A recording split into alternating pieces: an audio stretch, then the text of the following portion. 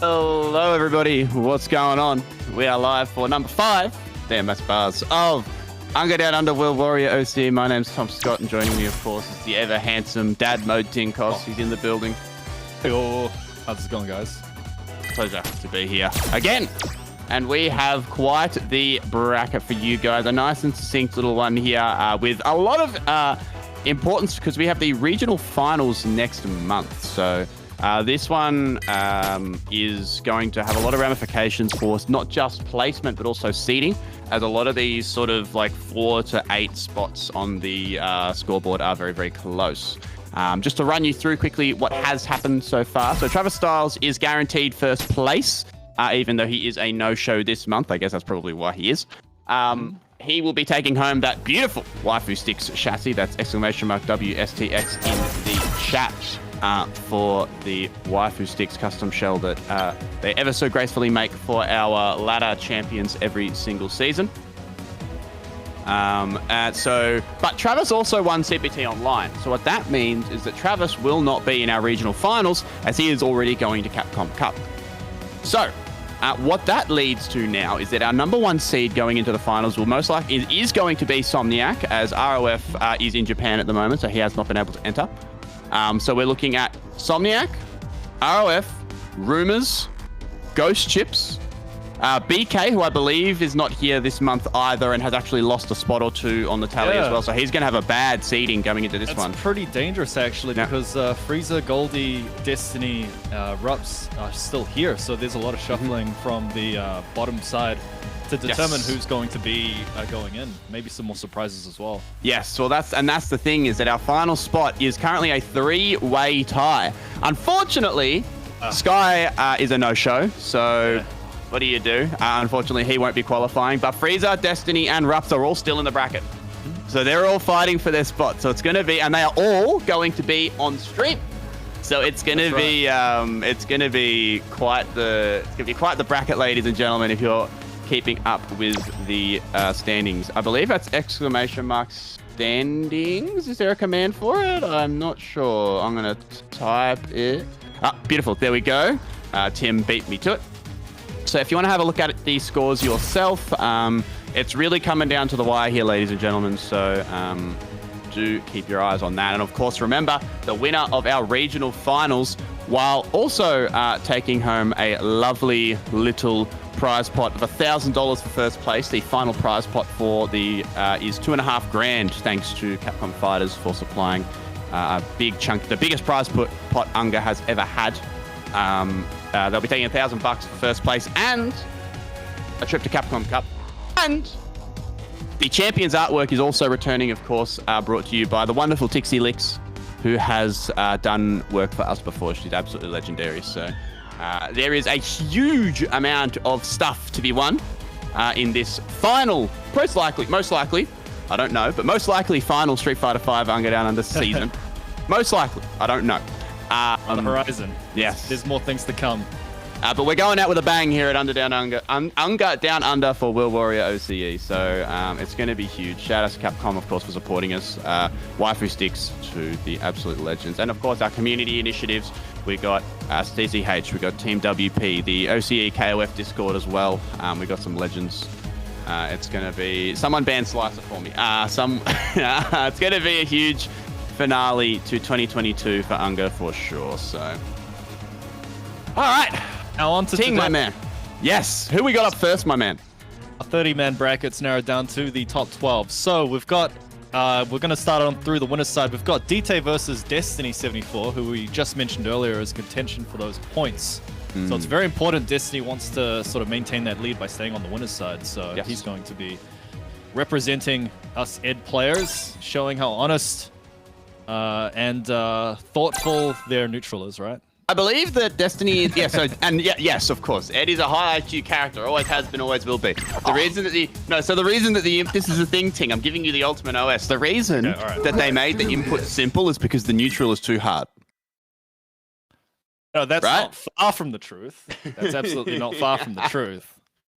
I can go to odds and ends and tell you about how simple input doesn't actually make the character much easier, but let me get Destiny to show you how it's done. So, our first match of the night, dtay versus Destiny. Yes, and it is also important to note that Destiny is the only one of those players that are on the bottom end of that bracket there.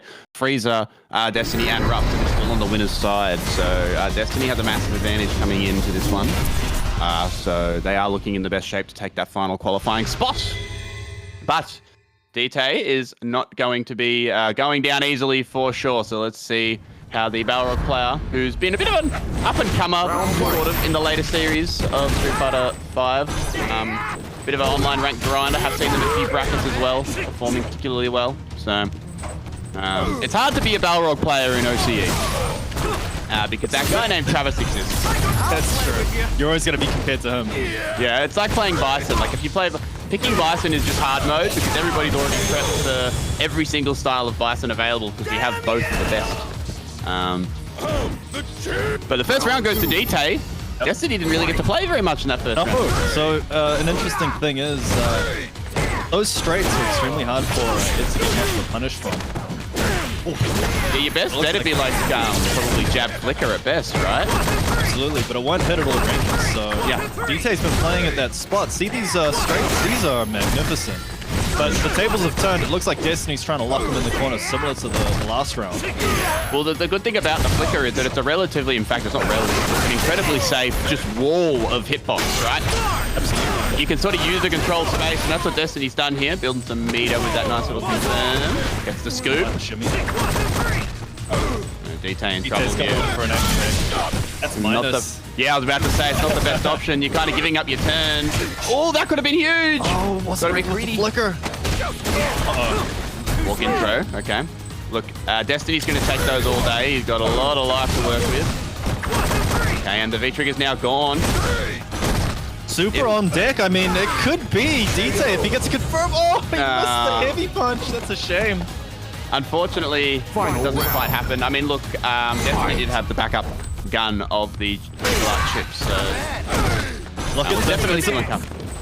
It's a battle of the stand heavy punches. So both characters, of course, Ed learning the heavy punch from his adoptive father. Yes. Both have dominant heavy punches. The thing is, he doesn't do it quite as well. Balrog's has just a touch more reach, and you're starting to see that in terms of the spacing. See that? A little bit of extra utility. A little bit of extra utility on Ed's, obviously, because of the charge up, but Balrog's button is obnoxious as hell, especially on a stubbier character like Destiny's got with Ed. But I've got a chunky life lead here, though. This is looking just like the last one, Ting. Absolutely, but I mean, don't count dtay out. He does have the resources to make this work. Oh, no. Not ready for the trade combo, or the trade situation. Looks like Destiny moves forward. Yep, so that's game 1. Takes the lead here. The first round was a little bit shaky, but the next two look pretty confident, Ting. Yeah, I agree. Is this a matchup like...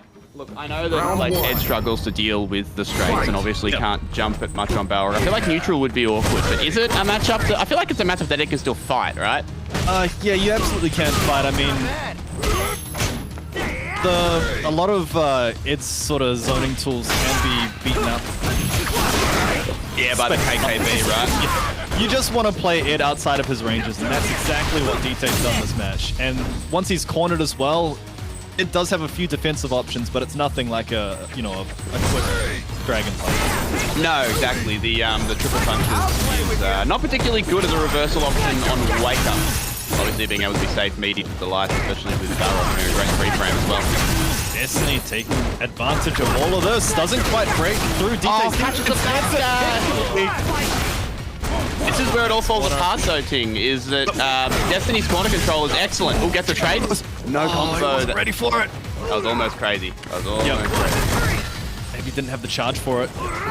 Full stock of V-Trigger and the super on dtay's side. He just has to find one opportunity. Destiny just walking back. dtay taking his corner. Oh, he spent the cash. I don't know about that choice. Now he can't kill on a hit. Yep. 5 seconds ticking down. Destiny so patient. Oh, gets the hit. He was right at V-Trigger though. Yeah, oh, the jump back. Unfortunate. dtay, if he had done that a millisecond earlier, would have had enough for the follow-up and would have most likely killed. Oh, okay. Damn, Raw. All right, wake up. Oh. Destiny's smelling blood a little bit on these back dashes, I think. Yeah, went for it. Oh, no. -4 punish. The straight came up raw. That's a... Oh, man. One away from stun. Okay, controlling. I mean, look. Nice punish. Very nice. Oh, goes to the reset. Goes to the reset. Ooh, good interrupt. Okay, these two are scrapping now a little bit. Weird. Oh, almost had the trade combo. Didn't have the V-trigger at the time. Oh, that's huge. Is this enough damage? No, he needs No. EXTP on deck. Yes. Beautiful. Beautiful. Very, very smart choice there from dtay. Stays alive. Destiny is definitely a player that's willing to risk it all on the reversal. Always has been, always will be. So yeah, Destiny getting a bit overconfident at the start of that round, and I guess once that lead starts to slip away, maybe a bit of desperation slipping through. Look, at the end of the day, even if you've got all the momentum on your side, a good way to lose that momentum is by jumping at Balrog, because Balrog has some of the strongest normal button anti-airs in the game. Probably up there for the strongest, truth be told. That medium is ridiculous. Wow, look at this. Just slipping away. Yeah, Destiny wow. activate, tries to catch a... Okay, throw text for his life. DK with a big whip. Got very lucky there. Very lucky that he didn't get walloped for that. Goes for it again. Big risks on these snatches. Yeah, it is a free out. You can absolutely escape those V-trigger to block strings. Ever since it's Ending Walker, right, has been winning all of the Salt Mine League World Warrior brackets. I've seen a bunch of Twitter tech pop up. Especially when you've got a big-ass target painted on your back, and he's not afraid to tell you as well, because, you know, he's a player that likes to adapt around adaptation. That's charge heavy punch into the V-trigger is usually a 3-in if you've got it. V-shift beats it clean, right? Not from memory? Not that situation. You'll have to V-reversal that one, but V-shift on the other strings is... Yeah, that's right. That's right. I remember seeing like people would V-shift at the right time, and then it'd be like a 250, 350 damage. Oh, it's catches the charge heavy punch. Huge swing in momentum and switches side. You have to be very careful. That's one of the go-tos for Eds when he's in the corner. Ooh, oh, didn't have charge for the buffer afterwards. Wow, he just walloped that back straight with the heavy kick. Okay, goes low. First one to activate. Yeah, more plus frames. dtay just sort of taking it. I mean, look, I understand not wanting to spend your V-meter resources because, you know, you want to win this round and that's your best way to do it, but... dtay is now more conscious of jumping that snatcher, and you can see the pace has shifted to Destiny's not throwing it out for him. Catches the sit. Down backs though. Oh, that could have been. You can't confirm. Oh my goodness. Gonna look for the activate, right? Oh, that's what it would have been. That was a pretty... some nice EX neutral there from Balrog. Yep, that's the third time he flipped him off his feet. Beautiful stuff. The EX neutral, a great option there, because if you're going to activate on block, you're going to kill him on hit. Bringing this to match point. I mean, Destiny's got to be sweating a little. It looked like he had it in the bag. Yeah, 100%. And if Destiny loses this set, God, that's Ed's with so active. If Destiny loses this set, he's going to most likely be playing against one of the guys he's competing for that final spot with. I'm not sure which one, but it means that whoever wins that set will most likely be the one that qualifies. So all comes down to this. Destiny, no holds barred. He has showcased that he's got quite the clutch muscle in the past, so gonna have to flex it now though. Adrenaline running. Yeah, if you're ever gonna channel it, now's the time. dtay though, just looking to crush Destiny's hopes and dreams here. Oh, the delay on that lunge punch. Meaty stand, medium kick rather. Beautiful little meaty tool. Oh, gets out of the corner. They'll get punished. Eats the snatcher though. Wow, gutsy throw tech. That can really punish you for mashing throw in those situations. Yep.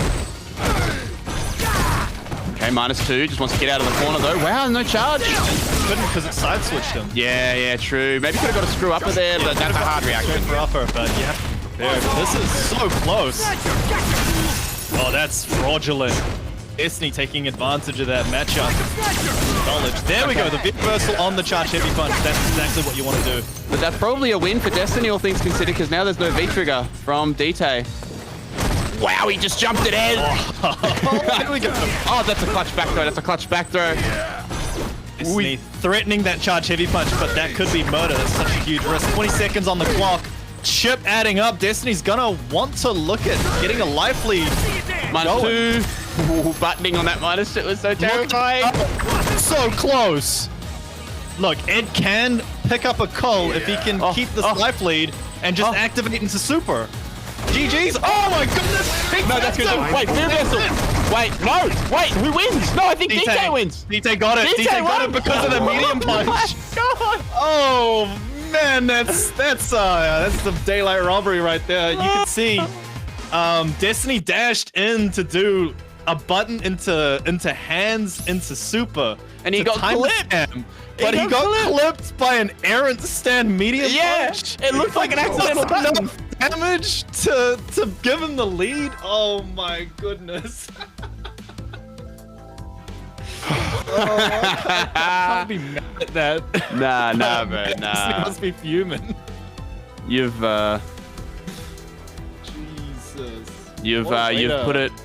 it perfectly. Put it perfectly there, Ting. There is no way. If he tries to tell anyone in this chat that was on purpose, that medium punch.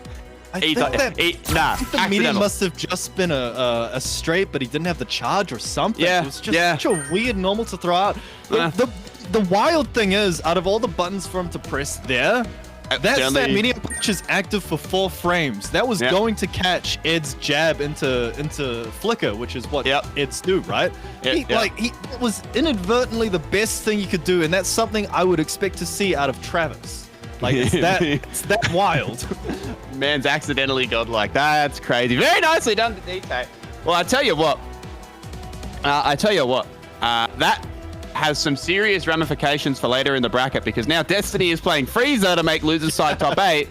Now FREESER, just to remind everybody, has got about a 10-point separation from Rupps and Destiny in the final spot. So FREESER is relatively the safest of the lot of these guys here.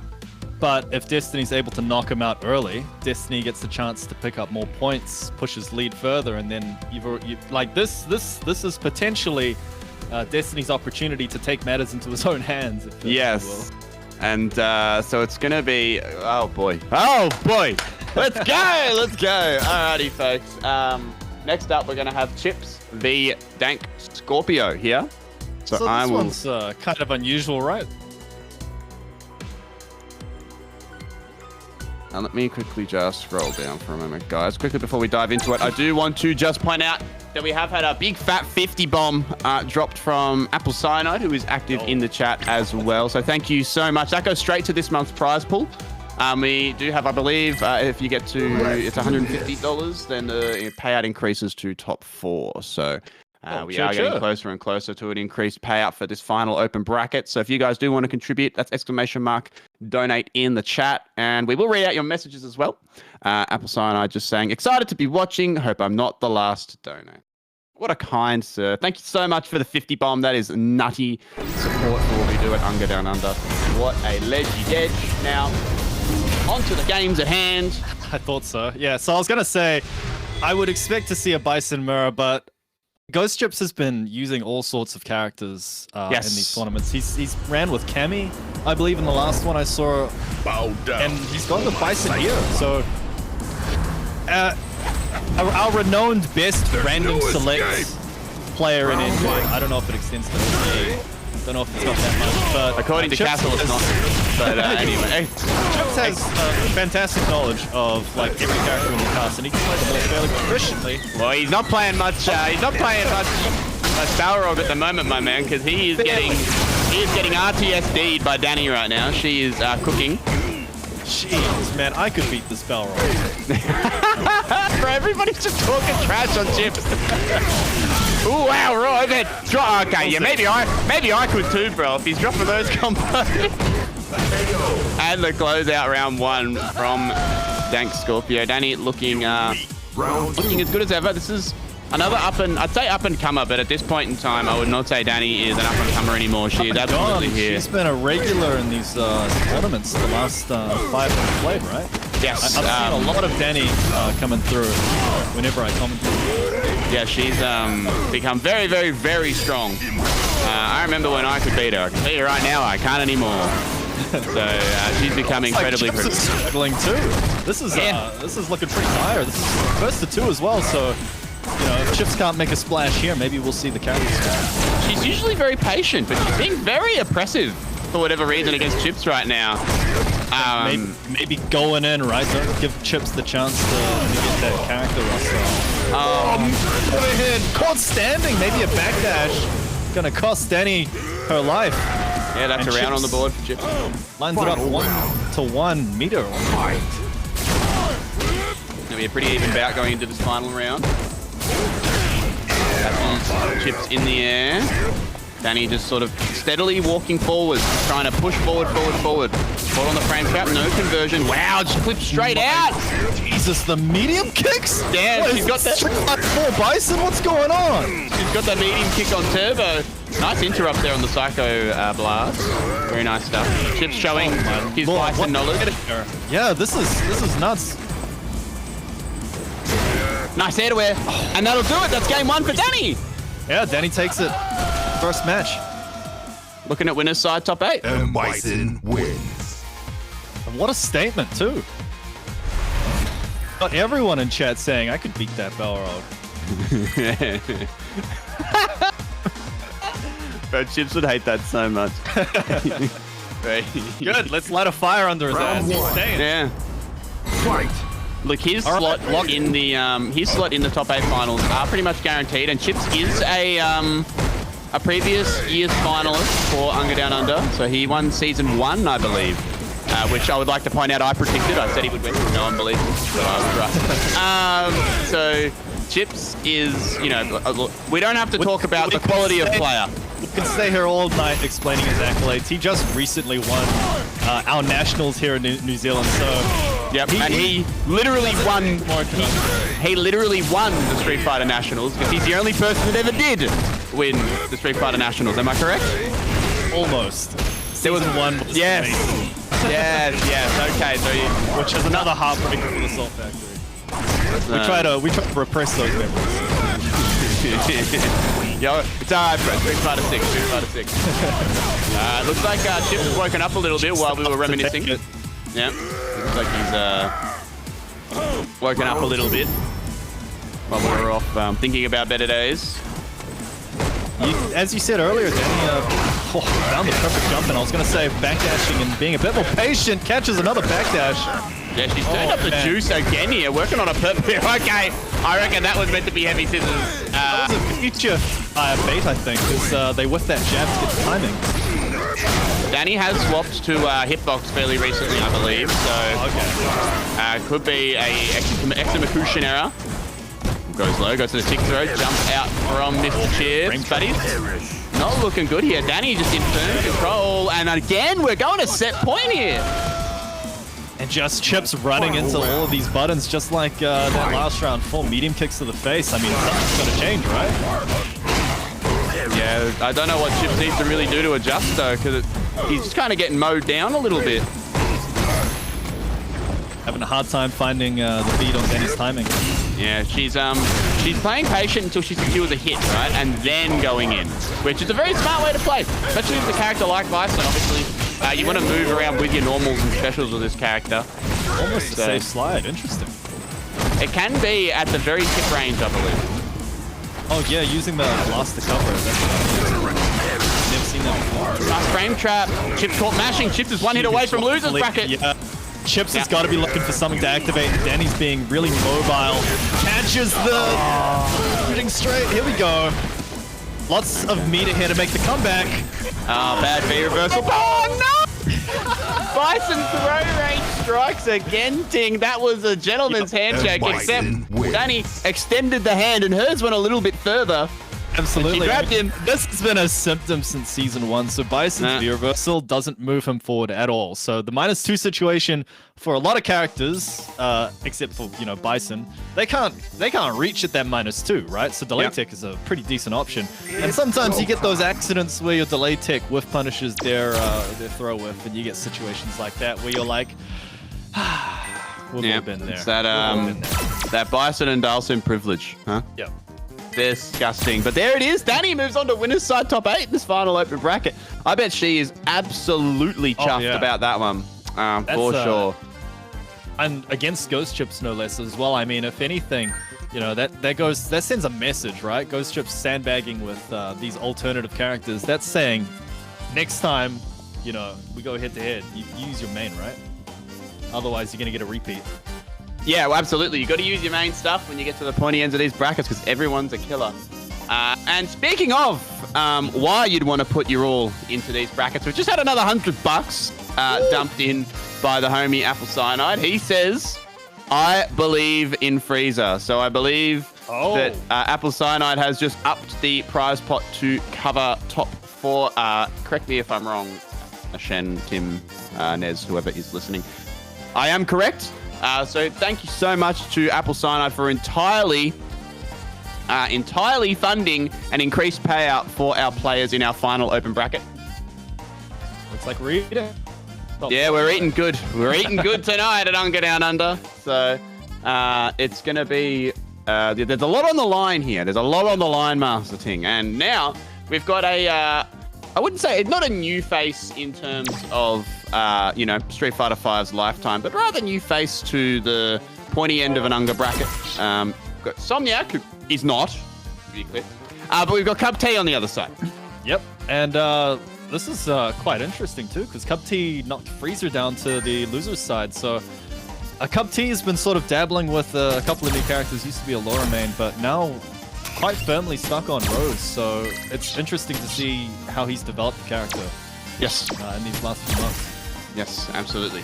It's good to see a character that is a little bit different, you know, against the grain character like Rose. Rose has to work hard in this game, but I don't think she's bad. I think she's solid. The issue is just that other characters can do what she does without working nearly as hard. I mean, you come to a game that has, what, 50-ish characters on it now. You get to that point, right? It's hard to compete with other characters when they're sort of the best in slot for what they do. Exactly right. But and if you're a competitor that, I mean, and you want to win, Rose does have a lot of interesting, unique quirks that can tip it in her favor. And of course, there's a lot of character knowledge you need to have when you're playing against her. That if you never had that experience, some things can just go under the rug. Like, what does her cards do? Can you tell me what the cards do, Scott? I've got nothing for you. Just all of them. Just Brother, I got nothing for you. I got nothing for you. I got nothing for you. And then that's all you. You've got Janajan, right? That's the special. If you're not prepared for the mix-ups or know how to deal with it, I mean, it's got the power to rob rounds. It can do a truckload of damage. However, we're not going to say that. So we're not going to say that at all. So you just wasted everybody's time. You just wasted everybody's time by talking about Rose. It's fine. This is a man who's got a ton of experience in. Okay, so I want to see Somniac react to these claps with up kicks. So let's see if Som's got that. Yeah, interesting that he's gone for the Ed too, actually. Which looks, I know Som's been playing a lot of Ed over the years as a pocket character and picked it up a lot more recently as well as Ed as well. Ooh, that was gross. In my opinion, this is my most comfortable match. I think it does really well against Laura, but I haven't played this idol. Well, makes sense, right? Like good solid checks with the close, like very good close quarters brawler, and a good way to deal with the clap, as you mentioned. Yeah, so EXDP as well. It doesn't have that cross-up issue, right? Like a lot of Laura's stuff can go left, right, and it's really hard to react. And sometimes you get caught holding forward when you try to go for a DP. It just holds down back and does, you know, a triple punch. So like a lot of the stuff you can sort of react as well. It feels really cozy. Yeah, as long as you've got bar. As long as you've got bar, Laura's kind of is making a risk by trying to mix you, right? At the end of the day. And the V reversal is probably very good against her as well. Yeah. 100%. There's a plethora of defensive options that it has, and on top of all, B skill 2 to go through fireballs, and then stand heavy punch. It's a meaty. But he jumped the end. That would have been a really nice way. Stylish, yeah. I'm sure that he could have killed in a far more practical way, but he went for the style combo. But with a life lead like that, you know, you kind of risk that sort of stuff. A late charge. Level 2 charge B skill 2, so you could have done another charge B skill 2 into a either an upper or a B skill 2 no charge. You're eating good today, bro. That's a combo you used to see Dudley do. You remember Yep. Street Fighter 4? Dudley ducking. sweep Yep. into sweep again into that's like his unique corner combo on that. Oh. Yeah. Or Like the fangirling over everything. the ducking combos as well. Yeah. You could do in Street Fighter 4 that you would see Smug do a lot, where like if you landed just the second hit of ducking upper, it juggled in a way that you could get additional hits after it, including Ultra One. But it had to be just the second hit. If you get the first hit, it doesn't juggle that way. So yeah, very very Dudley-esque. I played Dudley in 4 as well. So I so played good Dudley to in 4 as see. well. I'm a man of culture. Yeah. Why do you think Again, Why do you think my cat's named Dudley, bro? Come on now. He's a little gentleman. So we got a character switch, I reckon. I think maybe you're gonna break out that Rose, just as I mentioned. Yeah, the Laura was looking a little bit unprepared for Somniac here. That matchup is quite hard. It feels like Ed does a lot better in neutral, and then on top of that, the meter, like the mix-ups can't get going. Like everything Ed does kind of plays toward against Laura's weaknesses. So here we go, Rose. Now the thing about Rose and Ed is Rose does outspace Ed with her buttons. We'll see how that pans out here. But I feel like once Ed gets in, it's going to be a bad time for yeah. Rose, I would imagine, right? She can't really fight him off particularly well. He's got very sticky ways of sort of staying in your face with Flicker being that main option, right? And a good way to secure the corner now with the EX Flicker as well. Absolutely. Oh, wow, okay. Just heavy into the plus frames and just gets walloped out of it by the upper. Yeah, Som is blood in the water here, moving like a shark. Wow, that was cheeky. Yep. Gets the activate here. Stays in the air, but that may have cost her. He dropped it. Misspaces a little bit, and it's given a chance with the grenades in plus frame. Nice check. That's bold stuff. Absolutely bold check there by Som. Round Match 2. point. That's what the best of the best do, right, though. It's about sort of assessing the risk and reward and looking at, like, okay, I think this is a good time to hit a button. Well, you know, if you look at it from strictly a numbers game, it may not be the correct option, but that's not how fighting games work, right? It's not all about numbers. Absolutely, and with such a big lead, Somniac, to close out a round, it's not too risky to do something like that. Absolutely. You're exactly right. Like, it's a very large uphill battle for CubT here. It's up the satellite. Got the fireballs coming out. Trying to force a mix, doesn't quite get much out of it. Nice punish on the stand heavy crunch with no cancel. It wouldn't surprise me if Som is very well versed in this matchup as well, because Shen does play Rose, as does ROF. What doesn't Shen play?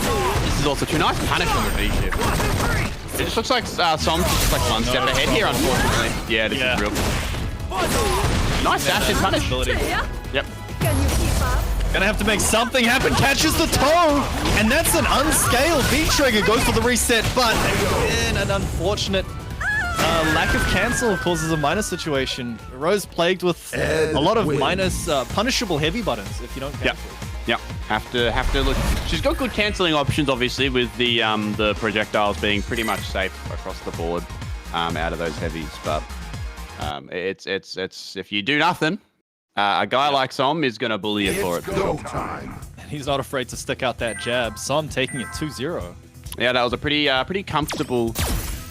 comfortable finish for Master Somniac there as he moves into top 8. He will be our number 1 seed going into the finals as well. So, as he is just bullying and gatekeeping at this point.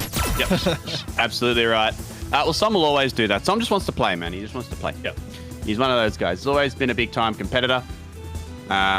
Speaking of big-time competitors, we've got Rumours in the lobby. He's going to be up next playing against Sam White. So this is a battle of pretty much the old guard of sorts. The Rumours obviously being a very strong player since the early days of Street Fighter 5. Versus Whitey, who has been a bit more of an up-and-comer lately. This is my first time seeing this name, so I'm unfamiliar with this player. You told me they play Zeku, so we'll see how that pans out.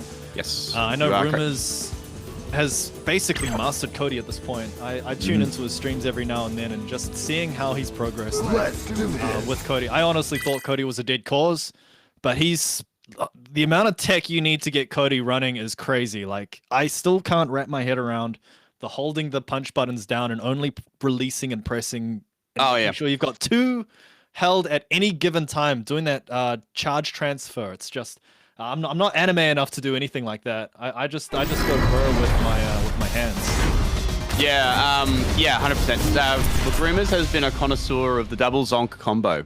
And look at that, 100,009 LP. That's disgusting. That's nasty. That's a lot of punching bags. That's nasty, bro. He's been siphoning points for a very long time. But yeah, he's been one of the pioneers of the like optimal Cody play.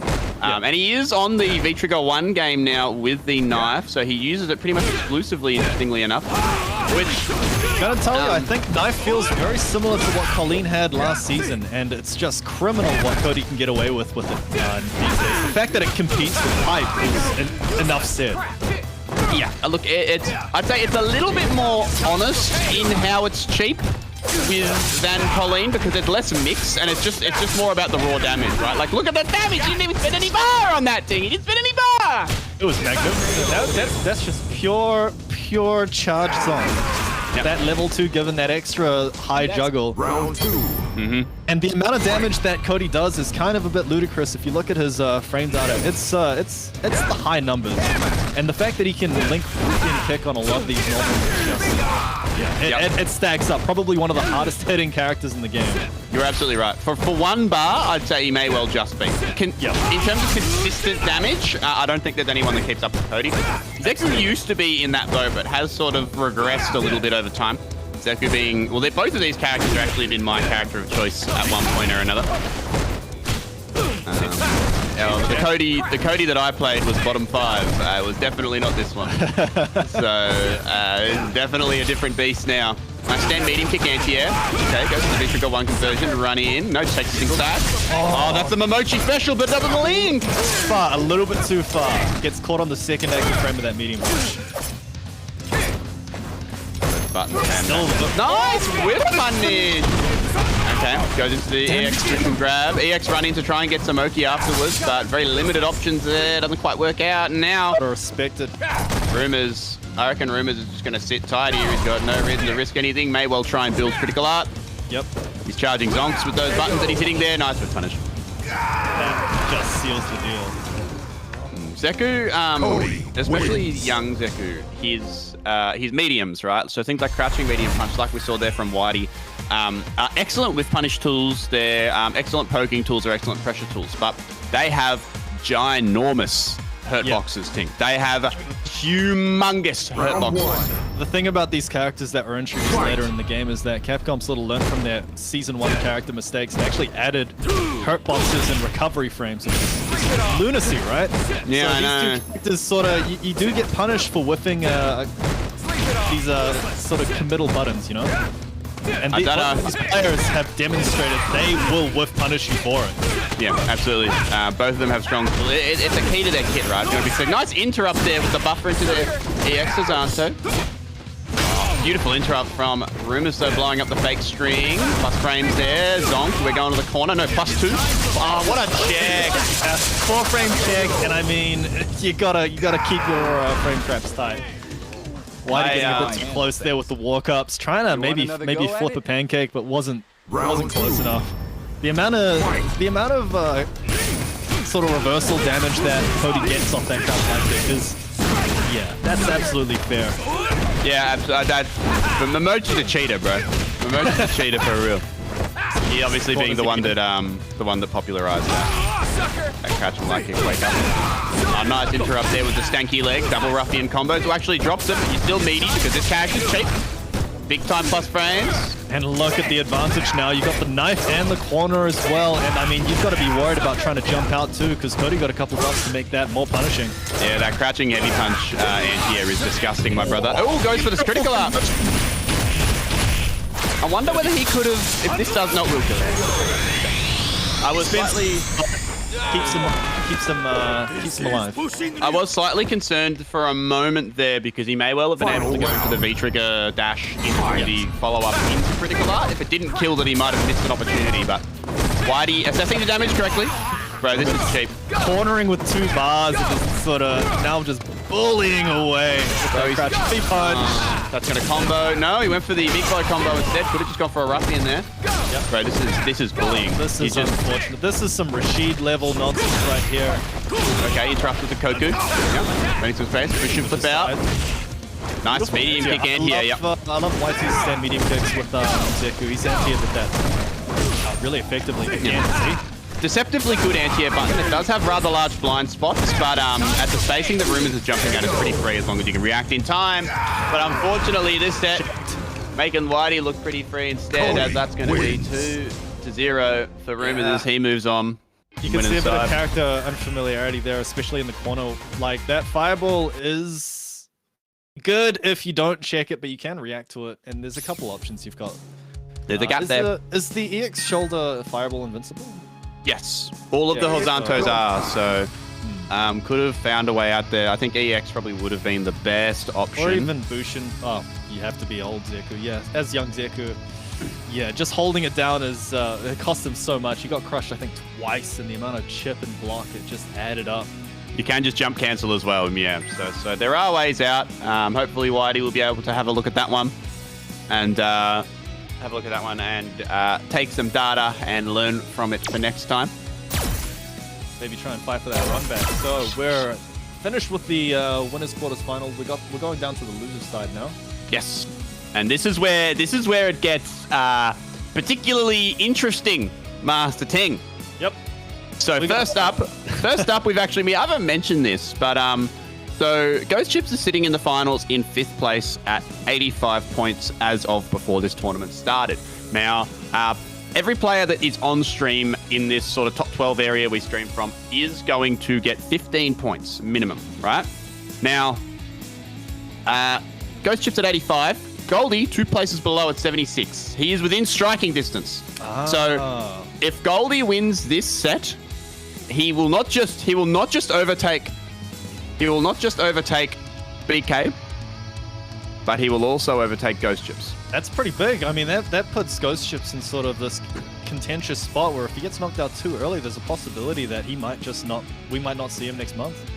It's getting a little bit spicy. But before we get to that one, I've been told we are shuffling the order a little bit for whatever reason, and instead we are going to be having the match that we were preluding to earlier, my good friend, which is Destiny and FREESER. So this one, excellent. This one, exclamation mark standings, if you want to have a look at the UNGA standings yourself, is going to be very, very important. So Rupps will be watching this one very attentively because if Destiny loses here, he is going to get 15 points, which Rupps is going to get as well at a minimum. Now, that means that if both of these two lose this set, they will still be tied at 9th place. Now, I have been informed that in the place of a tie, we will have a best-of-3 set between the two tied players. Stage. Yep, we get a bonus stage. Literally, bro. Literally. We'll be running a best-of-3, and the winner of that will qualify. So, if both of them lose here, then we will have a tie situation for the final slot. But you know what? Oceanic Street Fighter literally could not happen any other way. I swear to God, bro, it is always so damn close. Yeah. It's just an awesome experience, always getting to ride with y'all through these ones here. But if they both win, they may end up tied anyway. So we'll see. I mean, there's still so many developments that can be made on the board. The night is young. There's a lot of adjustments that can happen. So we'll see what goes down now as we go through this nail biter of a losers round. FREESER has just joined the lobby, so I am going to get to the back of the queue and get this one underway for you beautiful people at home that are rocking with us this afternoon.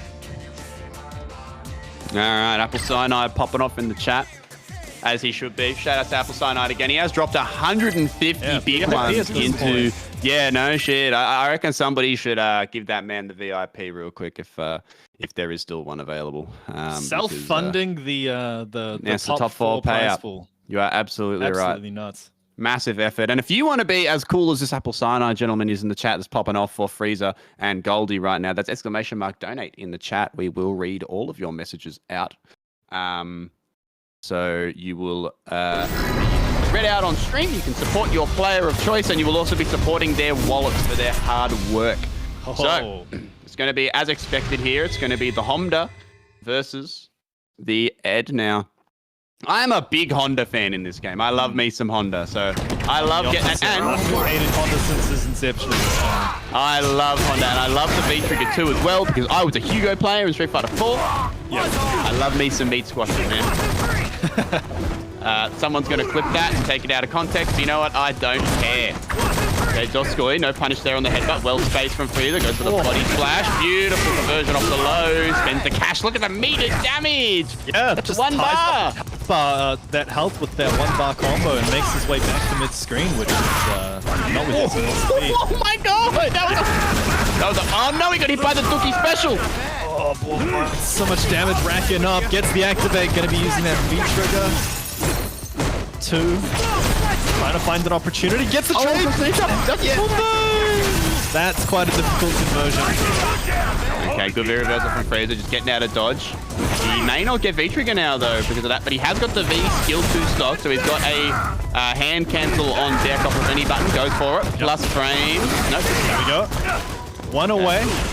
Oh, he's gonna set himself. He may have... I actually think FREESER could have killed there if he did EX hands so instead. Command grab at the end, I think. Either command grab or regular throw, and that gets beaten by the instant overhead from Ed. So really good choice from Destiny. If off of that crouching short, crouching light, he had it on EX hands, he could have cancelled into V-Trigger and killed, I think. So, are you trying to say you could beat this Honda? No, I could not. Mate, the way that I play Honda is I just hit buttons. I don't know a damn thing about no frame data or nothing. I just know fun combos. Beautiful backdash there. He knew the slam was coming and just sort of keeping that corner. And I mean, FREEZER's been desperate to get out. No meter now. And look, I mean, Destiny's almost forcing FREEZER to move forward to lose that headbutt charge. See, he's losing the neutral with just normal. Okay, got the deactivation station, regular throw. Butt slam gets his same side. He expected the cross up. I think maybe he had something else formulated, but it didn't pan out. It's kind of life lead now. You kind of just want to. Oh, that's going to hurt. You're going to the corner. You get the follow up off this too now. Dash up, goes low, gets hit. EX cancel the combo. Too late on that cancel, unfortunately, and that might cost him because he's going to have to hold so many mix-ups now. I have seen some incredible clips from FREEZER in the past. He's not dead. He's not dead. 1 away. One more hit to do it. Destiny holding. Hold. Honda's. I was about to say. Honda's buttons are so good in situations like that because they just have, they're not special cancelable for the most part, like his standing mediums, but they have incredibly good hitboxes in relation to their hitbox. Fairly active, very good hitboxes, but they can't be cancelled without that V-Trigger. Exactly right. It's the corner. Yeah, another round where FREEZER's sort of pushing it uphill. Doesn't want to lose that corner to stray EX butt slam, right? See, you can see him backing out to almost full screen. Oh, that beat the butt slam there. That's huge damage. Goes low. Okay. Getting sweaty. Meat squasher ready. Oh, he does it again and it hits. This is how he won the last round. Oh, the heavy punch. Oh, beautiful interrupt. Beautiful interrupt. Very nicely done. Space traps. Ed Destiny wins. taking the first match. That's the Ed flow chart. Hit a medium. Hit hands. Did it hit? Yes. Do hands again. No. Do hands again. That medium punch is really good too. Got that from Balrog. Feels good, man. Top tier my mid-tier Honda. Somebody buff him. Oh, beautiful conversion. Yeah, that's a counter hit, right? It's a counter hit only for the double medium with the foot. Yep. Nice anti-air. Yeah, Destiny looking for control here. Wow, reversal headbutt. That's not vulnerable at all. He just did it. Hands again. Timing. Built in with punish there. There's a must set around for FREEZER. Okay, beautiful. No meter. Destiny trying to make the most of it. Get back. Another one. A lot of players not checking these, that stand heavy kick, for example. That's a big gap. Yeah, you can get out of there, right? It's -4. You can checkmate him with some jabs. Can't be letting Destiny get away with that one. I think FREESER was too focused on getting his activate. I can't believe he just jumped at him. If he gets the right hit here.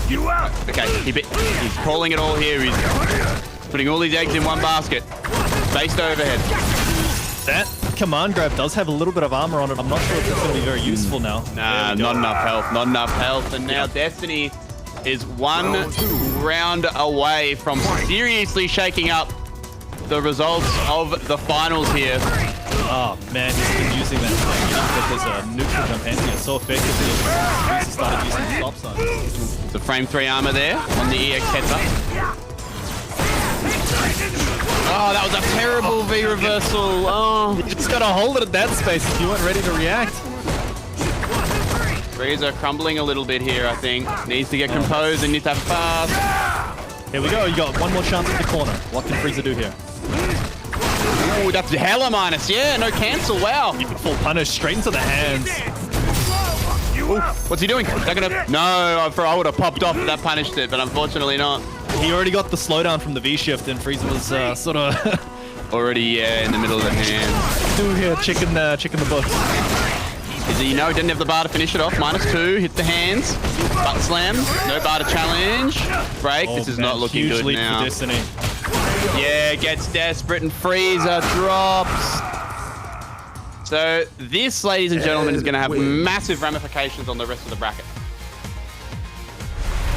Well, so with hang on, I've got the Shen gave me the actor total scores of what people get for placing where. Yep. So where are we at the moment? So we're in top 12, right? Yeah. So then that means he's going to leave a tie 13 with 10 points. No, 9th. Already. 9th? Oh, 9th. Sorry. Yeah. Yes. So 15 points. So yeah, 15 points. Destiny only really has to come 5th, right, to tie it up. Yeah. So that means that FREESER will be at 76 points at the end of the season. That's where he's going to finish up. Destiny has now booked himself a slot in top 8, which means that he may get... Yeah, so he's going to need to get minimum... Yeah, so he's going to need to get minimum, win another set here. So it's going to be... Which, if we have a look at the bracket, no. So it's not going to be a matter of... it's not going to be a matter of Destiny and Rupps meeting in bracket if Rupps is able to beat CubT in his next set. That's not going to happen.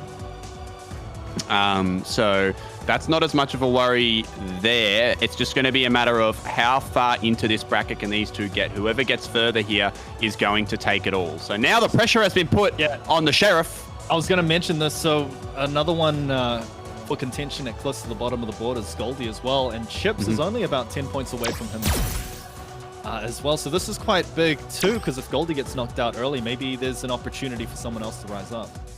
Yeah, that's good. But man, of course it's close. It wouldn't have it any other way. And there is Goldie there.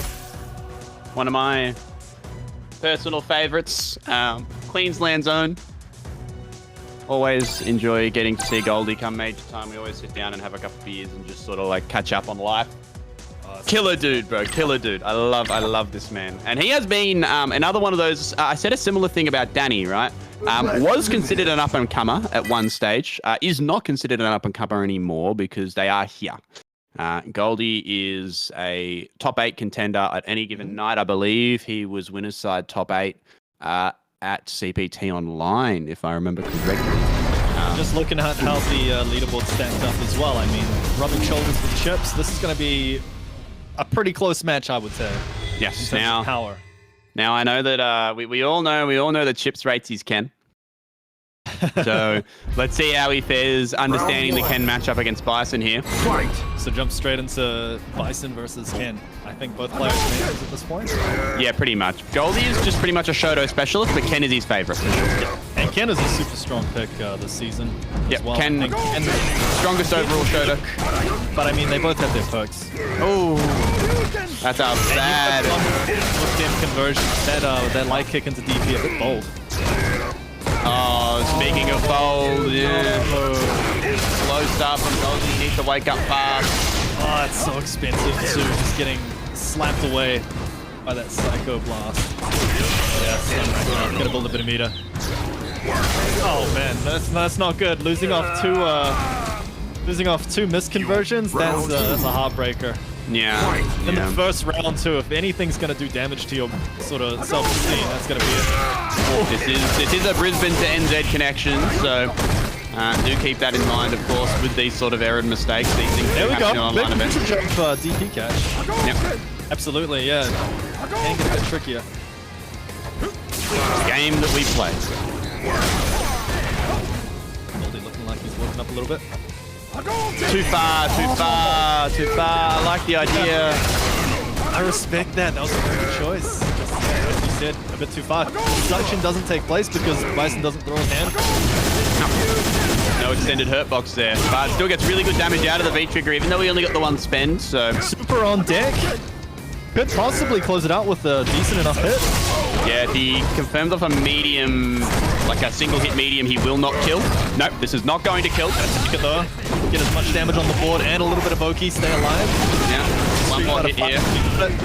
Spend it. Double dash, all fireball to the combo, max range. Wasn't confident in that sort of DP conversion off that crouch medium kick and almost cost him. Good composure though. Look, I like going for the safe option there. You've got the life lead, right? And you've got good corner control too, so it's a good time to not take the risk.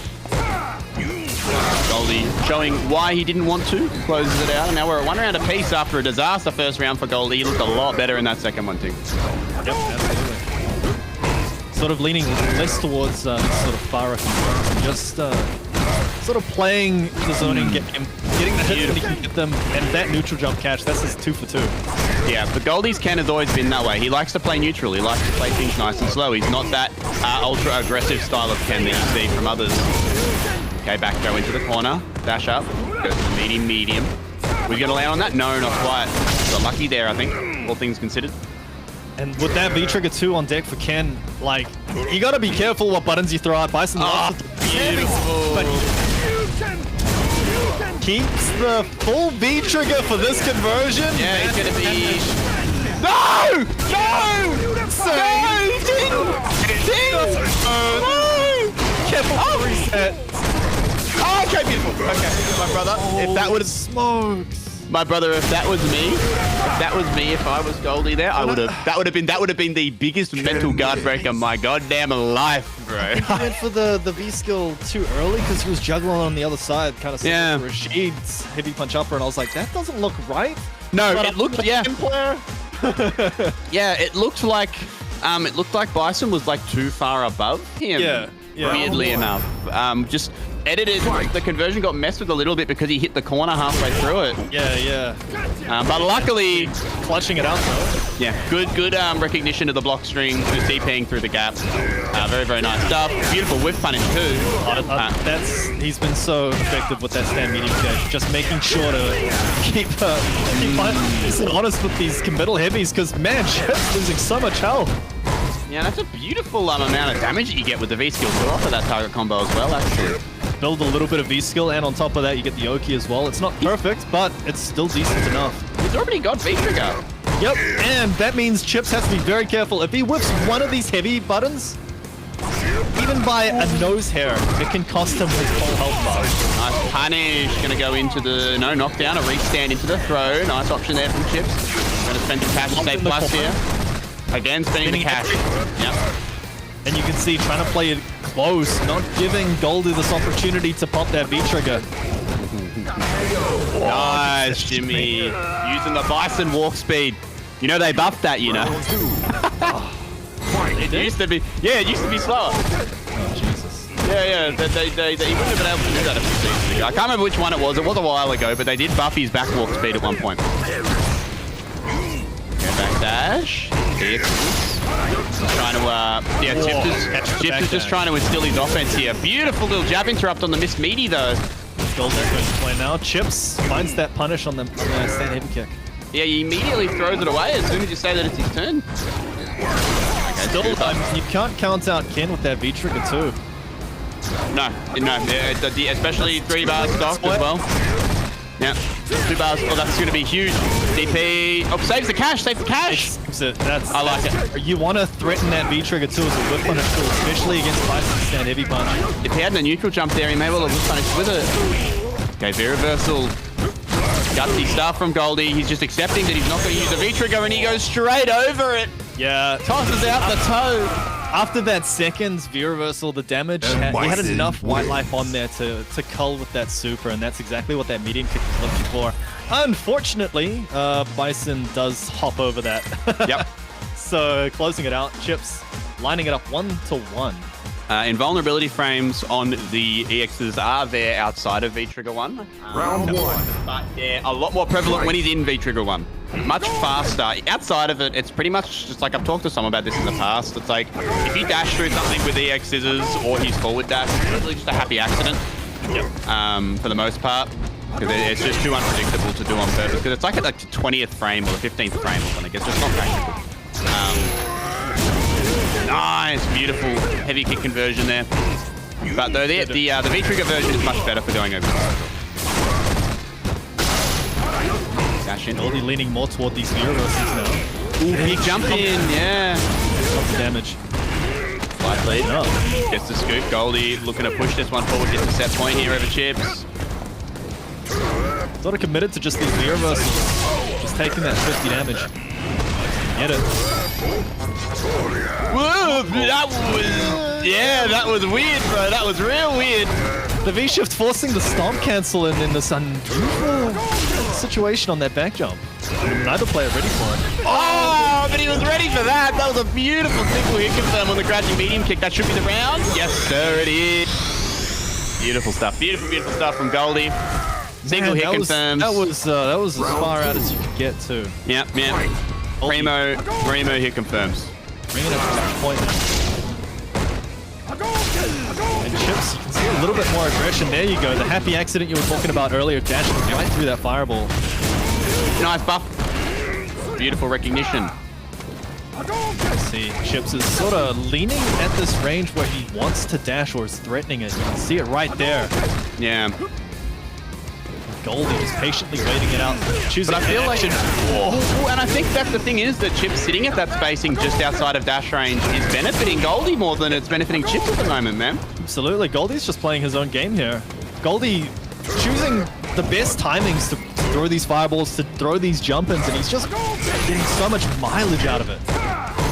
Challenging after -2. V-reversal on the blast there. On the flame run. Okay, activation. Chips bets it now. But he put himself in the corner there, and now he's got to chase him, and look at all this square. Oh, what the hell was that? That went straight through! That's, I could explain that, but takes too long. It takes too long. We got to move on. We don't have time. Yeah, we're going to... With a colossal life lead on...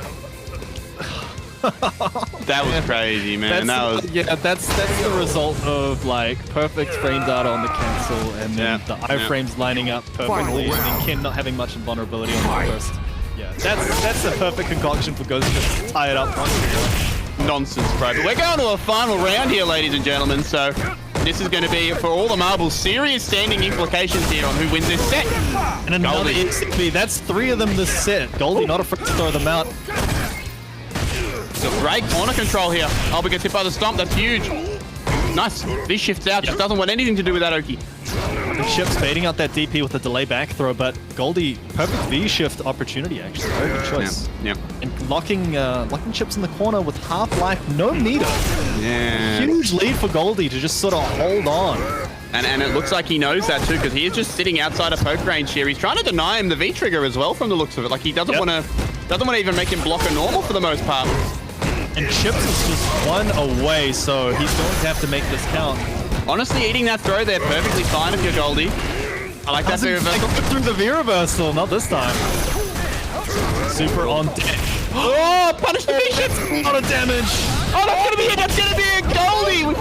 Goldie wins the set in a nail fighter with a single hit confirmed crouching medium kick. That is beautiful, beautiful Street Fighter from Goldie to secure his spot in loser's side top 8 and seriously shake up these standings. The crazy part about that is that's the second time Goldie's checked that sort of Bison throw pressure in the corner when he's pressuring to throw because Chips likes to do this thing where he sort of It's stands go time. in neutral, hands off the D-pad, and watches what you do, and then he'll press Yep. his heavy kick, and that's sort of his marquee. And the thing is, that reversal crouch medium kick, twice Goldie has confirmed that into Clipped him. Super, and that's Clipped him. and both they've clipped the toe. It's something that Chips is pretty unfamiliar with getting hit with, and especially for losing the set for it. So big, expensive risk there for Chips, and it's costed him. Yeah, Goldie's absolutely. forward. He bows out in 9th place there on that 15-point clip. So that is going to be that. And that's going to mean, yeah, that Goldie, if we look at these standings here, I hate to harp on it, folks, but I tell you what, it's hard for me to not. There's a lot going on, and the leaderboards just keep moving and moving. So and moving. Goldie has guaranteed overtaken BK. BK now drops to 6th place total. And that means that he is now, so Chips gets 15. Chips is going to be sitting on 100 points here. Goldie, assuming loses his next game, gets, let me have a look at the scores. It was 20, I believe. He gets 20, I believe, which means In the standing frame data. he will be about 5 points away. So if Goldie can win his next set, which will be a loser side top 8 bout, he will overtake Chips on the leaderboard. And these standings are important because they do determine your seed as well. So Exactly right. how it positions itself, you might be facing off against an unfavorable opponent, or perhaps you might get a winning match. So you really want to perform as well as you can to sort of guarantee your high spot there. Yep, you're absolutely right. And speaking of, we're at one of the most important sets of the night here. We've got CubT versus Rupps. I see Destiny in the chat cheering on CubT because he wants his spot. Yeah, I absolutely. respect it, but the Sheriff will not go down easily. And this, I imagine, probably a pretty good matchup for Round me. one. Yeah, if Mika gets the run game, but again, the thing about Rose is that she does have a lot of good priority in that far range, but oh no, here we go. All right, don't worry. Yeah, this is the thing is, Ting, that the numbers may be good, but you're not considering the Rupps factor, Absolutely not. which is that Peter does not care and he will just hold forward.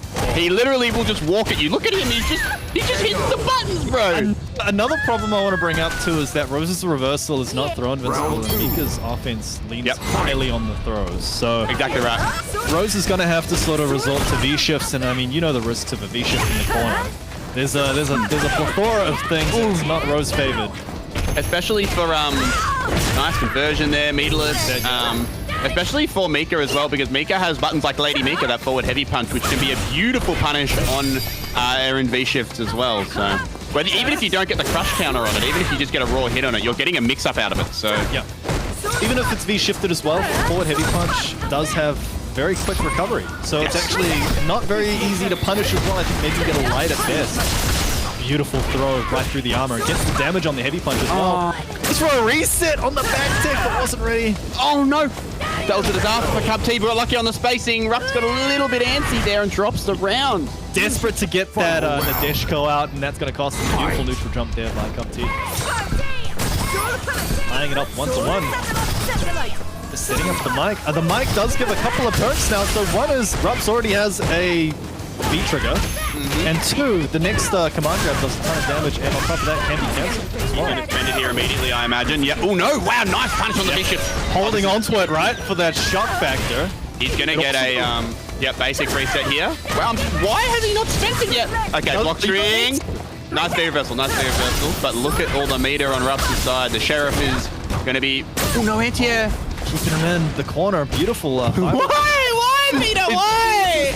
Double dash into the giant swing by the looks of it. Okay, Rose is going to have to... No! Rupps didn't go for his manual time meaty and then empty jump crouching like kick. Beautiful stuff. Rupps didn't think CubT was going to backdash. Rupps had the idea that he was just going to sit still, right? I mean, Mika walk forward, stand medium kick is a very common choice there, right?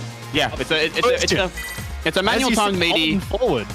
And her turn is over after it, regardless of hit or block. For the most part, I think if you get counter hits, you might be able to get a jab follow up. So you just don't. If you just hold it, you're fine. Bro, it's Mika. She could be dashing at you already, right? Look at I guess that's the thing, right? Is that the real meaty sets up the fake mix-up. So. Oh no! That corner pressure. No anti-air on the crouching medium. Gotta be happy if you CubT here. An interesting thing about Mika's slide is that it does go underneath a lot of Rose's sort of large heavies. Yep, it does. The slide. I've already seen it happen more than once. Oh! So I don't quite get much out of it. This is a scrambly set between these. Oh, Yep, it's straight through it.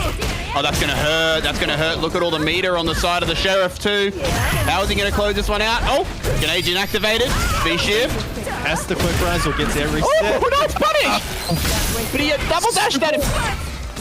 V-shift out of dodge. What are you doing, Peter? Jump! So much meter to play with, and the air-to-air from CubT again. I don't know what's going on. I mean, this is standard Mika scramble fair.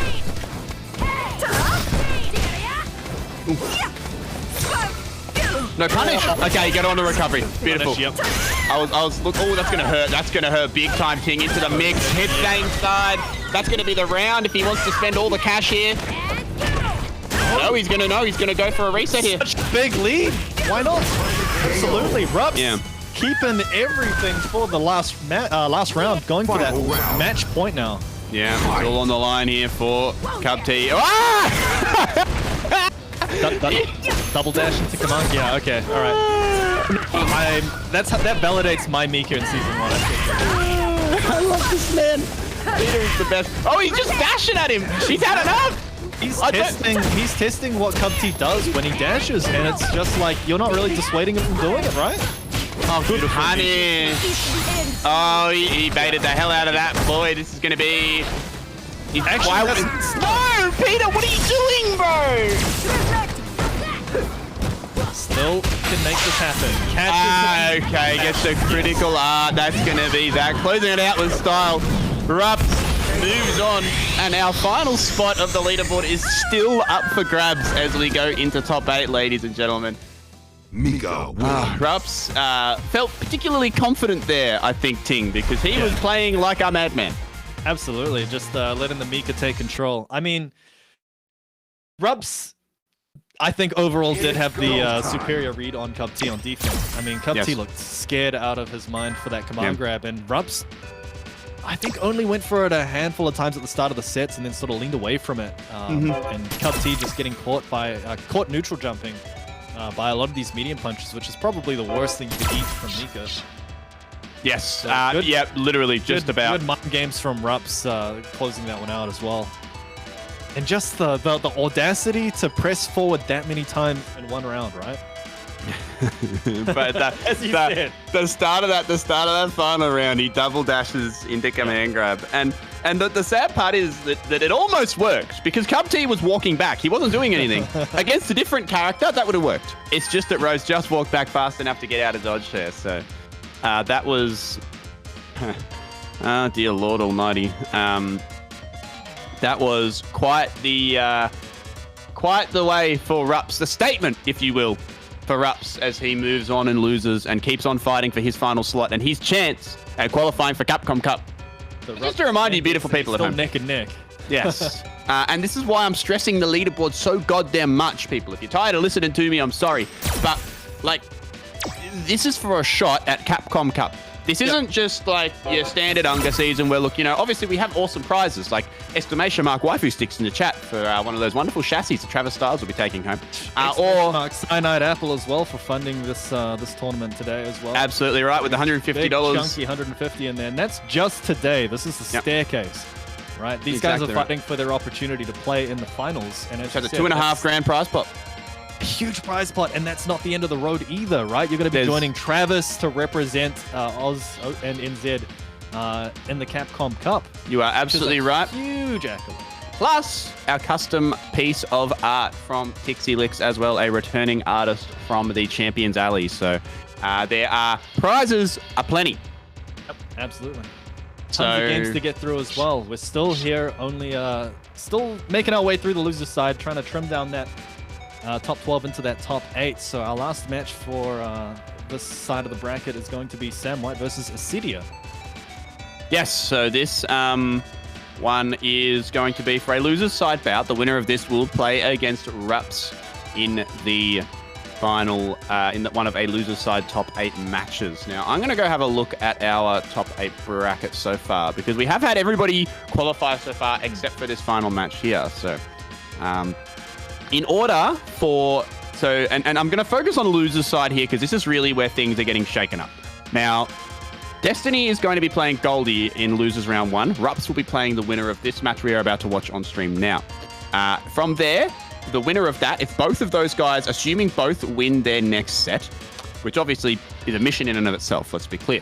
But if they do, they then will move on to the losers quarters, and they will be playing the loser of, it'll be for Destiny, it would be the loser of dtay and DankScorpio. And for Rupps, it will be the loser of Somniac and Rumours. Jeez.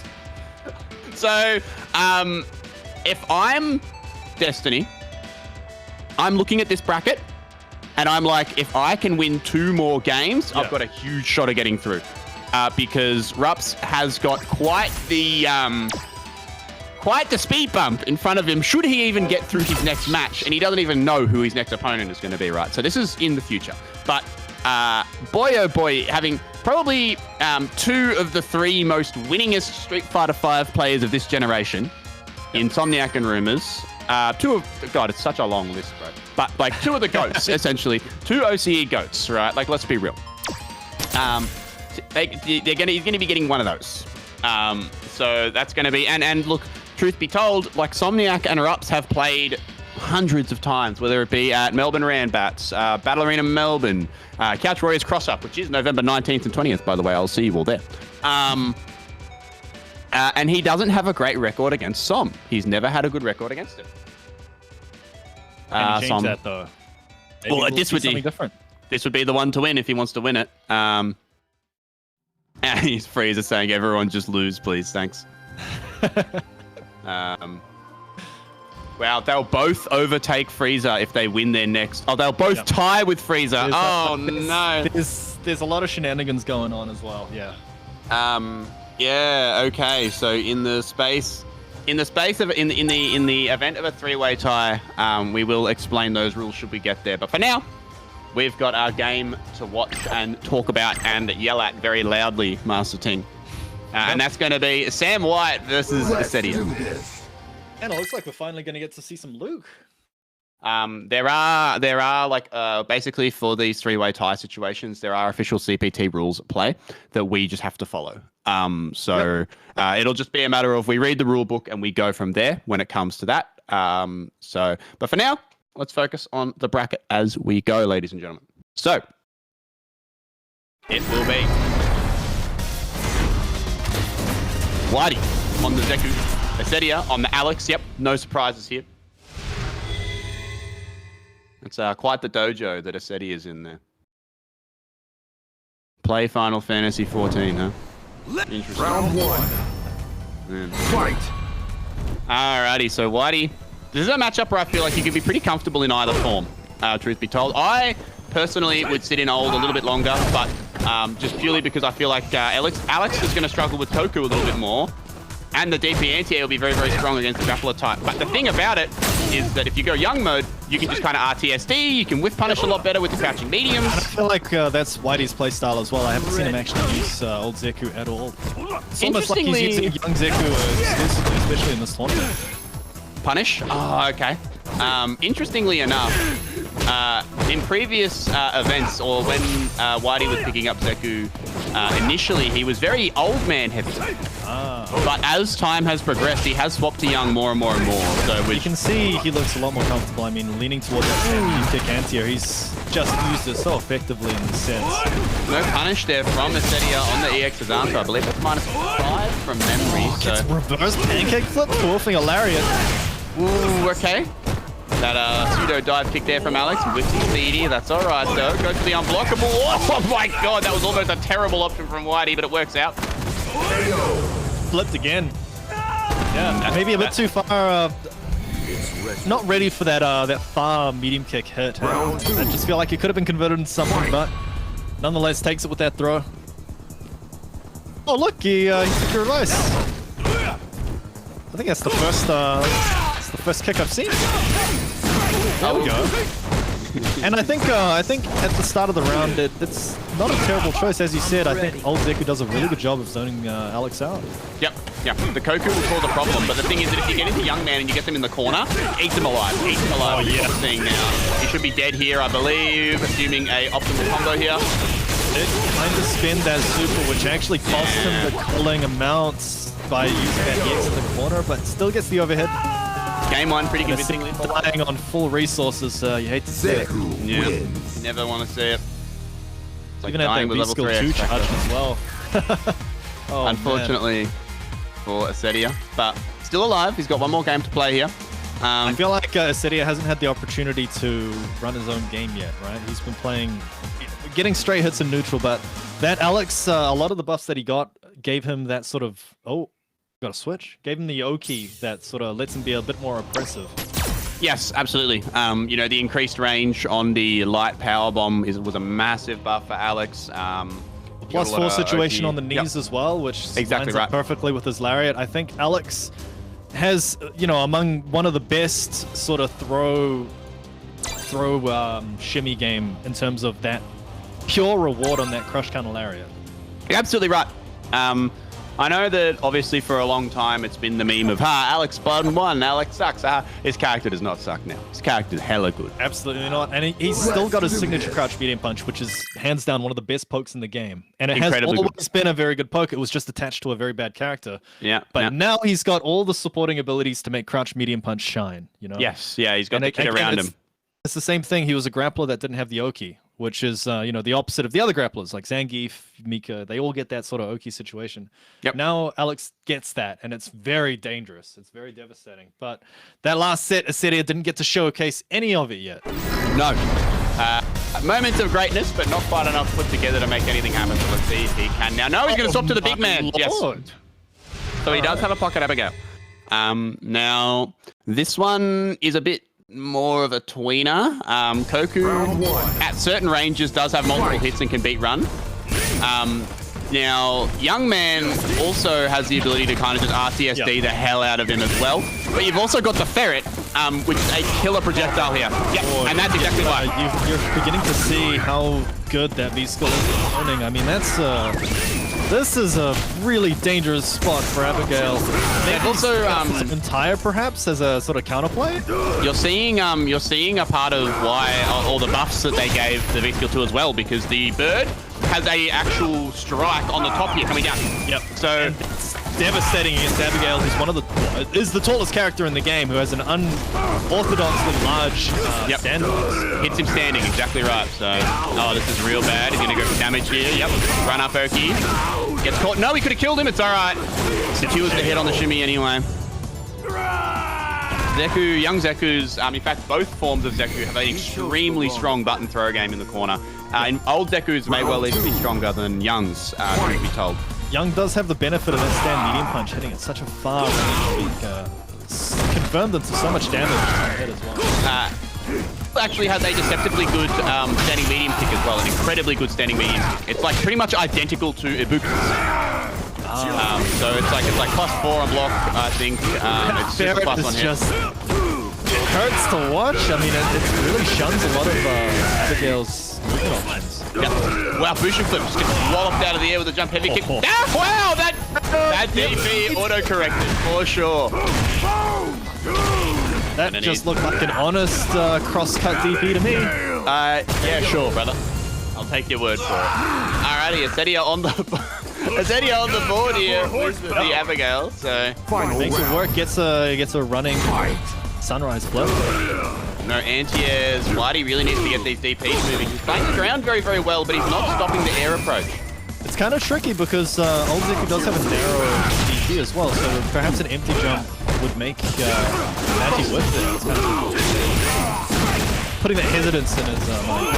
The heavy kick DP is particularly good against Abigail, especially though, because of how big his airbox is. I think that's what I'm talking about. You can also use Techie as an anti-air against Abigail as well. Nice use of the bird bomb there. Running down with Young Zeku. It's the activate. This is the first time Issedia has got any sort of V-trigger pressure going on and immediately alleviated. Is he gonna just let it rock here? He does, he does! Full screen too, I mean, on reaction to that V skill. You gotta be very careful when you let that whistle blow. And the summer straight through the bird bomb, yeah. Activation, no! Okay, Whitey secures the hit and he's gone! Wowee, the instant alt F4. Somebody's salty, my brother. Unfortunate. And The there end of that. goes Issedia. Bro, that was one of the swiftest alt F4s I have ever Yeah, seen. that was definitely had the cat on the modem ready to pull the plug. Yeah, bro. Yeah, 100%. He had a shortcut button on his stick, bro. He just hits the button, the game closes. That was that might have been the quickest alt F4 out of a loser's bracket I've ever seen. We'll get that timed and framed, but for now we'll move on. So that puts Whitey in top 8. Yep. Going to be playing off against Rupps later on. Then we've got Destiny and Goldie above them in loser's side as well. And then winners, we've got dtay versus DankScorpio and Somniac versus Rumours. Yes, so that is our top 8 sorted, ladies and gentlemen. We have not yet finalized the final spot for our regional finals that will be taking place in December to qualify for Capcom Cup. My man, it Question just, I'm curious it feels... about is, will we be doing the, if there is, will we be doing the tiebreaker after the top 8? What's going on there? There's going to be a best of 3 in that situation. I'm unsure of whether it will be streamed or not. That would be at Shen's discretion, I believe. So we'll have to just cross that road when we get there, I would say would be my answer. Now, but before we get to that road, ladies and gentlemen, we are going to have a short break, I believe. So go get yourself some water, get yourself some snacks. The afternoon or the evening is young. We have plenty more Street Fighter to come. Remember, guys, exclamation mark WSTX in the chat if you want to see those beautiful chassis that will be given out to our participants. If you're talking, Ting, I apologize. My headset just went flat, so I'm just going to keep doing the read for a couple minutes. So just let me go, please. I don't know if you're talking. Exclamation mark donate in the chat if you want to donate and contribute to the prize pool. We've had Apple Cyanide put in $150. Just today alone. So top 4 will be getting paid out for this final event as well. And of course, exclamation mark art, we will be having Tixie Licks do the art for our Street Fighter 5 champion, as well as them going to Capcom Cup this year. So we've got plenty more to come, ladies and gentlemen. I'm going to say goodbye while we go on a break now. Ting, if you've got anything, let it rock, my man, until I plug my headset in. Let's go. Let's get some more. Let's get some more games in. But go get some water. Go get some stretch. Be back in 5 or 10. We'll see you soon. These handsome people playing some Street Fighter. Oh, and the Nash Rupps. Okay. V-Trigger is ready for Goldie here, and he's living on a pixel, so he's going to need to recognize. Oh, Yes! Beautiful. Sure, there is one recovery there. One more hit as well. Oh, the overhead! Doesn't believe, though! Why didn't he? Are you going to combo off that on hit? It was a standing. It was actually good that he did it. It was a standing hit. So blind taxi would have hit. It would have not worked. So the right decision. So. Damn, moonsault straight over. Wow, he's trying to be a slot for Oki. I've never seen that. As I said, he uses every move on the list and he knows them all. Okay, good corner position here though for Goldie. Wake up nice frame. Yeah. Nash fans. Oh, beautiful little mix, but he drops the combo and now he's gonna die, I think. Actually, oh, this is gonna scale real heavy. I don't think he's dead. I'm gonna say he's not dead. I'm gonna say he will. Someone call Jam because I'm always right, baby. I'm always right. Let's go. And he loses a round too. Oh, that's unfortunate. Nice. Reaction DP in here. You can't test Goldie's reactions in the air, man. His anti-air has always been incredibly good. Oh, dropped his double DP. Rupps him for the dig. Big punish, didn't quite work out. Doesn't have the bar to yeah, there's the reset.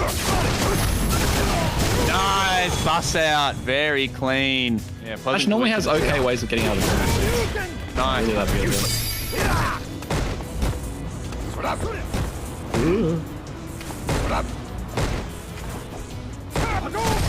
It's a little hesitant to throw fireballs with VC2 stuff. Yep. And Goldie able to land the Yeah. No, he won't find it. No. Ken gets Oki. Yeah, he gets Oki. He's not dead, but can be close. Yeah, one more hit here. Ah, yeah. Kind of switched it up a little bit here. Like season 1. Oh, nice. crush, gets the heavy tragedy assault, walks in. No stuffy doki though. Oh, wow, okay, he confirms off the V skill. Love to see it. And the overhead to close it out. A lead here in the set once again. Here's Uncle Rupps. R.Mika. Both of them can kind of be used as anti-fireball tools, but because you're absorbing so many fireballs, maybe you'll get the VT2 at a decent rate. I reckon that's the logic, right? Just using the VT1 to absorb the fireballs. You're going to be able to get to the twisted bar a lot easier. Nice shimmy, that's going to be the round. Either a stun or a kill. Both. Optimal meter build. Alright, maybe a stand like in that situation. Oh no! Goldie getting a little bit too gung-ho. Lackluster punish from Goldie. I think he was looking for a V-trigger activate, but at ranges, sometimes that fireball's not fast enough to connect. Yep. Oh, okay. Oh, again, get caught in the backdash this time. Nice! Anti. No! Space on the side. He's going to look to hit confirm that into critical art now. Oh no, he hasn't got the bar. Looking at the wrong person. Oh, but speaking of, that's going to be the round and the game. The score will now be 2-1 in favor of Rupps. Just took by the fire. Nice. Second. So good on that, but yeah. get the hits. That's good use here. Uses it to just secure the corner. Nice. Anti-air. Let's go light. Nice. That's going to be the round, I think. EX, yeah. Beautiful, beautiful. All right, Goldie looking to set this one to 2-2. Dash and throw. One of them. Oh, I was going to say another one of those. I think he's looking for it as well. Trying to thread the needle where Goldie's not going to press. If you can react to that. Not quite. Oh. V-shift in the corner. Signs his fate. Again. Ah, that's real bad. Goes meterless, but look at the damage. Takes a bit of bar at that too. Well, he took the EX bar, I think, away from him, so it was very nice. No, you wouldn't have to be afraid of EX if you're on the way. Gonna have to make something happen here. Opts not to cancel at that time. Has learned his lesson from the past two exchanges. Oh god, that was incredibly close to getting obliterated. Some with Ken, that's for sure. Oh, that trade's gonna help. Nice, that was sick, but yeah. No punish on the whiff either. Oh, big jump in, yep, very nice. Meterless, gets very close to critical art again. Up against Scoot. Damn, hit it with the handshake and get the full conversion off of it. No! Oh, but the drop, what a disaster. Option save. Yeah, next hit. Base sights here. Rupps gonna look for a way to activate. Yep, goes for it. Goes in plus frames. You can tend to block everything though. There we go. Oh, that's going to be dead. That's going to be going to a final round here. And doesn't even have to spend the critical up to do it. Final round. Nice calculation there from Goldie. Not spending on the previous exchange meant that he could kill without spending meter in that one. So. Get lost.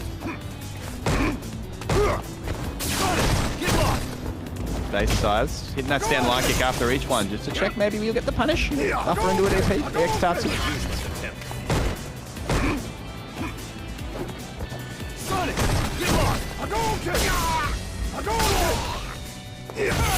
Nice whiff punish. That was very clean. Double dash. Wake up 3 frames. Disrespecting the Oki. Oh, too many. Yeah, it's getting a little bit overeager on the offense. Both of these two getting a little bit antsy here now. Yeah, that's done definitely a factor, and that's why. Nice cross cut. Haven't seen many of those set. Yeah, oh no, he's gonna die. Goes for the forward heavy punch, but that button sucks. So he gets jumped in on, and that's going to be the set. Goldie moves on the loser's side here, booking a slot in loser's quarters against GhostChips. And so much cover on that forward heavy punch.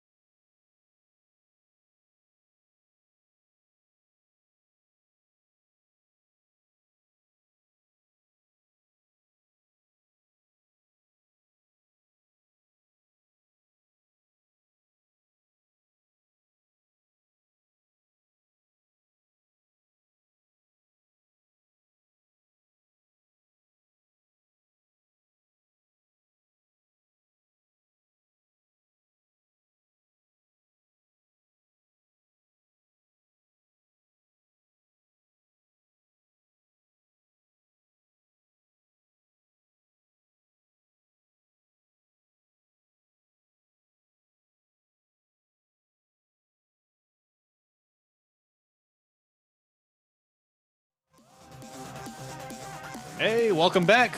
We're here with some more Street Fighter 5. This is the UNGA Down Under 5th round of the Oceania series. I'm Tinkos, and I'm joined with Tom Scott, the Magnificent. Going on. We're back. Time for top 8. Yep. Time for top 8. Again, you're gonna be in charge of telling us how the leaderboard goes, because we have so many things happening in terms of the numbers, and they're gonna get crunched as this tournament moves forward. Yes. It's getting real close now. Essentially, as Shen very succinctly put it in our admin chat just a moment ago, basically, it's now up to Destiny and Rupps to overtake FREESER and BK. So, it is... being knocked out earlier. I mean, he's just going to have to sit on the sidelines and sort of just cross those fingers for a couple losses from his close adversaries. You're absolutely right. We're looking at a potential 3-way tie scenario here now. So it is incredibly close, and the stakes could not be higher, my man, because we are fighting for a spot at Capcom Cup. But before we get into the loser side, where all of this shaking and bacon of the standings is happening, we are going to dive straight into our winners side of the top 8. We're going to be running top to bottom for you all that are keeping up with us at home. That's !racket in the chat. As we now swap to first to 3. Shout out to Tim for remembering. Let's go, Tim. And our first set from the winner's side, we've got DankScorpio versus dtay. And I mean, as you said earlier, these two, you keep bringing the term up-and-comer, but I mean, these guys are here and they play in the top 8 winners side, no less. So to kick us off, I mean, it's gonna be good to see who moves forward, because winners final is a pretty big spot to take. Absolutely. And, as far as I'm aware, neither of these players are on the leaderboards, the top 9 as per the start of the tournament. But I mean, no, I don't believe could so. Shuffle something, perhaps, maybe. We'll see. I would want nothing more than to see Danny. Obviously, look, I'm going to be Melbourne biased here. I'm going to be Melbourne biased. I'm just telling you how it is, folks. I would want nothing more than to see Danny, one of my close friends, sneak her way into the top 8. I don't think it's talking possible. about all of these 3-way, 4-way ties, and then all of a sudden Danny just comes out 50 points under her belt. That would be crazy. Someone out. That would be crazy. But the thing is that even if these two aren't making the regional finals next month, thanks to Apple Cyanide, who has donated $150 today, !donate if you want to be a winner like him. We're getting a payout for top 4. So whoever wins this set is guaranteed a spot in the money. So yeah, so that exactly right. That's big dinner, my man. That's big dinner. Now, Danny has showcased, so she knows this matchup because she bullied Chips in winners side earlier this afternoon. So if you're playing OC, you want to know the Bison Balrog matchup. This is definitely one of our more common matchups. Literally, I'd say almost the most common. Used to be maybe Birdie as well, but now that obviously Rumours no longer a Birdie gamer, that one's become a bit less common. With ROF being the sole representative. And again, as you said, I mean, GhostChips played this matchup earlier in the day and just ran straight through it. And they're looking a bit more confident here, though. Yeah. I think a large part of it is like as I said, the confidence. Wanting to attack a lot more. There's a meterless extension there. That is a final season buff for Bison. Meterless extensions in the V-Trigger one. Very, very cool little buff. Nice punish on the medium scissors. Yep. Can't get away with that. -4, especially against a character like Balrog, has such a strong 3-frame punish. Fantastic range as well, and I mean, it's just a decent all-round kick. Yep, absolutely right. Yeah, and there we go again. Yeah. These are things that Chips wasn't really doing against Danny, so she's going to have to make the adjustments here. Get a bit more used to having to space and stuff, just that little bit more. Ooh. I don't know why dtay didn't press there. He was big time plus, but afraid of Danny just doing something. Patience, I guess, sort of threatening that shimmy from the start. And I mean, nope, absolutely not. She is being patient. She can get a little bit antsy on defense if she's stressed or under pressure. So Danny is just dominating. Look at this. She's just been maintaining that corner, right? Not cornering dtay per se, but keeping him within a threat's width of that corner. And at the same time, it sort of keeps her mobility options open as well. Yeah, and as I was saying, man, like she, you can tell when she's a little bit shaky because her defense crumbles very, very fast. It's usually the first thing to go. So her defense looking so good at the moment is a very good sign for the rest of this set. We are going first to 3. Overhead. Oh wow, that completely whiffed V reversal there, but no punish from dtay. This one's getting a little bit scrappy. I feel like it's Danny. No, it didn't have the meter. Why did I say anything? V-shift, breaks. One more hit for Danny. Plus frames. Scissors again. Looking for that straight. 13 seconds on the clock. Good timeout, dtay here. Yeah. dtay's got to do something here. Oh, full jump. And yes, and medium kick. So dominant in that reset situation. Final round. Clutch stuff. It really felt like Danny. That was Danny's round to lose, and then all of a sudden I looked at the life totals and she was up. So, really clutch, really clutch stuff from Danny so far. dtay just looking a little bit lost on offense now. A lot of dash into throw, struggling to land those hits. I mean, the first round just looks so different to this one, or to these ones rather. And that's dtay's strength so far from what I've seen. A fantastic corner control and amazing damage once he gets in, but he's going to get in. And Danny again using all that real estate to sort of make these whips happen. Oh wow, he just got so goddamn lucky. Plus frames, going to the corner. Patience is a virtue. Danny's got lots of... Oh no! Head maybe a bit too late on that crouch hit for crouch light punch memory coming out. And also, bring back Bison jab anti-air. How about no? I love just throwing that sort of stuff out at people and seeing what they say, because it's never joy. It's always disgust. Nice V reversal. Danny looking cool, calm and collected here. dtay throwing all the resources at her, and she said no thank you. M.Bison wins. Hey, hold this. Gave him a bit of purple stuff, and that's game one. Now we are first to three the whole way through. As you can see there, as Tim did change it to first to three. As someone that runs stream on events, it's very easy to forget to change it to first to three. I do it all the goddamn time. Round one. And I know that Tim forgets every time as well, so it's just, I can't help it. It's just too funny. Still a lot of rounds to work with as well. dtay even though he lost the first one. Perhaps the endurance can bring that. Yeah, needs to have some composure here, but Danny is looking so good. This is the hallmark of Danny's play the set. Look, just maintaining that corner and isn't afraid to just back off to let dtay sort of re-engage. And that stun is just staying there. The crouch block there after the follow-up on the KKB. She reacted to that. That was very smart. Oh no, gets caught low this time though. Okay, now all of a sudden we're in the other... Whoa, jump jabber, wake up! All right, Danny! Advantageous enough to get the throw as well. This isn't looking good for dtay. No, Danny looking galaxy brain as anything right now. She's squeezed out all the folds. She's playing Bison optimally. No anti-airs though, got to keep those up. The one place where your neutral can fall apart as a Bison is if you don't control the air. I know obviously, look, he's got some sort of awkward options in the air or to stop people from taking that air approach, but you've got to make them work, right? Absolutely, and Danny hasn't really demonstrated much to stop dtay from jumping, but dtay hasn't really been leaning on that much. No, I'd wonder. He's been successful at 3 of 3 jump forwards, but he's not sure that well. Just enough. Didn't believe in that dash straight, the EX into the KKB for nothing. Much more than screen space. Danny... V-shift catch. Like in this round, Danny has been getting chased end to end in this stage and just getting bullied, and yet somehow she's still in this round, but no! dtay grabs it out.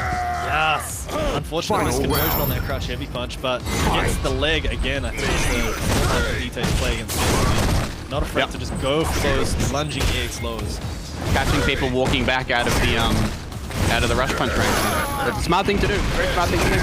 Got scooped out of that KKB though. Not sure what he was going for, but Danny took it out. Just Danny keeping this pressure on with this scissor kicks. Yeah, steady. I kind of like how Balrog wants to use that. Yeah, just very steady offense so far from Danny in this one as well. Looking to go up 2-0. Nice tech from the two of them. Jab on the back dash, the challenge from dtay. Danny spends the cash on his V-shift. She doesn't really care about the V-trigger, it seems too much. -2 situation, V-shift into break. The Grey Life's adding up, Ting. That jab did a lot of damage. Oh, that's going to do a hell of a lot more. But this doesn't quite have the meter to close it out, though. One mix away. Wow, wake up, punch! -2. Danny checks, but it turns over. Uses the plus frames, but now it's dtay's turn. No anti-air. Disastrous. Game. She buttons up to the -2. Oh! Oh my god. The dash low on the EX. Balrog Danny's wins. sleeping a little bit, and we're at 1 apiece. In what really, I said the last game was Danny's to lose. That felt like dtay was not going to win, and then all of a sudden, here we are at 1 apiece. Again, dtay is taking advantage of this lack of anti-air because Danny's started to sort of wake up, but she's been leaning toward using V-reversal and jump-ins. It can be quite risky, and it's already been thrown. Yeah, it's So not a good I'd like option. to see some more proactive defense from Danny in terms of anti-airing. Otherwise, dtay's just going to run away with these jumps. Yeah. Yeah, it needs to work on her anti-air options. She's using V-shift now. Look, I'd rather see her just lean on the jump back jab. Yeah, just lean on the jump back jab if you're not confident. Wow, that's V-shift. It looks like dtay tried to chase. This wasn't quite quick enough. She's really just throwing out the blue stuff. The scissors, the way that she's been using the scissors has been magnificent. Just keeping the pace of the match in her favor. And it's really dissuaded dtay from using hers straight. Yeah, she's just sort of controlling space with her right, just making sure that we're playing slow. She's just slowing the game down by going scissors into backdash, scissors into backdash. But this is where dtay needs to start jumping. Because Danny is controlling the ground so impressively, but if dtay can get her to start looking north instead, that's when the holes in this game plan on the ground start to show, right? Punish, yeah, it's beautiful stuff. Danny's looking so aware tonight. Yep. Playing magnificent. Yeah. And look, baiting out that neutral jump, gets the X scissors on those frames. Ooh, big interrupt though from dtay. Gets the shimmy. This one's going to hurt, ladies and gentlemen. Dash up, Oki. Nice and simple. Tries to chase the dash back, but the V-shift works. No, still got Danny corners. Oh man, you can't test that reaction. Danny's won 3 overheads tonight. Nice, use of the Devil's Reverse. Good, looking like it might be a 2-1 situation here. Danny looking confident. Whoa, he's chasing down, he's chasing down, he's chasing down, he's sick. Alright, here we go. How's he going to close this one out? Goes low. No, with the shimmy, but she holds it off. That's good. The lowest hitting low I've ever seen. That looked like, did she try like Devil's Reverse or something? Was that an anti-air? She spent EX bar on something. Oh man. Could have been an EX blast maybe to try and control screen space. I didn't actually get to see what the animation was in its startup. Yeah, dtay holding on for dear life. The thing is that like dtay is scraping these rounds out. Danny still looks so confident. Yeah. Oh, beautiful jump. Keeps the corner off of it as well. The stun is now racking up. Plus the grey life. Oh, gets thrown out of his own jump in. Shimmy. Okay, jump jab. Goes for the shimmy. Danny's already been hit by one shimmy so far this set. It looks like she's far less inclined to get hit by another one. Yeah, she's starting to jump a lot though. Yeah, I think she's getting... She needs Not to keep... losing too much, to be honest. Huge life lead. She can take these risks. I mean, one mistake from dtay and it's all out. Just needs to be careful though, because she starts to... I've watched a lot of Danny play over the years, and when you start seeing her jumping a lot, it usually means that she's getting a little bit overwhelmed. So she just needs to... Yeah, well, kept herself back on the ground level, composed, kept it together. Danny is now 1 game away from winner's final, which I know that she will be absolutely chuffed with that result. That is a legendary result for her, so... Still needs to take that 1 round. dtay only Round just 1. back by just needs 2. So it's still neck and neck. And we've seen dtay on the offense. He started out the gate. Yeah, very, very strong. Most flawless offensive first round. We might see that again. Ooh, lands a shimmy again this time though. Wonder whether Danny's gonna keep getting hit by those. Jump out of the corner. That looked really weird. Gets punish. Very unorthodox, but manages to lock Danny in the corner.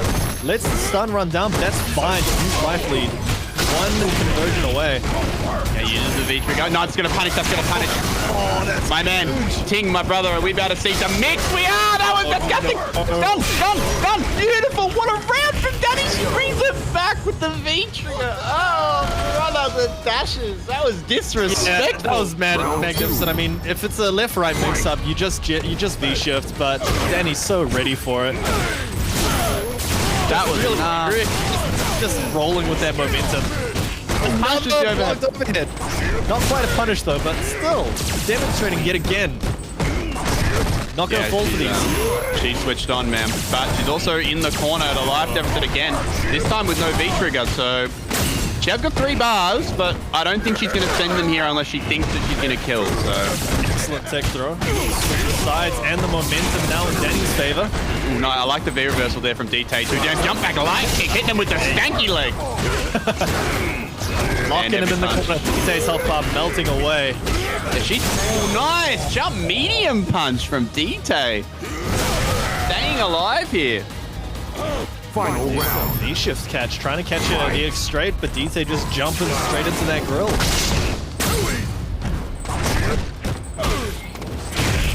It is. Okay, it's a very important round for dtay here. Gets the punish on the errand slide.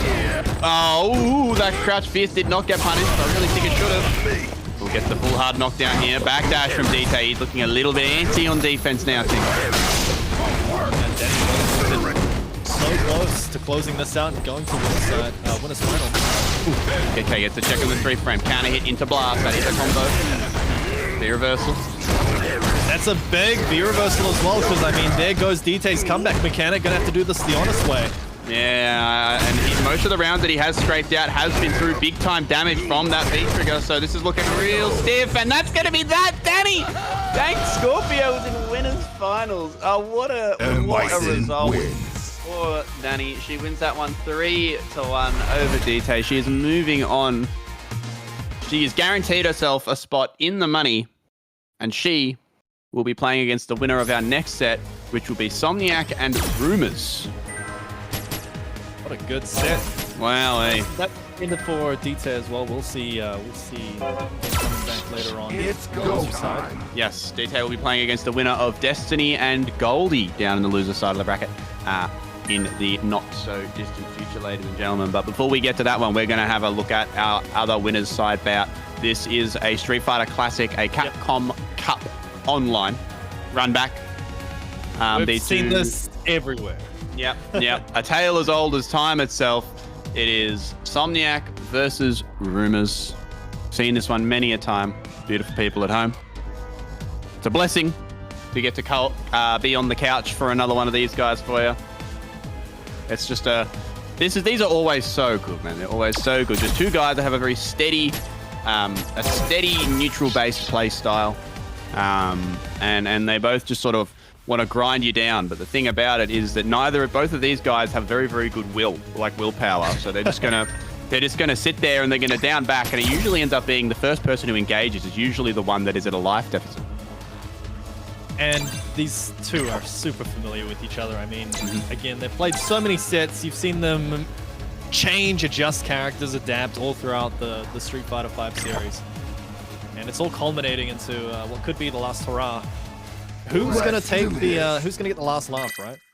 Well, I reckon there's a huge chance that these 2 run into each other in our regional finals that will be coming up in December. So it will be interesting to see who takes it in that one there. It's going to be quite the mission, but...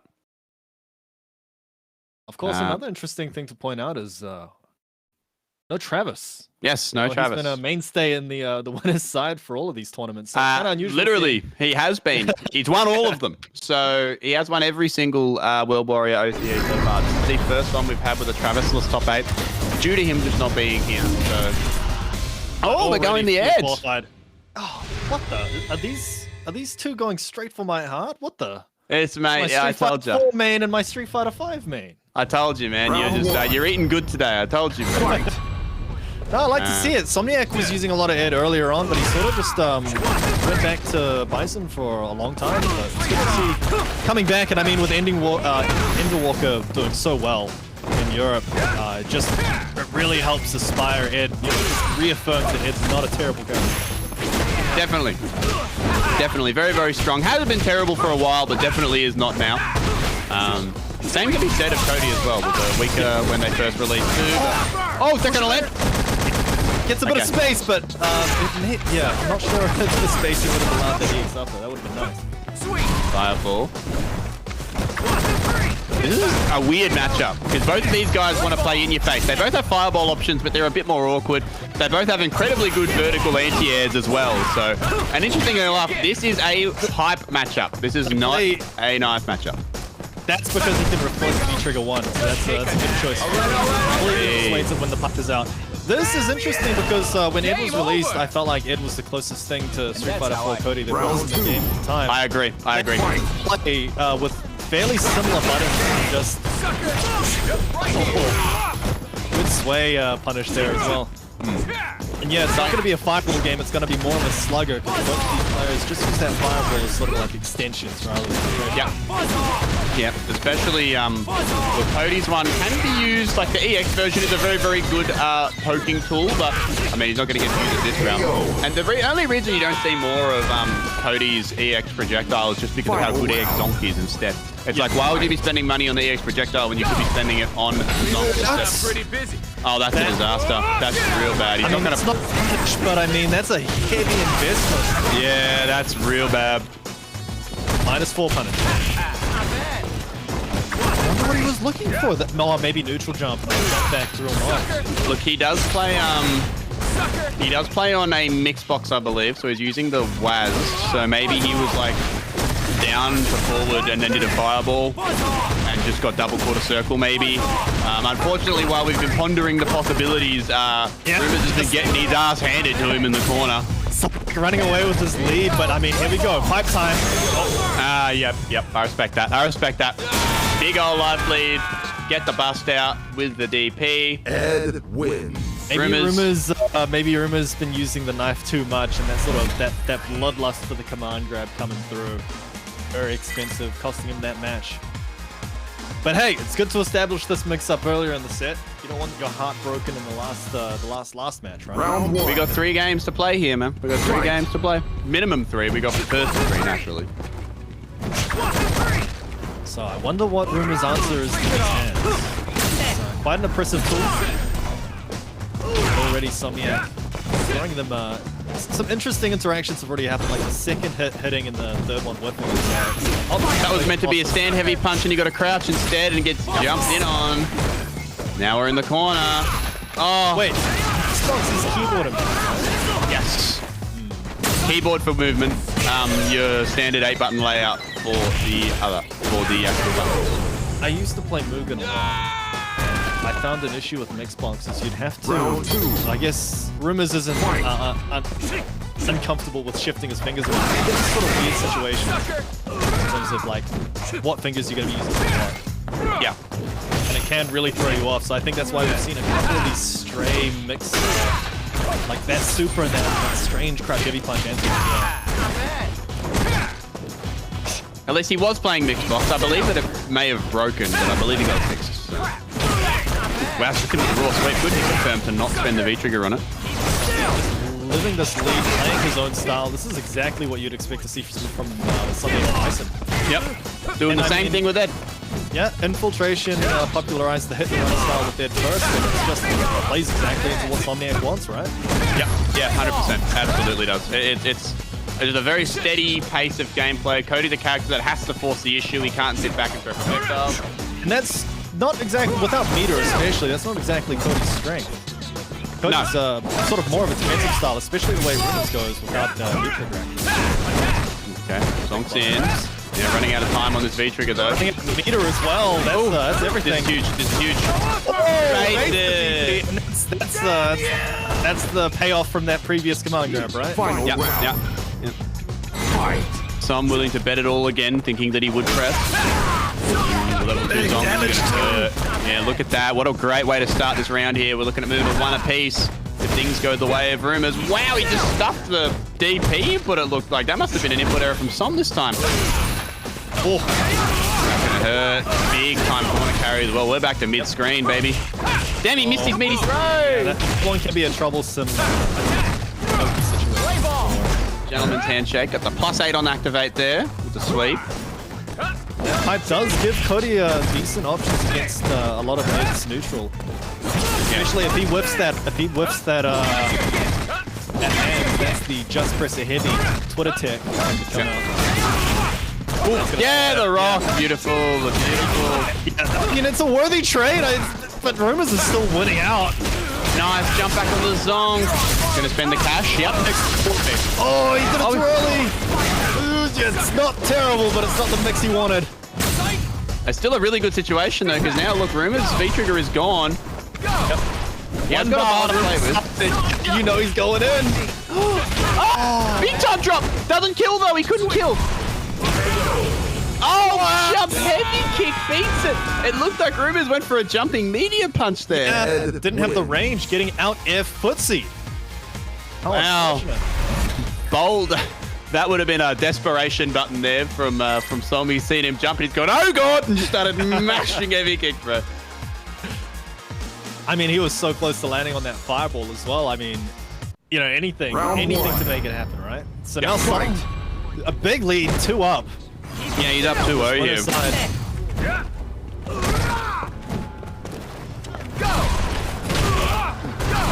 I don't know if that fireball actually hit there. That might have just interrupted. Weird. Very weird little exchange. Been a bunch of those tonight. Good enough to ban off these neutral jumps and good range of anti-airs from Rumours. Nice convert. No, why did I say anything? I just cursed him immediately. Oh no. Boy, you love to see it. Look at that damage. One away from stun. Ooh, he fights out. Gonna go for. Okay, goes for the throw here. Yeah, he wants to activate, but I think Rumours wants to get a good activate here, but sitting at this range is going to be a little bit more difficult to do it. But his best activates are either off the sway, they're off heavy punch, or they're off sweep. So. Okay, now he's going to get what he wants. No, he tried to bait something there. I think he's afraid of the DP, actually. Nice. And medium kick anti-air. Rumours spent everything to get in and then just getting kicked out of the air like that. Oh, man. This is not looking good. Match point now for Somniac. Yeah, Rumours looking a little bit out of sorts here. No resources to play with. Yeah. Somniac in that threatening forward jump range. Stand heavy punch, a very, very good anti-air for Cody, but oh, that's gonna hurt. It's gonna hurt big time. Yeah, that's very expensive. Ooh, wow, went for the didn't have a level 2 zonk actually. Surprised he didn't just take the knockdown. This is what happens when you give him a restand instead. Now all of a sudden Somniac in great position.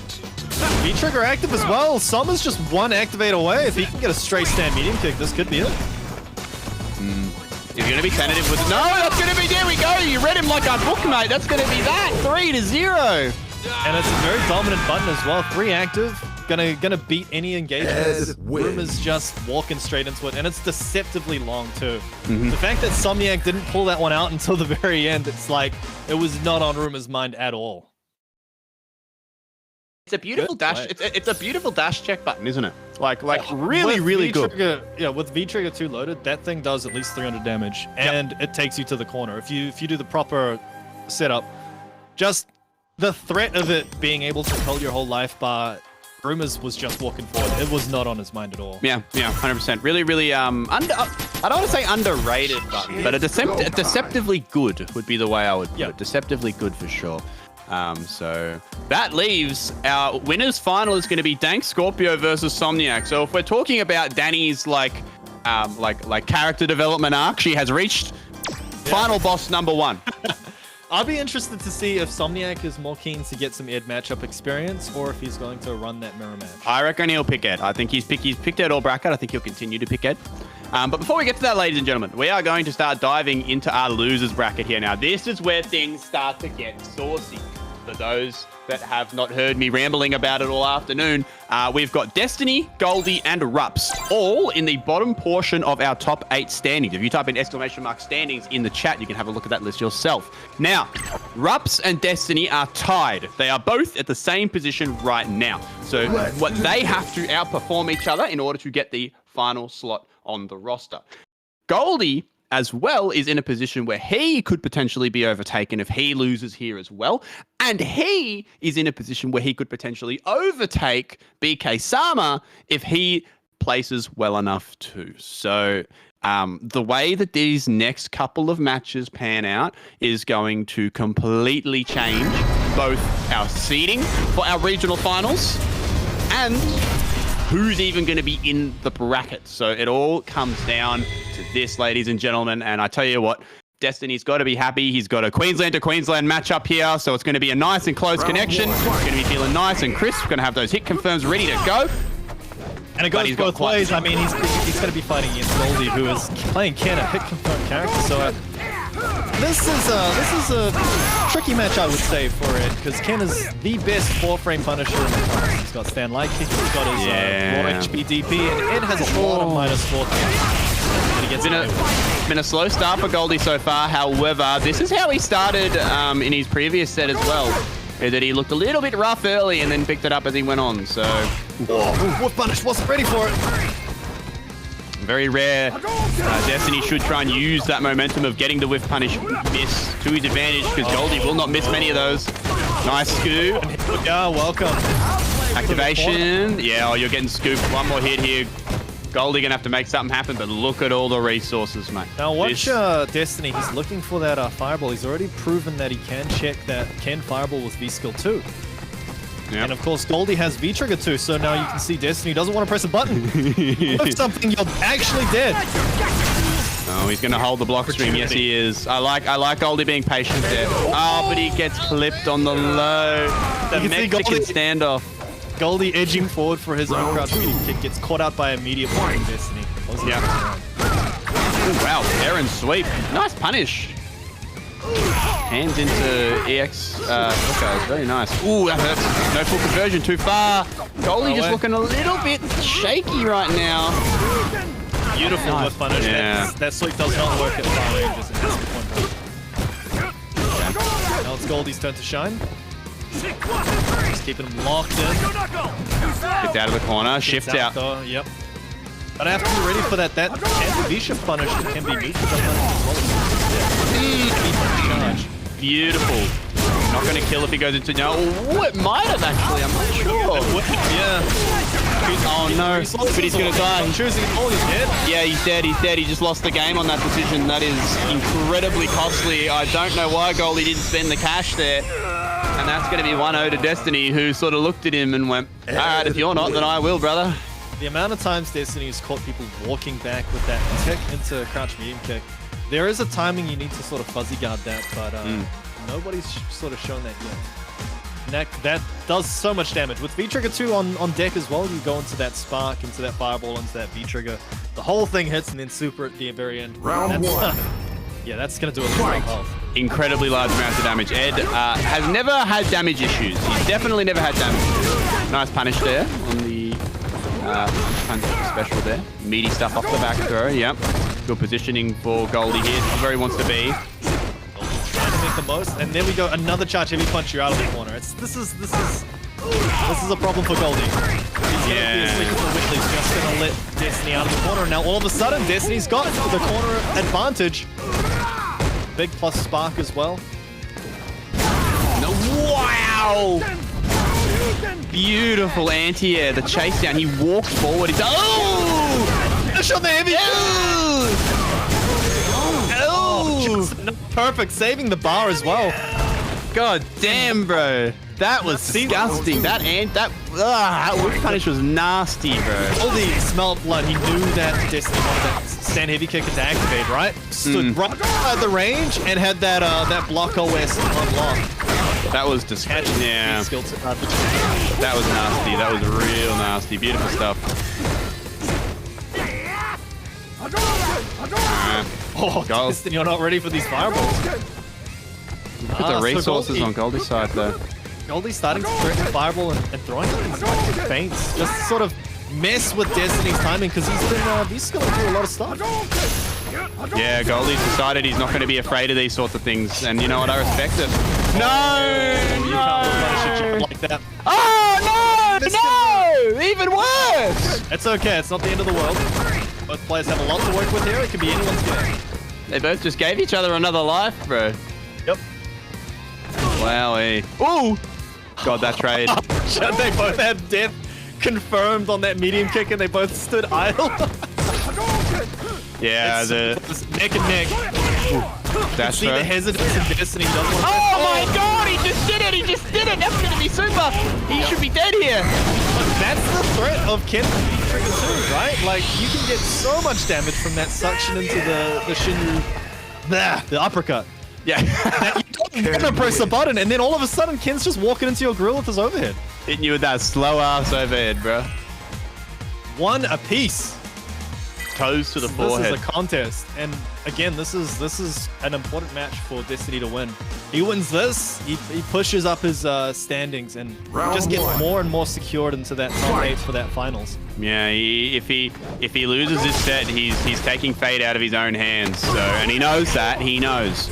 He loses this set, it comes down to whether or not Rupps wins. So, I don't think he wants that outcome. Look at this, starting to throw these fireballs at this charge hidden punch space, but still, Destiny managed to get out of the corner, one way or another.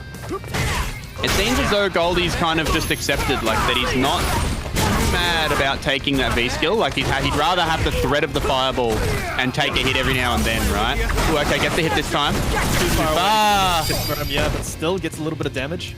Yeah, I like the V shift. That hands-on hit into the snatcher is actually not real. Yep. Not many people know this, but you can actually just neutral jump that or even back down. Yes, you can jump straight out. It's not a true block. You are correct. And that can get punished heavily. Yeah, full jumping punish, right? Because he comes down straight underneath. Can jump heavy punch would be large in that circumstance. Both players so close to super. Goldie on the next hit could actually just straight up build super and get the confirm. Yeah. But on the right hit, Destiny could kill him as well, actually. If he lands a jump in, he's dead. 10 seconds.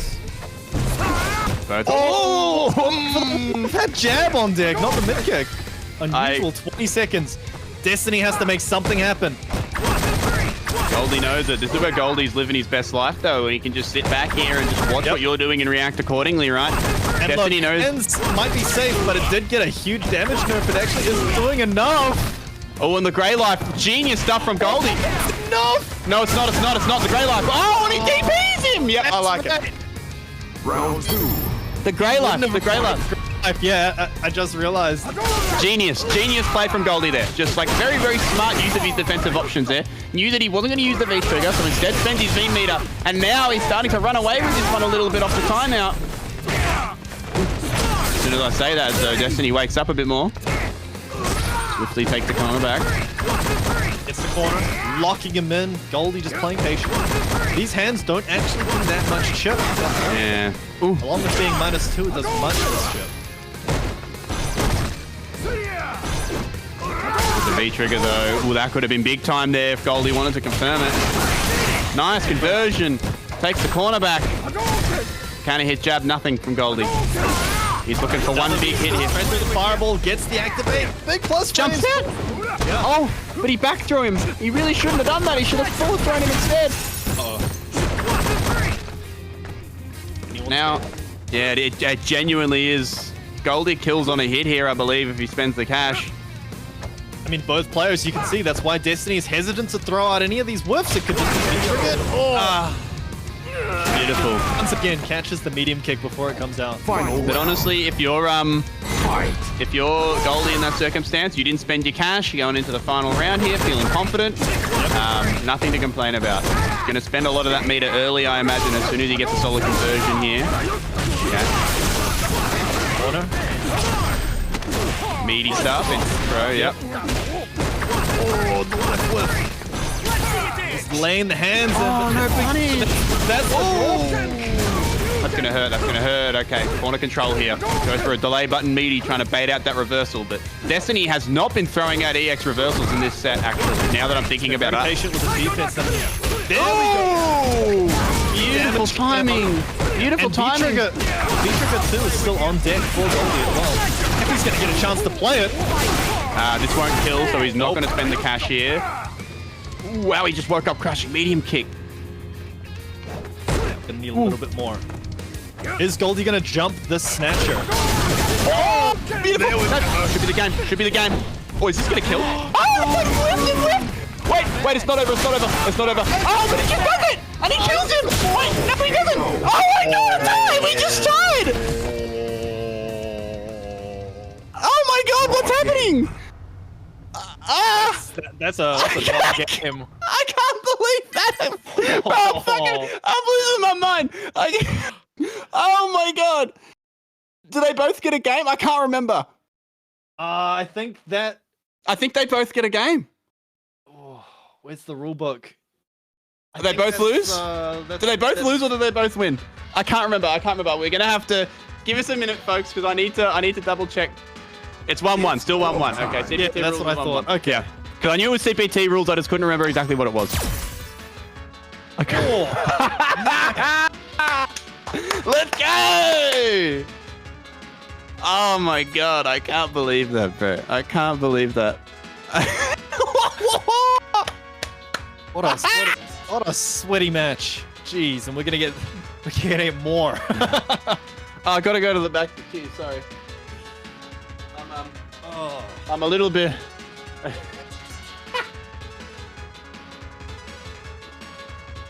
My man. Oh my god. I love that. Oh my god, what a pleasure, folks. What a pleasure. So we're still tied 1-1. Wowie. It's not common that we get a draw game like that, especially something so back and forth. Like the last, I can't even run you through what happened. It all happened too quickly. So Goldie gets a knockdown, and then Destiny goes for EX reversal, right? But because he spent the bar, he couldn't critical art. So he does the Snatcher follow-up on the DP. They're now both one hit away from dead. I believe that Goldie woke up medium punch DP. Dude. Yeah, I believe, because he didn't have bar. He had no middle. No. He died on the ground. I'm pretty sure that he traded a 4-frame crouch light punch with... it looked like a DP. I thought it was a DP. It looked like he bounced up into the air. Nah, I'm pretty sure they both... Oh. There'll be a clip. It might have even been a light punch DP. I got like no clue. Either way, it's enough for both to trade. That's out of control. That's out of control. 100% World Cup DP. Yeah. All right. Both players taking a breather now. Are we? I'm just figure out what happened. Yeah, I'm gonna open the Discord just to make sure they're not talking about what's happening here.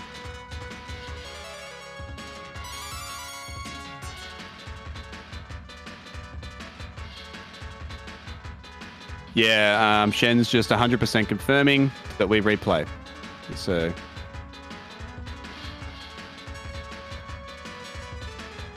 it has to be all the exact same.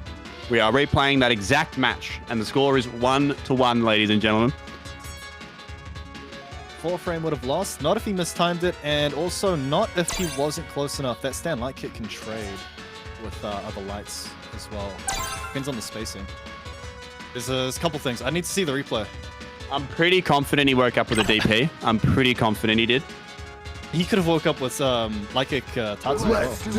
Yeah. He asked. Okay, Pass says he asked him. Okay. Oh, okay. All right.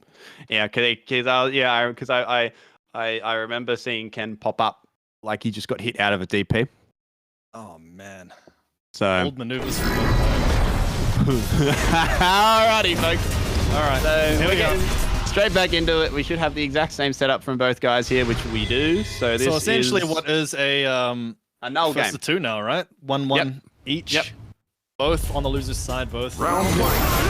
fighting for contention for that finals bracket opportunity. God damn. I'm still reeling. All right, but Destiny is not. Man is. Wow! That was some big ball stuff from Goldie there. He just walked at him in anti-air. Beautiful. But he's still at a life. He's at a big time life deficit now. Yeah, it's not looking good for Goldie now. But he's fighting his way out of the corner. Does have V-trigger ready and a meter stock, so he can bring this back very, very fast as long as he gets the right hit. No whiff punish there. Very surprising. Yeah, actually, a pretty unusual. That's exactly what. Whoa! Oh my. There, he's just. Uh-oh. Season 2, boys. Okay, activation here. Wow, no use of the snatcher there. Looks like Destiny wants it on hit. Ooh, wow, dash in low. Goldie. Destiny a bit nervous, maybe a bit worried there. Oh, he clipped him. Yeah, he clipped him. No. Oh, yes. Okay. Oh, that's an interesting optimization. Alrighty, so we're looking at a potential 2-1 lead here if Destiny can close out this round. Let's see if he can make it happen here, folks. A lot of whipping. Resources here on the side, yeah. A lot of whipping from Destiny as well. Very uncharacteristic amount of, like, a lack of whip punishing coming from Goldie here. Locking him in with those things as well. Beautiful. Having a hard time finding an opportunity. Beautiful. I love seeing these V-skill tools. Just Damn me, not letting Goldie get much of a viable game started. Damn, the stare down. Still not dissuaded from doing it though. No, absolutely not. They're both going to keep hitting buttons here. The confidence is what's kept them both in this set so far. Like, even though something goes wrong, they've kept at it. That was, yeah. This is quite the set, folks. I tell you right now, you're not going to see one like this very often. So I hope you're enjoying it as much as we are. That didn't look like a true block string. You probably could have busted out of that. Destiny trying to find any opportunity to hit, but Goldie just playing super solid defense, just taking notes. But he's getting chipped away at very slowly. 24 seconds, full resources on deck. Yeah, Goldie's gonna have to make something happen soon. -2 situation. V shift out. Goldie chasing. Nice hand check. Could be the game here. Clock. Yeah, Goldie gonna have to. Oh my god, that was sick. Hang on. Locks the overhead, doesn't quite get the punch. No, there's no way you can do enough damage. Yeah, he's gonna delay rise here. Time over. And he concedes the game. Ed wins. Destiny wins on a timeout. He's one step closer to eliminating Goldie. And moving forward here. Using time as your resource with that life lead. Fantastic work from Destiny, closing that round out nice and safely. Good God Almighty, folks. When I said that it was going to be crazy in losers bracket at the start of this top, I did not expect it to be this crazy. I was not expecting this. Nice DP. Wake up 3 frames from Destiny, though. He's not afraid, not dissuaded. You know, you said at the start of this set that Ken has a great job, or a great go of punishing the -4 situations here, right? Have you seen like a single 4-frame -4 punish? No, so the thing is, Destiny's been playing at a range where he's not allowing that to happen. He's not using stand heavy kick ball. He's just letting Goldie give him the opportunities. Goldie's fireballs are his way in. Optimization, leaving some damage on the table. Destiny could be so much closer. There we go again. See, that's what I'm talking about. Because Goldie's using the fireball, Destiny doesn't have to use riskier options to get in. He's just doing it. Look at the damage there. Oh, catches him on the backdash. Delay button. Shimmy! Nasty stuff from Goldie. He's staying alive, folks. Oh, not going down without a fight. The young man has a lot left in him. But now he's going to be at a rather large meter disadvantage. But the pressure is on Destiny here if he wants to close this one out for a final game. Beautiful round start buffer there. Gets the corner. Walking forward. Destiny immediately charged heavy punches out. I really would like to see Goldie do something about it. Yeah, I mean, we've seen this time and time again all throughout the sets. No player has really shown much option in terms of dealing with charged heavy punch out of the way. Like, as an Ed player, I've been punished enough to stop doing it. I guess, but Destiny is playing a very good ground game. So, like, you know, you throw enough options at someone and then they miss the easy stuff sometimes, right? Yep. So, clearly, Ting, your neutral just sucks. Oh, absolutely. I want to head up to match up on familiarity. I'm sorry. I can't help it, bro. I can't help it, man. All right. Beautifully X reversal, though. Wow, this is a close round. That's going to be the round. That should be the round here. Into the V and actually closing it because of that. He could have spent it on that EX uppercut. I tell you what, it would not be right if this set did not go to game 5, Ting. It would not be correct. I'm glad. Game 6, you're right. Game 6, don't mind me. I was just counting in terms of the actual set, but we are at the 6th game in this series here, ladies and gentlemen, which is, I feel like I've said it like 5 times in this set, but you don't see this often. It's been very back and forth. It's good to see Goldie starting to come into his own now as well with these conversions. Understatement. Understatement. It's been incredibly back and forth. Like at the start of that last game, it really felt like Destiny was about to run away with it. Yep. And then all of a sudden, straight rounds. Oh, there we go against the corner. Now, if I was Goldie, I'd be watching for that charge heavy. Oh, boy. Oh, and he gets scooped instead. Oh, no! Last. Yeah. Medium kick. Oh, he whiffed it. He whiffed it. Disaster. Right. Jump out of the corner. No crosscut. That was 100% a crosscut. He just messed up the input. You don't see that often from Goldie. He's given Destiny a free out of the corner. We did the flicker into the snapshot, but he V-reversal instead of jumping. That's a costly mistake, Ting. Oh, buffer. Here we go. Goldie pressing forwards. Nice and simple. Oh! Look, Destiny just needs one jab into flicker, and Goldie knows that. Oh my god, bro. Goes low. Walking forward. Destiny running out of screen space. EX Fireball. Oh, there we go. Unfortunately, doesn't catch it. One more round for Destiny here to win one of the craziest sets I've seen in a long time. Moving back and forth. Oh no! Oh, no punish! No punish! What are you doing? Instant scramble, max damage? No. Oh, another drop! Yeah. Okay, they're starting to get nervous. Ting. They've played so good for so long. Yep, this is a bit of the overthinking, trying to get that max damage on the charge heavy punch, but Ken's DP's too close. The chinks in the armor starting to really start to show here. Running out of time. Oh! No charge. Oh, he gets the hit. Okay, just goes for the basic stuff here. He's got another stock of the V-trigger. Should he want to use it? Goes for the open, catches the jump out. Shimmy! Is this gonna stun? Is this the game? It's the round? Maximum. Double the corner exclusive for Ken. Final round, ladies and gentlemen. Game 6 of a first to 3. Both players looking incredibly flustered at this point in time, and mate, could you blame him? I would be too. The fatigue settling in. You can see B skill too a bit, Aaron. Whiffs on the target combo as well. It goes straight over his head. Fainting with these sparks. Look at all the meter on the side of Destiny. Yeah, a bit too far for that B skill too. The spacing not quite there for Destiny.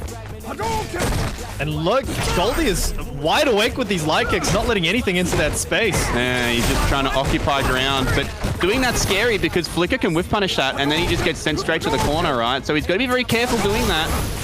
Oh, gets the X Fireball, double dash. Just trying to reclaim some screen space here. Doesn't want to be with his back against the wall, but here we are. Lots of space to work with. V-trigger 2 on deck now as well. Which has been massive for him in this set so far. Oh, it gets caught.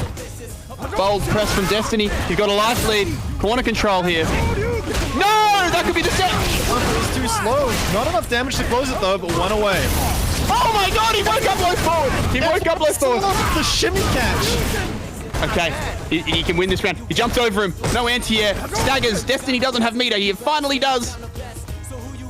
One bar. Oh, beautiful buffer. We're getting, wait for the back. It's the activate plus frames. Oh, he got him again. Oh my god, Goldie was so close to the comeback of the century, but he doesn't make it happen, and Destiny wins what might be one of my favorite sets of all time. That's up there. To the crouch medium kick. Not ready for the special, unfortunately. That's a heartbreaker. That's a legendary set, ladies and gentlemen. I'm struggling to put words together that are PG rated. To amplify it further, right?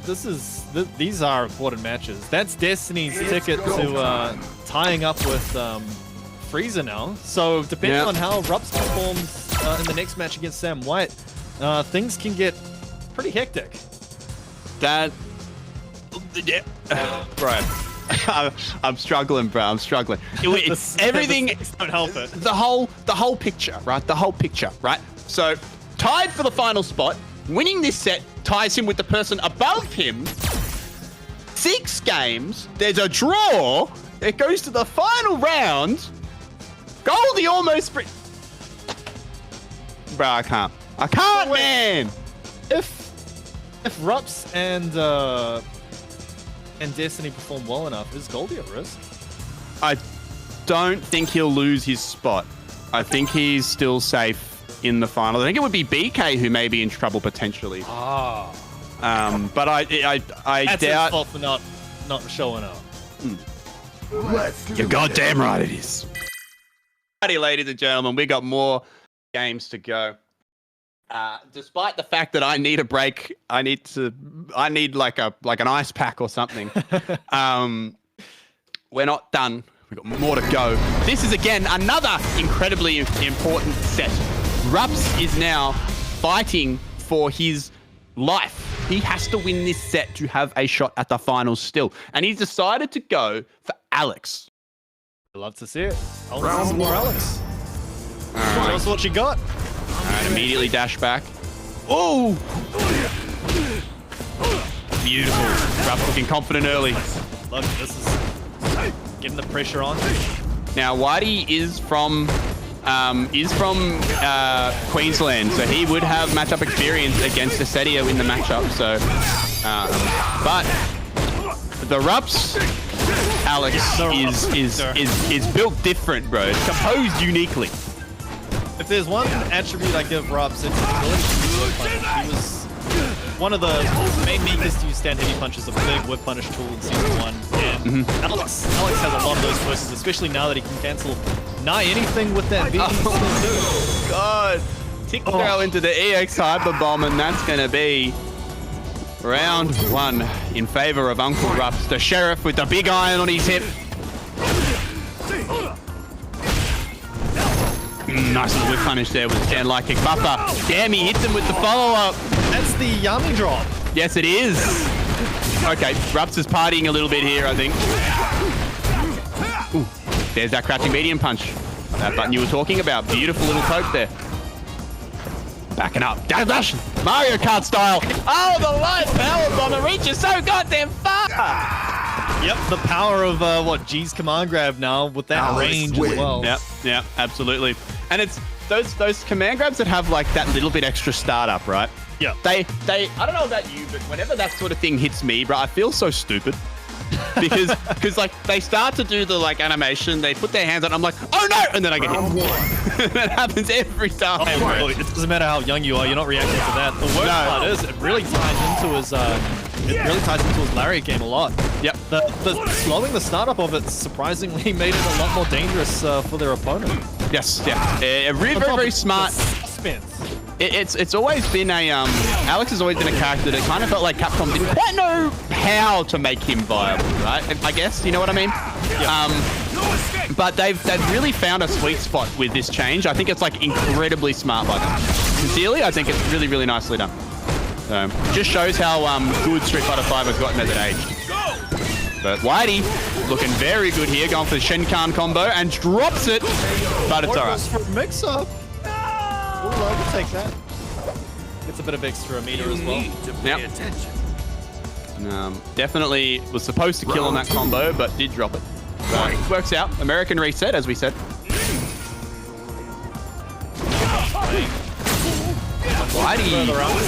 Whitey going for these Phenom slides, man, just from downtown.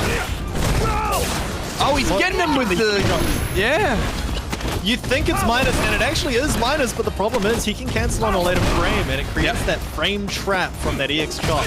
And it just looks like... I don't know if Whitey's aware of what's going on. Yeah, whether he knows how to deal with it is going to be my issue. Oh, bro. This nice meter build there from Rupps, even though he had full meter. Save himself for next time. Yeah, this Alex is looking disgusting, I must say. This man is just doing all the cheap stuff. He hasn't even started the lariat games yet. Nope, he genuinely hasn't. To do the Alex stuff. Oh, counter hit, that's gonna hurt. That's right. Not quite super. Maybe mix up. Ooh, okay. Nice jump back. Oh, we tried to catch the V-shift there, I think. Too far up the boot. This is going to need to be like a protagonist armor hit level of comeback here from Rupps if he wants to win this one. There we go. Gets Oki on here as well. Oh my god. The throw.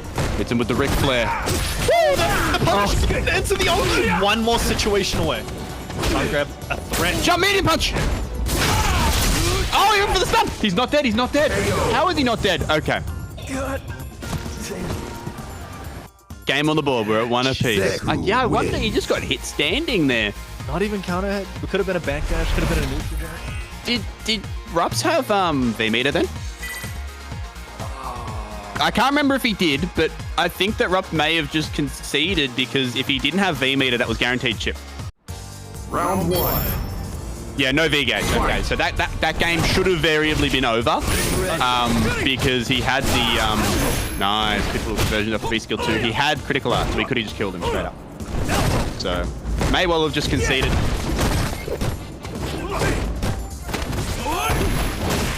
Nice, good punish with the heavy punch. No follow-up though. Run slide that, baby. Run slide. Okay, gets his buffer. Heavy kick, yeah.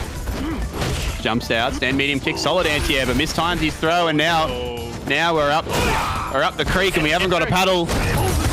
Activation station. Walks forward, gets flipped low though. Nice anti-airs. Whitey's starting to control space a little bit better.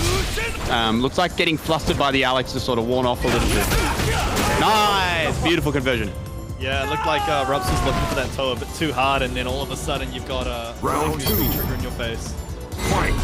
Beautiful conversion there by Whitey. It looks like that Rago out of control style has started to wane in terms of its effectiveness against Whitey here. I think he's sort of woken up a little bit. He's no longer flustered. Rupps being forced to play so much mileage off for the slide as well, and this is where Rupps wants to stand to his pokes. Nice. He's just hitting him with the toe of that slide. See? It really dissuades it. It's very hard to whip on it as well. Rupps is going to have to sort of determine where he wants to stand to beat it. Nice anti-air. Whitey looking very good now. All right, activates. Then with the big boot. Back throw. Wow, looked like he went for the shimmy. Time. Activates. Nice jab interrupt, but no combo. Gets punished off of it, and that's the game. Beautiful stuff. Oh, man. Rupps may be looking for the wrong thing, because this is the second time he's been caught out by that.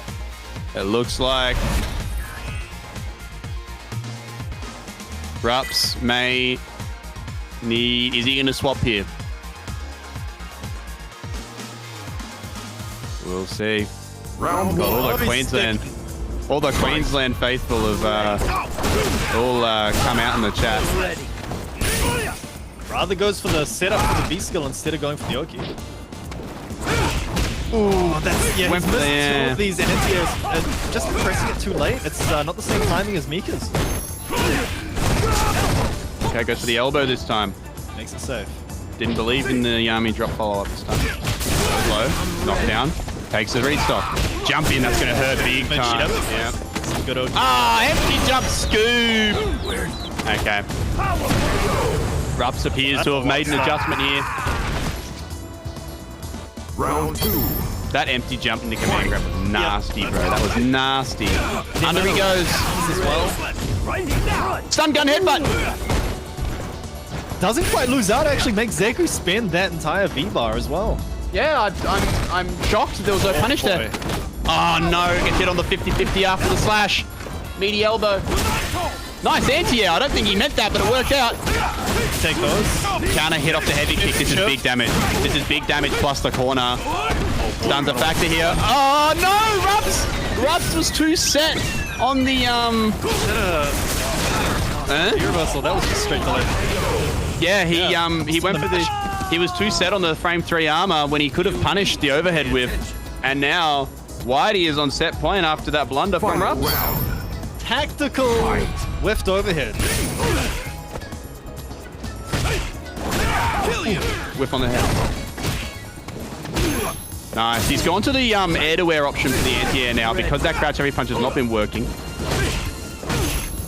Whitey's anti-edge, though, will stay true this whole set. That's all you need, right? Stand medium kick. It's hitting the perfect. One more hit for stun here. Perfect. Goes low. Oh, he gets him. Yeah.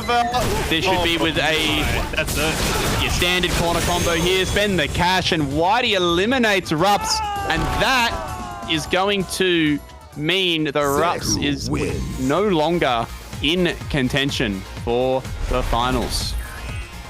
Oh, man. 3-1 the final score. Rupps lives and dies by the Alex, and unfortunately, he dies by the Alex. The big iron on his hip was not enough, and Queensland prevailed. Go time. I don't know about Queensland best region, but they are definitely showing out today. I'll give them full credit for that. But I mean, Now- Sam just like gunning through the bracket from a player I've never seen before, just dominating with such a strong young Zeku. Yeah, absolutely, man. Absolutely. Rupps out, I mean, Rupps was like up there in terms of like between Destiny, Rupps, and FREESER. It looks like now we've just got Destiny and FREESER neck and neck. So depending on how Destiny plays off against Rumours, this could close it out potentially. Yeah, so while we wait for our next player, which would be actually Destiny to get into the lobby, it's going to be so far, yeah, so that means that Rupps has now been eliminated from contention. He will no longer be competing for the spot, which means that in theory, I believe that our final top 8 is set in terms of players. However, seeding is now what we will be fighting for. Because there's no longer going to be a tie situation here in terms of not making it. But I believe that FREESER, yeah, so FREESER and Destiny are now currently tied, I think, if I remember correctly. Shen can correct me in the Discord if I am wrong, and I am more than happy to be, because numbers are not my strong suit. Oh. Yeah, so Destiny and FREESER are currently tied. Destiny and FREESER are currently tied. Sam White is actually technically within striking distance of the top 8. However, he would need to like get pretty much a top 3 finish to make it. So we are looking at currently Somniac in first place, ROF in second, Rumours in third, GhostChips in fourth, Goldie in fifth, BK in sixth, and then Destiny and FREESER tied at the bottom of the table. So wild card Sam if he manages to pull out a top. And yes, so Destiny and FREESER are tied at 76. So FREEZER's points are not moving. Now, Sam White is at 61 at the moment. So he is currently 15 points behind FREESER. Now, if that means that currently these guys are, I need to scroll up to see how many points they will. These guys, I believe at the moment are tied 7. He would need another 15 points in order to get into the top 8, which means he has to come third.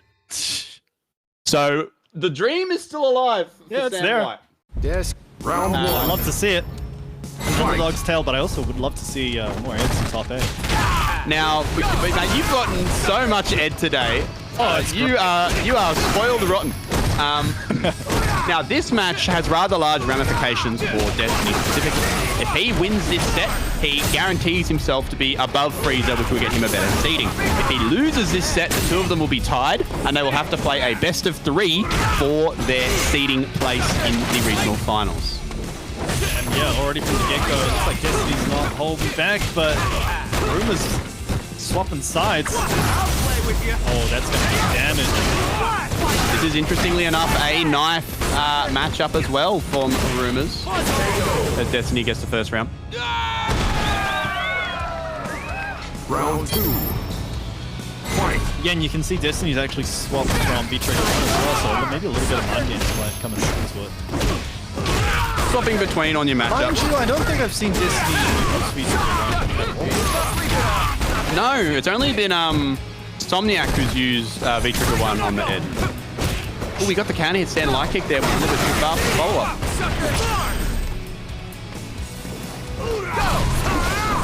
Looking pretty rather sloppy from Rumours early. Uncharacteristically so, in fact. And Destiny taking really eating good because of it. Nice, yep. Very, very nice. Neutral jump. Ed wins.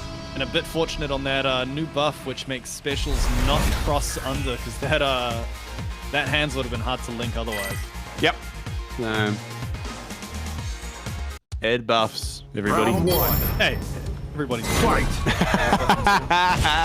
I think you're just down. I do actually. I do. Quite a bit. Hey, I respect the man who's on it. Damage in the corner as well. Both players have their own sways to deal with the other's fireball. Yep. I feel like Rumours in Cody's is going to be a little bit more useful generally across the board, naturally due to its complete invulnerability. It goes low. Wow, that whiffs! He's so lucky he actually get hit by that up. The up kicks was V-shifted instead of blocked. Shanking with the knife. Yeah, just these block strings and the grey life adding up so fast here. Look at all that. Goes in for the throw. But he back throws him though. I'm a little bit unsure of that option. Yeah. Still one away. Oh, wake up throw. That was not intended for sure. And Destiny kind of running all over Rumours at the moment. Damn, he was like 2 miles away. I'm surprised Rumours went for that. Already demonstrating the fear he's put in, right, with that shimmy game. Just looking a little bit uncharacteristically sloppy at the moment. Ooh. Nice, invulnerability. Blowing up the fake block string, very, very nice. Love how we're seeing Destiny trying different things with these fireball block strings using that upper, and then on the other side you see Rumours baiting V-Skill 2 from Destiny, trying to sway it himself. So both players are in the lab right now. A rather mind game heavy matchup indeed. Right now, this round at least, it is the mind games are going in favor of Rumours, but overall this set so far has been very convincing for Destiny. Rumours kind of fighting through the trenches a little bit here. Yep, big lead now. Destiny's going to need 2 big combos to close this one out. Ooh. Yeah, that's a dominant poke. That was footsie. Rumours just found the button. Yeah, I think he might have found the button. So a thing that Final gets round. with is these low floors, a lot of his buttons don't sort of reach down there, you know? Yeah, big blind He's gonna spot, have to, right? he's gonna have to figure out how to use the sweeps with punish, or he's gonna get close to avoid that game. Well, the thing about Cody's one, though, is that it's not very good for much, truth be told. Oh, that's a big time punish, bro. Look at that. I know that like that standard uppercut isn't crush counterable anymore, but that might as well have been crush counter damage.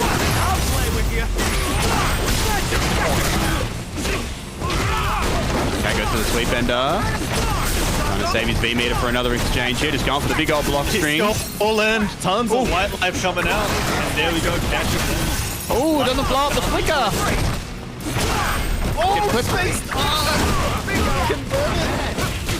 Oh, beautiful. Goes low. Caught him Space afraid. spot was so close to being good, but I think he was trying to walk forward stand medium. Cody wins. If he had converted that, he might have been able to get a late hit into crouch medium kick. Oh, could have been good.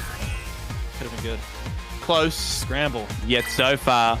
And instead, we're looking at a 1-1 situation. I was talking about how Rumours looked a little bit asleep at the wheel early, but Honestly, it looks like both players are trying to figure out what their opponent is doing. This doesn't look like a very familiar matchup for either of them. They've been sort of experimenting on the fly. And this could be a potentially, I wouldn't say a character swap, but maybe Destiny swaps to V-Trigger 2 perhaps, or I'm not sure, maybe takes a breather. Get some advice from Twitch chat. yeah, I'm just wondering. Maybe V-Skill 1? V-Trigger 1 maybe potentially as well. Yeah. I wonder what he's going to go for here. He's not going to change character. I've literally never seen him enter a tournament and pick anyone other than Ed. So it's not going to be that. But what it could be, we don't know. Oh yeah, that's a good point. Birdie is actually pretty tricky for it to deal with. I wonder if we might see that as well. I doubt Rumours would swap to Birdie. He hasn't played Birdie in a very long time. I would say that Obviously, look, his spot in these finals is set.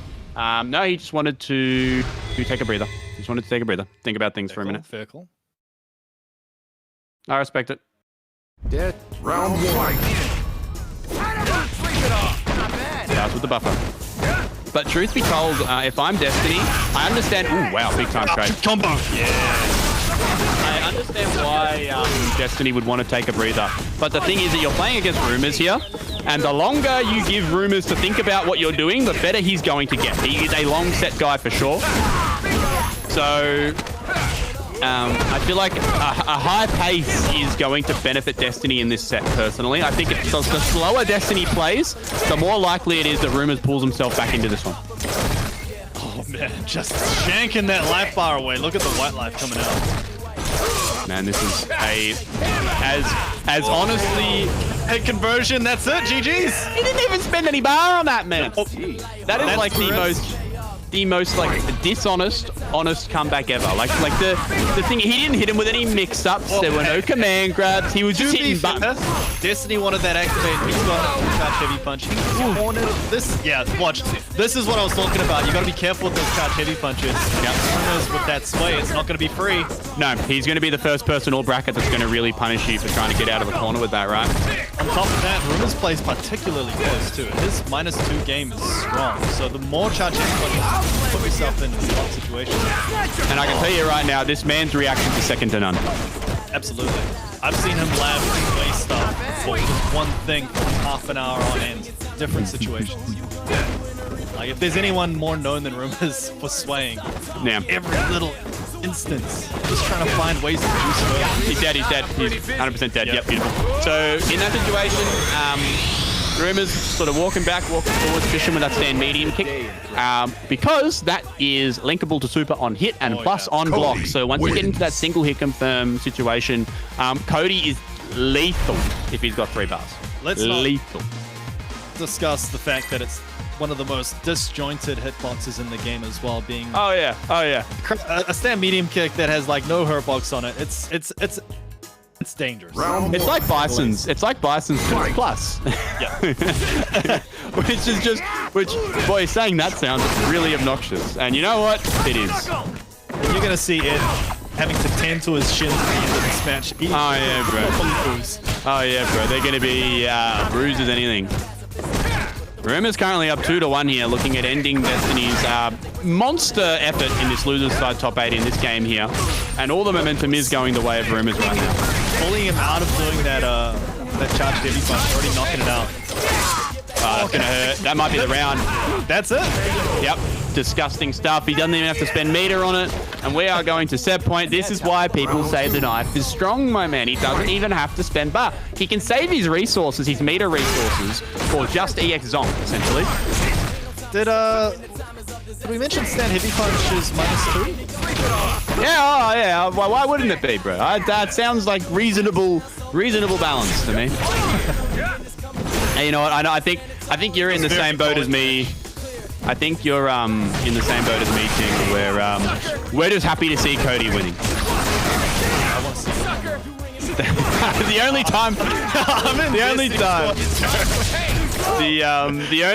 time you don't want to see Cody winning is when Ed's on the screen. I mean, this is his own options like max damage and stuff. Yeah. Beautiful conversion to Destiny. Either way, I win, right? Yep. Feels good, man. Yeah, you're absolutely right. You're absolutely right. Yeah, you've had the dream matchups this whole bracket, man. Destiny putting on the run for you. I'm not gonna lie, I've already jotted down a few things I didn't realize was possible anymore. So Destiny's put a couple of things to make it. A smart man steals someone else's tech. Let the smarter people figure it out for you. That's what I always say. Okay, double dash. Gets a solid Oki here. Corner positioning for Rumours. He is on set point, so Destiny's going to have to win this round if he wants to stay alive, and that's how you do it. Tries to get that back on the corner. Hey, keeping him locked in. And no free out for you, chump. Now hold this block string. Hold this block string, baby. Hold it. Oh, fights out of the corner. Ways. Wow, he backdashes. Jumps over. Okay, plus frames off the zonk, goes low. Destiny's been killed by that before. Beautiful work with the snatcher. Lines up that health bar. Super on deck now. Oh, he just throws a knife. Is he going to throw it again? Yes, he is. Nice anti-air. Spencer Cash. I've done it. I've done it. Look, corner jumps himself, and I think someone mentioned don't do that. And that's going to cost him. Shimmy. Rumours. Ever patient. Back and forth, back and forth. Overhead! Oh, I feel like you were about to say it. I think that was a godlike roll by you. I think he was edging back and forward on purpose to see if he was going to throw out any buttons. That extra hesitance, he's just like, all right, this overhead's locked in. Yeah, 100%. Legendary call by you there, Ting. I'll full credit to that one. Literally the second you said it, it pops out. Very nicely done. Yeah. What a way to close it as well. Mm-hmm. It's go time. Goddamn right. Man. What an awesome set. Very nicely done. Unfortunate for Destiny as he bows out. Now, what that means is that once this tournament is done, or whether they do it off stream, I'm not certain. Keep an eye in the UNGA Discord if you want to know the outcome of that one there. And whether Shen wants to stream it or whether he just wants to run it off stream so we can get through the rest of the bracket, or let them do their thing and then get the results sorted. But basically, Destiny and FREESER are now tied for the final spot on our leaderboard. So they will be fighting in a I believe it's best of 3 for seeding purposes. So not quite as high stakes as losing your spot in the regional finals to go to Capcom Cup. I would have really liked to see a three-way tie. That would have been really cool.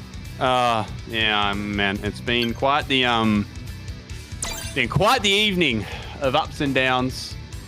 Speaking of, one of the bright spots from this month's tournament has definitely been Sam White. Actually, Danny's got 60 points.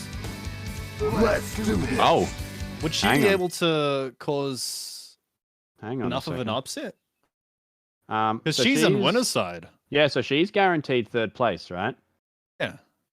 So if she's guaranteed 3rd place, that means that she gets 35. Is that? Hang on. Is that? She'd need to get another. No. Hang on. Shen's typing. I think that she's at 60 right now. So I'm unsure. Okay. I think she may have to win the whole thing in order to qualify. Round No, one. can't actually, because she can only get 15 points. It's a lot. Yeah, I believe. Yeah, so she's. I think she's literally like 1 point away. Unfortunately, I think she's literally 1 point off.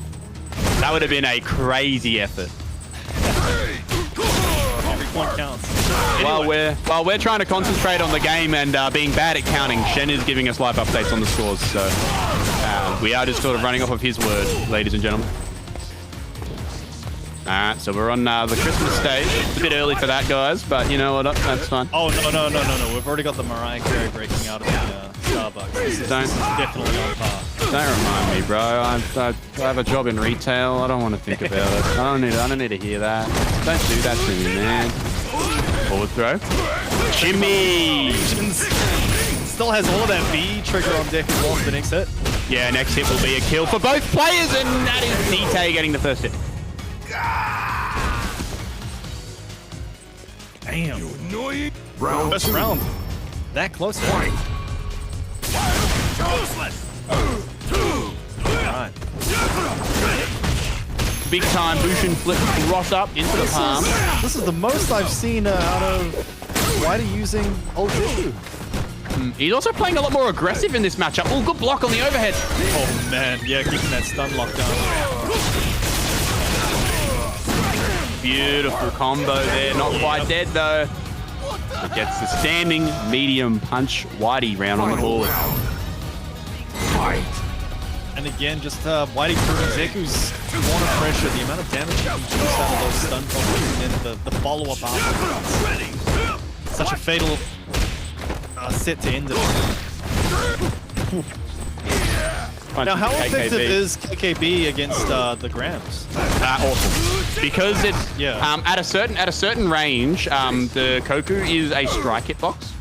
Yeah, that's what I thought. And it's also particularly long as well. There's not like a blind spot in the middle of it where you can see the animation from the tip of Zeku's foot out to the end of the actual blade that comes out is all hitbox. So you might just eat a foot to the face and try to spin through it. Yeah, absolutely right. The only reason to run the KKB in this matchup is specifically for overhead and for V-Trigger 1 extension. There's no projectile application for it. Okay. Man, Mighty going in. Yeah, he's trying to secure the comeback here. Spends the cash on an EX run. Big conversion. If he had it on heavy, okay, he gets a hit anyway. I was worried that he might have been able to kill there. Yeah, but he secured the hit anyway. That's the second time dtay's resorted to delay tech on that sort of fatal last decision. And I mean, Whitey's just running away with it. Yep. Keep going until it works. If it ain't broke, don't fix it. Game 1 to Whitey after dropping the first round, looking pretty confident here. And it really feels like a momentum Round 1. set. Like whoever has the upper hand, it's sort of that's where it's gonna run away to.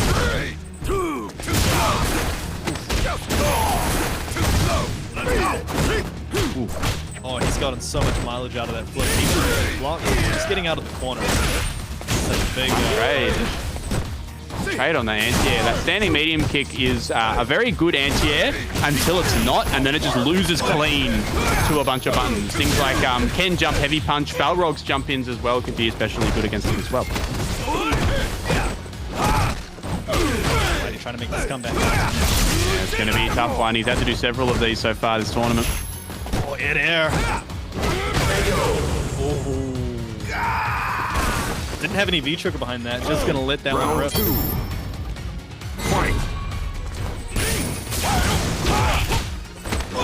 Oh, quite get as much as he'd like from that.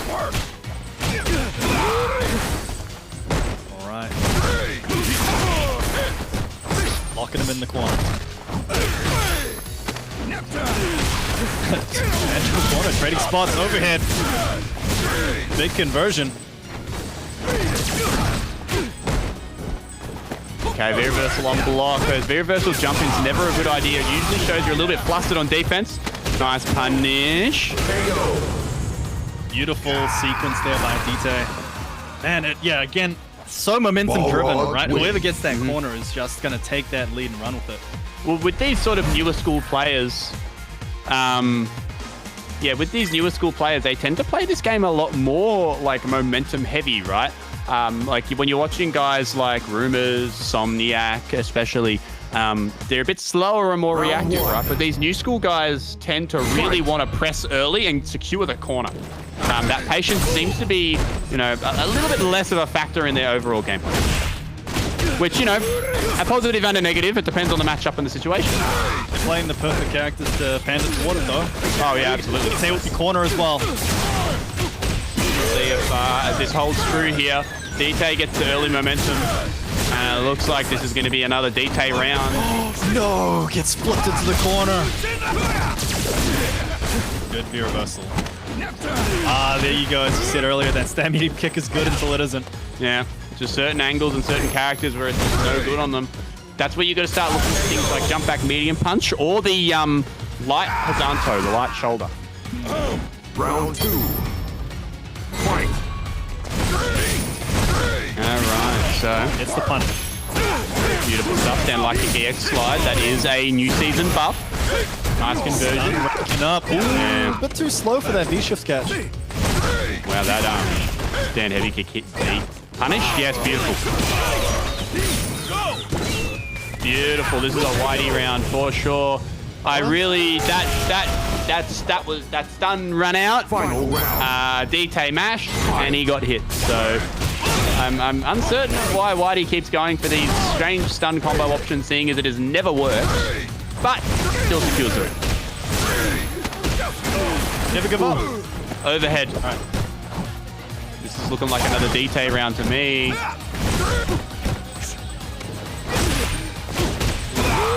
There you go, the trade. It's just this is one of those matchups where it really starts to struggle a little bit more. Oh, he got the shimmy, but he didn't hit confirm. Wasn't looking for it. No drop, no punish. Look at all the meter on Whitey's side. Oh, we were traded. loaded. He's traded that anti-air so many times. It's so costly, but I mean, as young Zeku, you don't really have many more secure options, right? Like, No. it's going to be go to the air maybe, or if he there's can, no way you're getting a shoulder at that jump arc. yeah, it's you've got to be so switched on with the light shoulder, 100%. You can always run under as well. You can always just run away. That is an option as well. But again, that does take a decent amount of recognition too. Oh, this is a bad start for Whitey once again. He's still locked into old Zeku as well. Yeah, he's stuck in the corner here. Doesn't even have meter for an EX reversal, so he's got to hold all of this. Punish with the jab Koku, goes for the swap. I would like to see him play old a little bit more in this matchup, truth be told. He's struggling to control the ground. Might be able to try something different with the old man, but obviously there is risks involved with that. D-shift. Again, trades, and yeah, wasn't ready for the meaty on the ground. Gets punished. That's going to be Gets one more round here. Yep, looking at a 3-0 here for dtay over Sam White. He's had a wonderful run so far this bracket, but it may be coming to an end here, ladies and gentlemen. Ooh, wasn't quite confident in that punish. Scoops him. No, jump medium punch. That is I mean, even if it is trading, it's not necessarily a terrible trade. It's still stopping that that air approach. Yeah, he's not getting the plus frames out of it, right? And that's the main thing. But not if he messes on the mash at the end. Still though, Whitey has all the resources to make this work. Oh no, but so does dtay. Why did you go and say that? Ting, you've just hexed him. No, he dropped his combo. dtay just decided he didn't want it. He committed too hard to the crouch hypno punch. He didn't even react to the shimmy. He just sort of just went for it. Punishing stuff. Whitey fighting back now. dtay's still on match point. Another good start to dtay, but now he's lost the corner off the wall jump. KKB into nothing. Good check there. Now this round's starting to go the way of Whitey, but fighting out of the corner. Again, this is third time, right? And every time he's just going to press that like kick. You can just see him whip it there as well. Now, seems to be plus on those air reset situations. Has to activate there. Target combo hella unsafe on block. This is a scrambling set between these two. Oh, why did he do that? Instead of going for the kill, he went for the reset. He didn't believe in the damage, but it absolutely would have killed. And now instead, this may be the game. I think this is going to live on a pixel. Now, Zeku gets very average Oki here. He gets a walk forward, manual time, heavy punch. Oh, but he goes for the overhead instead. I don't know whether that was intentional or whether it just came out. That was definitely intentional. Good spacing. Well done. But either way, it hit. Whitey ties it up 2-2. Yeah, in either form, off Zeku's critical art, all he gets is a manually timed walk forward stand heavy punch. That's all he gets. I think that fear is all he needed to make this work, but someone like dtay was just going to hold down back his entries. Yeah, absolutely. A little bit antsy there. Game on the board.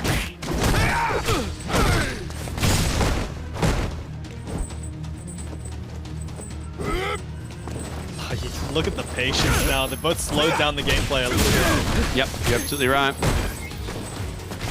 Starting to realize the ramifications of their choices. No punish. Stand like kick slide maybe. He's been doing that so well this set. Whitey can't start losing these punishes on the rush punches now. Oh, that's real bad. No, it's not apparently. A lot of spaghetti. Yeah, this is getting very, you can see the lack of deep tournament experience on these two here, I think now. They're both getting a little bit nervous, but keeping it very competitive. I mean, it's been a long day. The fatigue is setting in. You need to pay attention. Round 2. Fight. Straight to young Zeku. Yeah, insta swap here. Now dtay on the back foot. Match point for Whitey. If he can close this round out. Full resources on deck. This is as good as it gets. Yeah, we are in that game 5 situation once again, folks. Wouldn't have it any other way, would we? Nice little side swap and good defense from dtay staying alive. Whitey just can't stop eating these gloves. Yeah, these rush punches getting a little bit too antsy in the life. Wow, he's hella plus there, but the challenge from dtay ends up working out. Corner positioning now. Whitey hitting him with the pseudo throw loop. Goes for the shimmy. Doesn't spend the cash. I love that not spending, and that should be the game. I believe that's going to be it, Ting, as long as he spends accurately here. No, he just drops it. Okay, it's fine. Okay, Whitey takes it in a absolute nail biter of the set. Bro, when he dropped that combo, my heart skipped a beat. Clean enough. Oh, good Lord Almighty, guys! I was like, surely I'm not jinxing him by saying he should complete this combo, and then bang. Yeah, a couple of errant situations there, like both players just not looking too comfortable in that match at all. But hey, look, Whitey moves forward. He's going to be playing against Rumours in the loser semi-final, and on the winner's side, we've got DankScorpio versus Somniac. So we're down to our top 4. For top 4 situation, all of our remaining players are getting paid, ladies and gentlemen, and that is all thanks to one Apple Cyanide, who's in the chat right now. Shout out to you, my handsome man, for donating 150 big ones to the prize pool. Man, if y'all are enjoying watching this nutty bracket, man, this losers bracket run has been obscene. Anyone that's tuned in later, please, for the love of God, go back and watch that Destiny Goldie set. It was a 6-game set in a best of 5. It was just an absolute... brother, I'm still recovering, man. I'm still recovering. But we've also got a bunch of things to go through. We're going to have a quick break before we dive into our final 4 of this last open bracket event for World Warrior OCE before we go to our regional finals in December. We've got Waifu Sticks, who is giving a custom chassis to our top performing player in each of the games. That is WSTX, and that is Travis Styles that has confirmed his spot at the top of the standings with his 4 consecutive wins prior to this event. He will be getting a custom Waifu Stick chassis. We are going to be getting a custom piece of art to our tournament champion. So to add on to the prize that the regional finalist winner gets, which is, going to Capcom Cup, they're also going to be getting a sweet $1,000 prize and a piece of custom art from Tixie Licks, who has done one of our pieces of art in previous seasons. So do follow Tixie on Twitter if you haven't already. And of course, as I said, we've got that $1,000 prize pot too. So it's going to be a huge top 4 here as we finish up our final open bracket tournament of World Warrior OCE, presented by the beautiful people at UNGA Down Under. But before we do that, we're going to have a short break. So, Ting, my man, say goodbye to the people, because we'll be back Take shortly. a breather, get a snack. We'll be back in 5 to 10. See you there. Go show. Always a pleasure. Sit down, do some commentary with the Castellone 9. Yeah, do some indigo deactivate. Go for the plus frame. Nice button check. Challenge. Too far for the hands to hit though. So that's going to hit. That's going to be big time damage. Yeah. Median to throw. Rumours running out of time here in game 1. And this is where... Oh, okay, gets the hit. Don't mind me. Yeah, next hit kills actually. Escape. Oh no! Didn't have to commit to the next part. He was just trying to keep him on the ground. But unfortunately... Rumours had already taken to the skies, so it was too little too late. Yeah, that's going to help us enough. Takes the life lead here. Oki, nice back rise. Oh, EX, not EX, Zonk. Yep, that one right there. EX neutral. Just call it EX neutral, bro. Nice into it. Oh, he went for the, yeah. Realised that it's a good tool and he needs to start using it. That Momochi crouch light kick mash with the V-trigger activate. Really showed the world how strong this V-trigger is. Nice reset there. Now until he closes this out. Oh, nice position. That sand heavy kick. Oh, I don't think he wanted back jump. Around and has a massive advantage here. Oh, that's going to hurt. This is going to hurt big time, bro. Look at the damage. Meterless too. He still got critical art. He could be dead. Yep, he will just let it rip. Will you build bar so fast in this game? Oh my god. Nice. Stuff the heavy. Oh. Okay. He's trying to get a lot out of his trigger. If he lets us go back to neutral, it's going to be stand medium kick all day. So the more he can stay on top of him, the better. He went for the instant overhead. Got it. It's going to be that. I think that's going to be dead. Oh, not quite. Not quite. Okay. This could be anyone's round here still.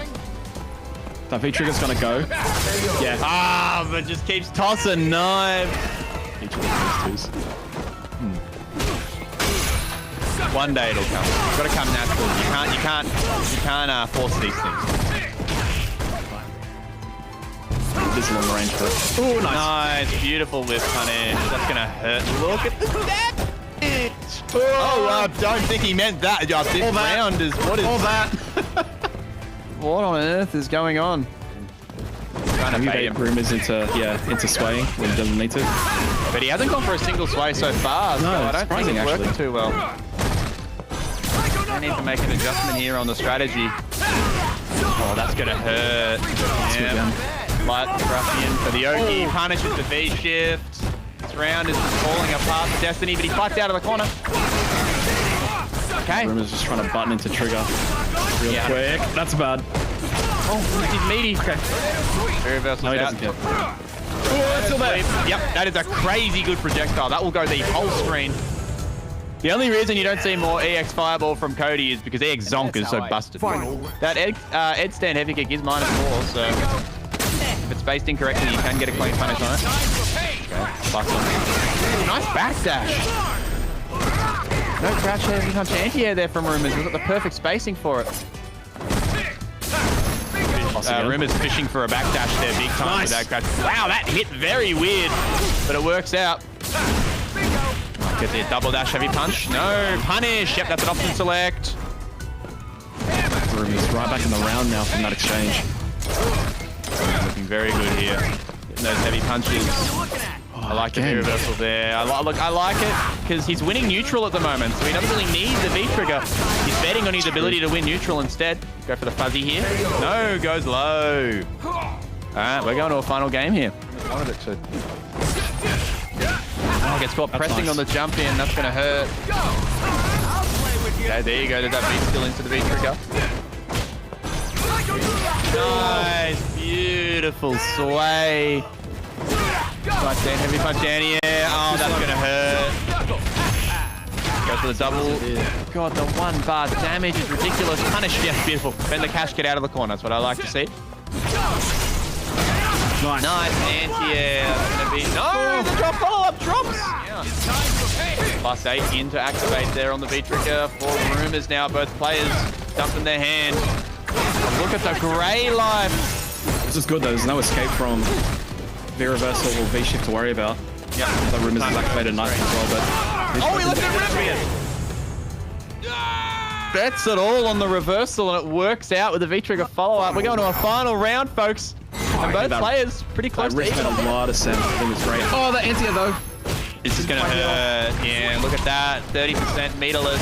Oh, no. It's all just falling apart for Destiny before our very eyes. Oh, God, that's still a lot, though. Fights out of the corner. He's going to need to activate here. Uses the heavy kick to do so. Nice backdash from Rumours, though. V shifts, or V reversals rather, straight out of the block string, and that'll be that, ladies and gentlemen. Rumours taking it 3-2. Cody wins. Destiny going to bow out in 7th place. And Rumours to verse ROF. 2 more games before we go to a short break.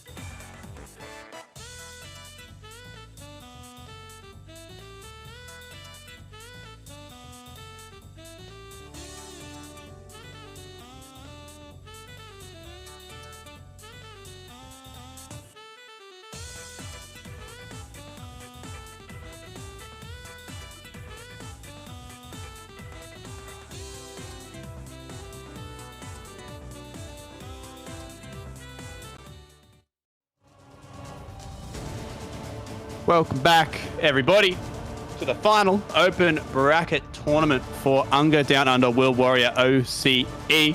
We are in a top 4 situation. My man Ting, who have we got left to battle this one out? So we're down to our last 4. We've got, in the winner's side, DankScorpio versus Somniac in a pretty big bracket through here. Dank going hard tonight. And then in the loser's side, we've got Rumours versus another one, Sam White, who's been pulling out the stops tonight. Underdog story, absolutely. We were talking about whether Whitey could potentially make it into the finals. I believe that he'd have to beat Rumours here to be able to make the finals. But before we get to that,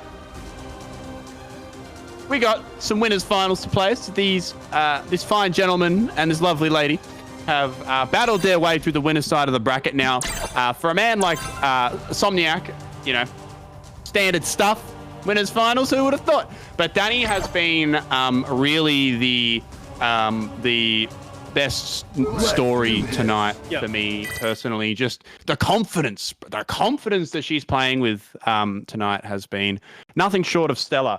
So, but this is going to be her biggest test yet, because now she is playing the, you know, whether Somniac is the best Bison or the second best Bison is a matter of opinion.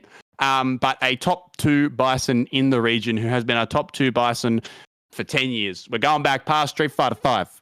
You know, to add something to the mix, though, he's been drinking from another Psycho Cup because he's been playing nothing but Ed tonight. Yes, exactly right. And, so either way, Bison matchup, I've seen a little bit of it through Problem X and Ending Walker. We'll see if Somniac wants to dip into that or maybe just go for the mirror.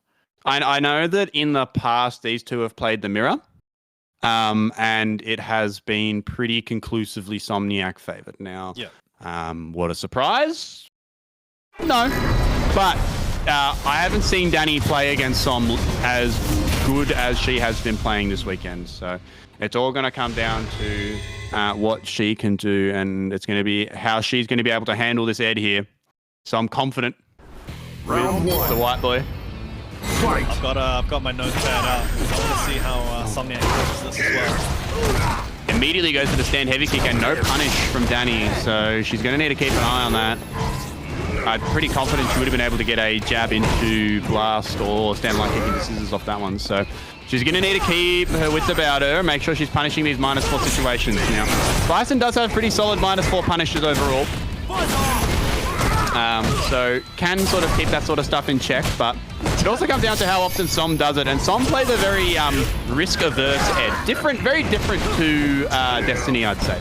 Yep, hit and run style, tries to get that lead and just let their opponent engage. Just play defensively, and I mean, he does have the kit to stop his opponents from approaching. Upkit's trading them. Back from Danny, trying to reset neutral here. Som's got the Snatcher activated, so look for a... Wow, just lets it rip. Damage follow-up, double dash for the Oki. Oh, shimmy. Okay. Yeah, representing that episode earlier. Yeah, didn't go for the double dash for the Oki at all, just holding back and getting that Snatcher. Fight. Danny trying to assert a bit more dominance on how this pace of this match is going. Stand heavy kick. Nice check with the stand medium. No conversion off of it though. Hit the jab afterwards just in case, because I believe on counter hit, when you're up close, you get a jab afterwards. Jab link. Hanging out. I mean, Danny's moving forward, taking the space. If Som's going to provide it. Som's very liberal with these EX reversals. And these aren't on the throw timings. These are more for like neutral, to beat scissors, to beat sort of axe as well. Just the timings, Danny's advancements. And there we go. Stand heavy kick finally profiting. Yeah, definitely using it as a reversal tool, or not much of a reversal tool, or more of just like a neutral tool. Interestingly enough. Ooh, yeah, B reversals on the jump-in options is not a good option. That's oh, wow. Good shit. Catch, delay tech catch, backdash catch. The only thing it would have lost to was neutral jump or just blocking. Yeah. And just blocking is such a difficult option to do. Yeah, but blocking's for scrubs, bro. Why, mate? I don't pay $60 for a game to do nothing. I'm hitting buttons. What are you saying, bro? Come on. That's what cost Danny that round. Well. Because Danny's not really been too good on answers today. This is something we observed in the previous match as well. Yes, and Som is the kind of person that's going to notice that and abuse it very fast. So she's going to have to start looking for the jump back jab option. She went for the hell attack there. Yeah. Som's doing a lot of holding north here. And he can too. Beautiful conversion. Got the corner positioning. Dash in. Looking very strong. Tons of plus frames. Danny holding on for dear life, trying to find an opportunity to activate. Get Amiga. Okay, takes the activate. Oh, and the reversal flicker. Very, very nice. Reversal flicker. It is 6 frames. Basically is. Like, it's basically a reversal in that situation, right? Yeah. Okay. Nice little interrupt there from Danny, though. Gets back to mid-screen, but a bit too antsy on the dash, yeah. A little bit too eager to get behind the ball. And a lot of that, I think, is from Somniac's experience, right? Of course, Somniac knows how to deal with it. Nice, neutral jump. Only represents that charge heavy punch once, and Danny immediately blows it up, so... Oh. She just got baited hella hard. Yeah, she got baited something rotten there. Oh, that's going to be the... No, not quite. Unorthodox combo for that extension. Okay, this is definitely still a winnable round. Lots of meter here. Oh, unfortunate drop. And went for the meme stuff, but that's not going to work against Som. He knows exactly how all that works. Ed wins. Yikes. Yeah, that's 2 straight for Somniac here. Ed pick looking very good. Sort of stray situations that just Danny losing so much on, like that mix up at the end as well. She could have just kept the corner, kept it, you know, back to the throw shimmy mix up. Round 1. Right. Ideally. A player that plays Bison like Som does is going to know that that's negative after the dash there. Not going to let you get away with it, right? Get a nice quick button. You with the win. One more game now for Som. And it almost looks like a little bit of a lack of Ed experience from Danny, I think. We'll see though. I mean, if Danny can turn up the Som pressure, she might not have to do it anymore. Yeah, no, if you just out-offense them and just don't let them play, then you don't have to worry about their offense, right? Mating with the sparks, building a little bit of meter. Kind of using it similar to how you use Bison's blast. Yep, literally the exact same, except you don't need charge. Okay, good interrupt. Counter hit. No, he didn't get the jab conversion afterwards. She's been fishing for that all set, and one time she gets it, doesn't confirm. Wow, get off me. Oh, very lucky to not get blown up for that V-shift in the corner there. Jumps out. She backs up. She's got no meter to work with here, though, so she's going to have to eat all of this. Goes to the shimmy, but does not bite. One stray tap can lead into Snatcher, and that's a lot of damage. Oh my god. Oh my god, the stand medium kick. That button is busted. Up frames. Goes to the shimmy. Dagger pressure. Good patience from Danny. Whips on the V reversal and death by Flicker. Good catch there by Somniac. Round 2. Danny trying to press something up there. Neutral jumping, just getting caught out and blown up. Match point for Somniac now. And looking very convincing from Som here. I mean, matchup mastery against Bison is something that you would expect from the series veteran. Throw tech, the Psycho Blast is now gone. Danny has not been able to, and this is something that I think she did very, very well in her other matchups throughout the night, is that she was able to use her meter very effectively, but Som has just been nullifying it. Every time she goes for like an EX Blast, like nothing. The Scissors haven't really been playing the same game that they were in the other matchups. And that's again, Som is just leaning toward the sky. He's jumped so much because Ben hasn't really dissuaded him. Yeah. And there you go, the jab trade on the -2.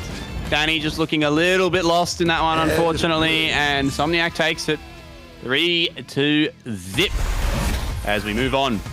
Som qualifies to the grand finals. To grand finals. You are exactly right, Ting. That is Som guaranteeing himself a top 2 berth.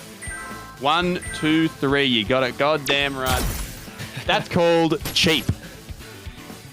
That's a good balanced special right there. Yeah, they should nerf it again. They should make another patch and just nerf just that. Well, if Ending Walker's winning everything, then clearly Ed's basket. Wait.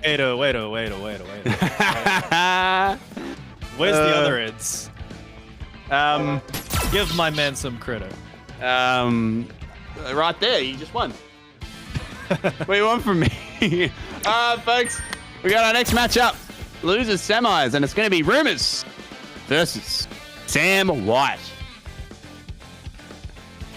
Another upset matchup here, an underdog of sorts. We've got a again old guard versus new school here.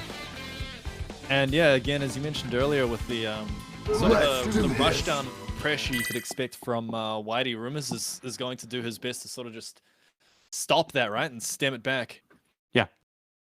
Yep, 100%. It's going to be about a matter of control. Now, I'm very confident in Rumours' ability to play the Zeku matchup. I know that Sway is an incredibly good tool against Koku. Basically, completely nullifies the Graham. So it's going to be fine because Whitey doesn't play old Zeku. Yeah, Whitey doesn't play old Zeku. So, but the issue is that now, when you swap to young Zeku, you're looking at struggling against anti-airs. Cody has very good jump-ins against Zeku, as well as, see that he's already fishing for it, and Zeku also can't do anything about space sway. See, straight through it. Young is incredibly easy for Cody to whip punish, incredibly easy. So this matchup is definitely hard for Cody. And wow, already. Oh, jump in! Got too greedy with the crouch heavy punch anti-air. Nice side swap combo. Whitey's execution cleaning up as this tournament goes. Lining out with the knife, making some space.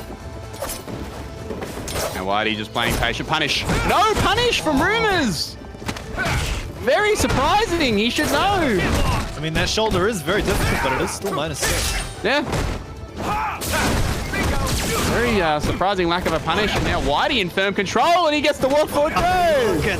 Look at that spacing, man. Walks just shy of Rumours' button and then walks in for the throw.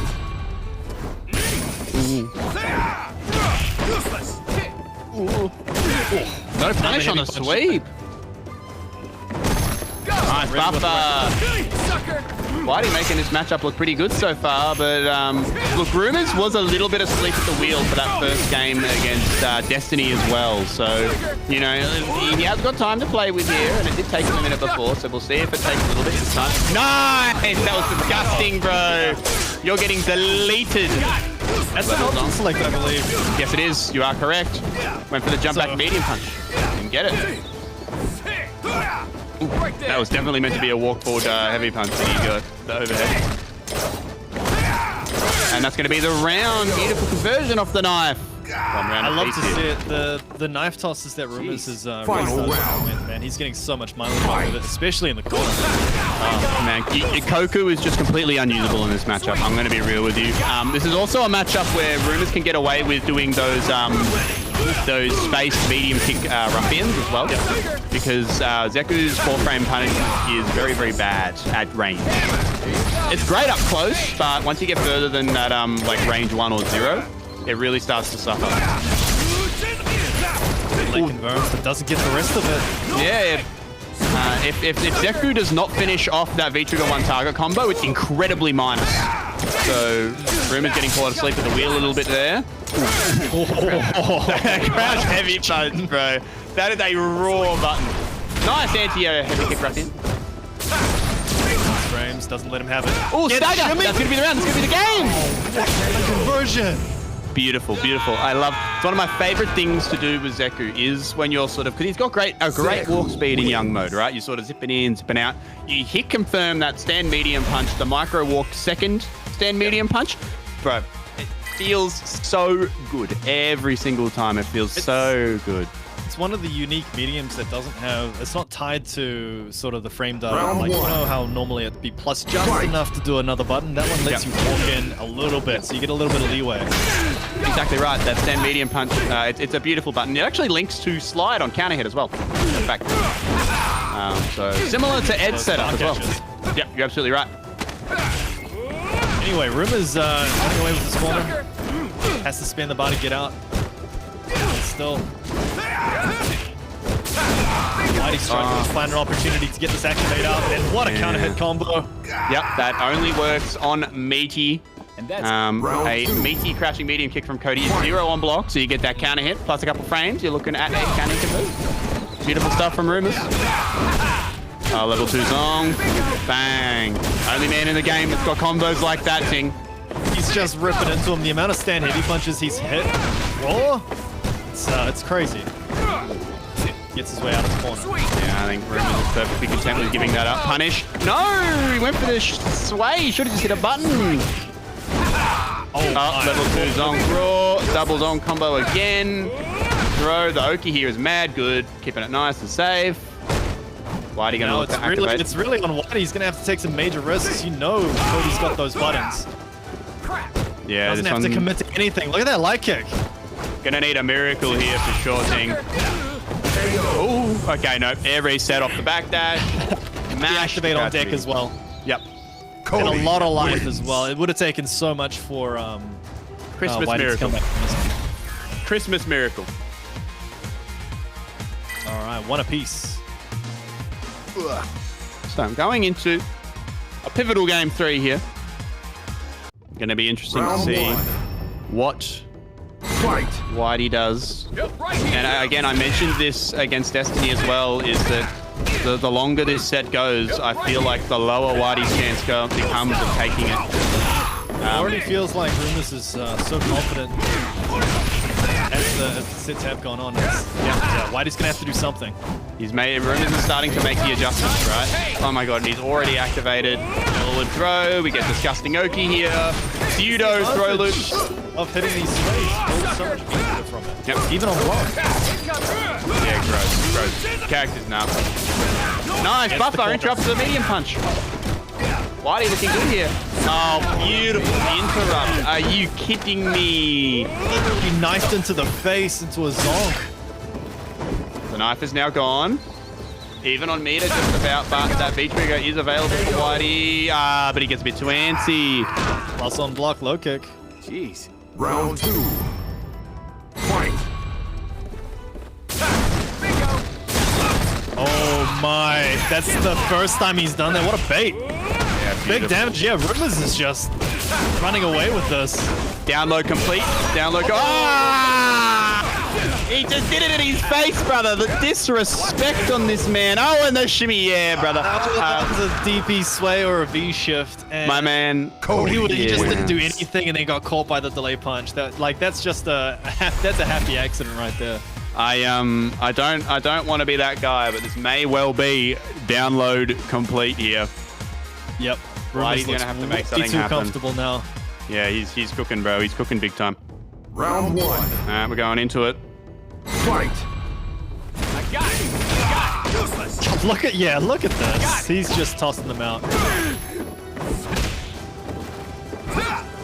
Yeah, he's just swaying to try and catch something here, but the thing is, he's not even playing old man anymore. He's just trying to sway buttons at this point. He's not actually trying to sway a projectile. Ooh, yeah, punish the sweep. Very nice. He's backdashed out of this pressure quite a lot. Beautiful kick. Yeah, Whitey can do these V reversals pretty early. He's still going to get V trigger to threaten later on, but I mean, he hasn't got much mileage out of it. No, it's been fairly easily nullified by Rumours so far this tournament. Set, rather. And the shankings begin. You can't neutral jump that even at -2. No. That beautiful vertical hitbox, and now we're looking at one more round for Rumours in what started as a quick start for Whitey has turned into getting wiggity washed in loser's bracket here. Round 2. Man, that white life build up on blocking those heavy punches, he's going to have to commit to something. This is it. And now he's opting to try the old man. I like the idea, but I don't think this is it. We'll get the hit. Ah, doesn't convert a bit too far. Ready for it. Nice. Combo off the level 2 zone. Nice. Use of the target combo. Yep. Oh, that's got to discombobulate you. Whitey trying to fight for his life here. Gets the hit. Corner. Resources.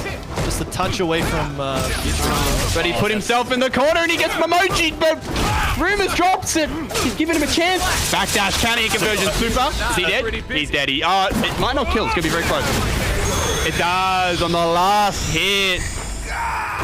Wowee. Rumours just turning that one around after a pretty shaky first game. The longer that set went on, that was a beatdown.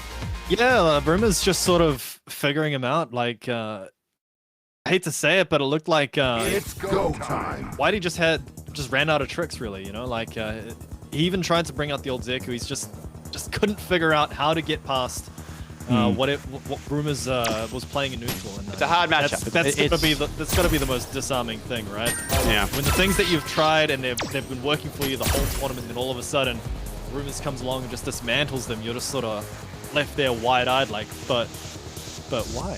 Yeah, look, it's a hard matchup. It straight up is a hard matchup. So I don't envy Whitey's position there because, like, as I mentioned earlier, he went for the old man there, and I like the idea of him trying to change it up. Clearly, the young wasn't working, but I don't think the old man's the way. I think you've just got to try and bruise it out with the young Zeku, as awkward as that matchup can be. But Whitey with an absolutely killer run, coming out in 4th place. So shout outs to the Brisbane tribe. They all came through this month for this final open bracket for UNGA Down Under World Warrior OCE. Shout outs to Destiny as well for fighting for his spot in the top 8. Brisbane showing out tonight. But we're not done. Now we've got a Melbourne versus Sydney affair. These two are quite good friends. It wouldn't surprise me if they're actually both in a Discord call right now. Obviously, they most likely would be muted for the big serious game here because there's a lot of money on the line here. This is for second, the difference between 3rd and 2nd place. So it is going to be a first of 3. The winner of this one gets a run back against Somniac.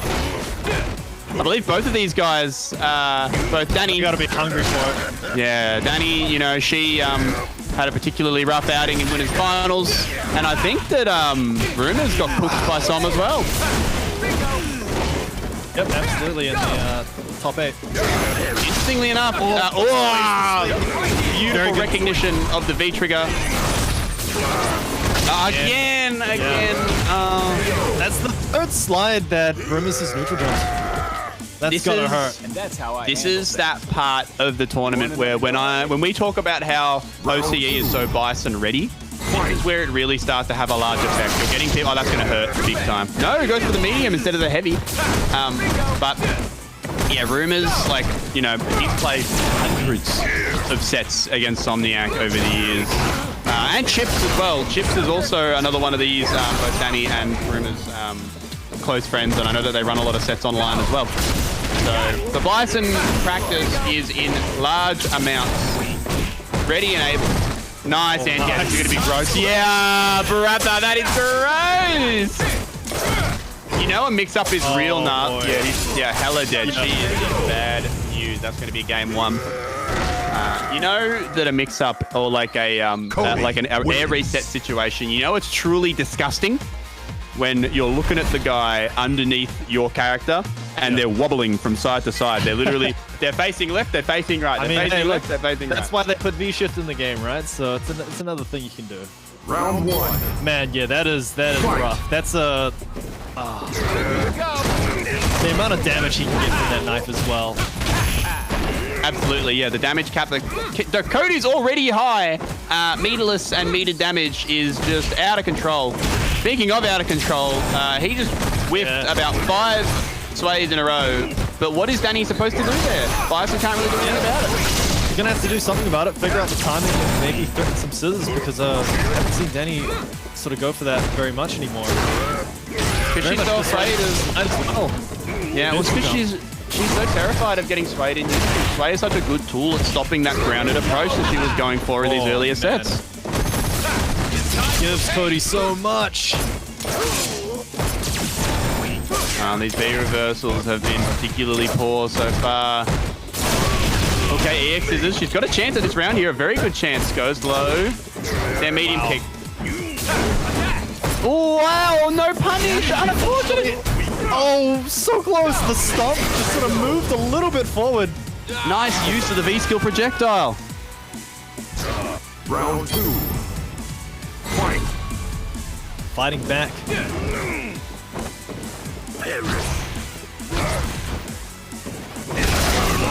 What an inferno anti-air, yeah. Danny's anti-air game has been what's been lacking the most today. The ground game has been excellent, but the air has really been struggling against a lot of characters. So, Nope, take that back. Here we go. well, that's what I was about to say, Ting, is if this is a sign of what's to come, then anything's possible for the young lady. Oh, big plus frame, tries to be reversal, checks after the -2 and gets away with it too. Just hanging out. No anti-air. Nice. V-shift catch wasn't ready for the corner juggle. That would have been a unique setup. Would have been that would have been a Twitter clip if Rumours hit that one.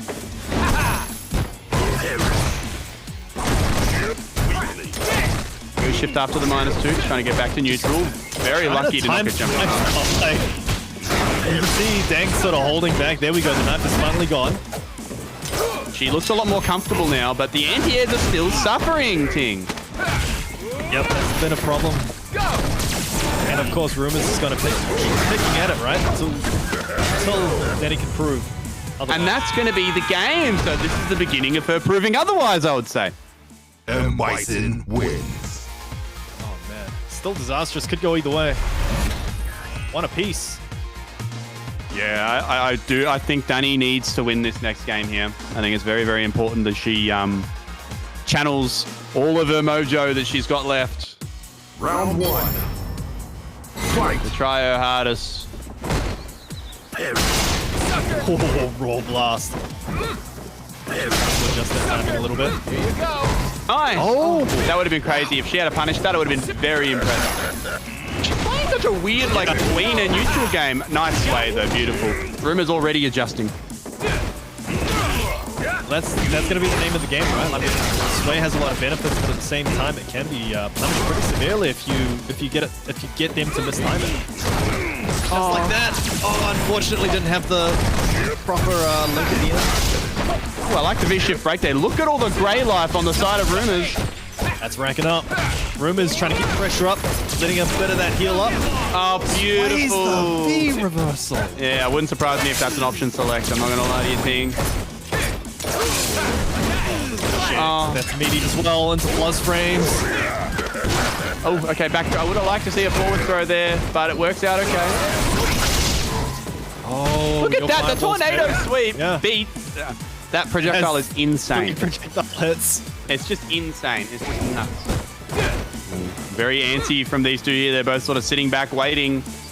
It's a very important round here, and it's winnable by both of them. Yep. Rumours running up that like that. Oh my god, that was definitely an attempt at a shimmy, but he cooked it. Jumps over, doesn't take the bait on the B skill. I cannot believe she did that stomp. EX Gets caught out. neutral. Skedaddle, skadoodle, eye control neutral. It was Rumours looking to go. I think that's why he didn't enter the previous stomp. Just wasn't sort of interested in that at all. Nope, didn't want to play the mix-up game. He's locked in the corner. Gonna have to fight her way out. Nice sway on the scissors. He's so good at reading that. And the follow-up damage as well. Still in the corner. Nice, meaty. Doesn't get a full conversion off of it though, actually. Flip by the EX on forward throw. Rumours up 2-1 now. I didn't expect that to kill. Cody That's, wins. Jeez, I don't think Danny did either. She just took it. 2-1. To Mr. Hayes in the chat, I'll take Zonk all day. What's the dilemma? He said Zonk or 1, 2, 3. I said Zonk all day, baby. Zonk all day, baby. Zonk all day, baby. Zonk all day, baby. That move is busted. That move is unnecessary roughness, man. I ain't gonna, there's not much that I would pick over Zonk in this game. Not much. Sincerely, there's not.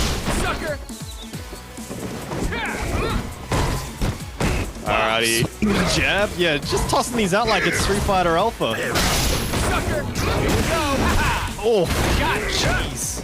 This is the follow-up on the level 2 zonks, but it's alright. Yeah, weird juggle scenario. This could be the final game here for Danny, and she's fighting like it because she's got a great life lead this round. Uh-oh. It's going in as well, changing the pace.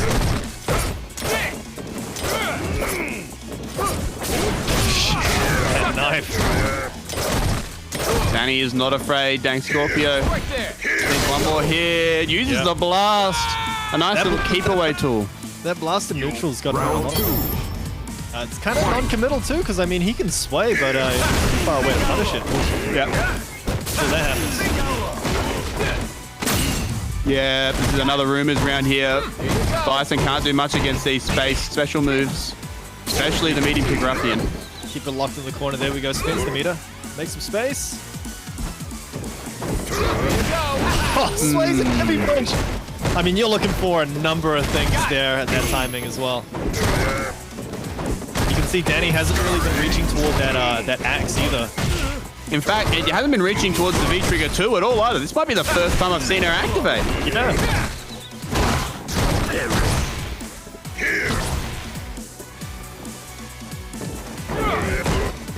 Just waiting it out. Oh, expected it to switch sides.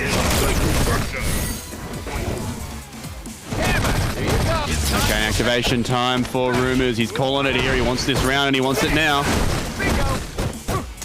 Locks her over. That stand heavy punch range. Oh, beautiful punish on the whiffed V reversal. Expert spacing there from Rumours, and he is now on set point, ladies and gentlemen. That's the terrifying thing about the knife, right? You're threatening these high value, high damage buttons at ranges that you can't V reversal because it's a knife. Too far away from Cody's body. That shit cheap. That's what you're telling me. That's some cheap BS, my man. Look, he took Colleen's ice and put it on his hands. Called it a knife. Yeah. That's cheap.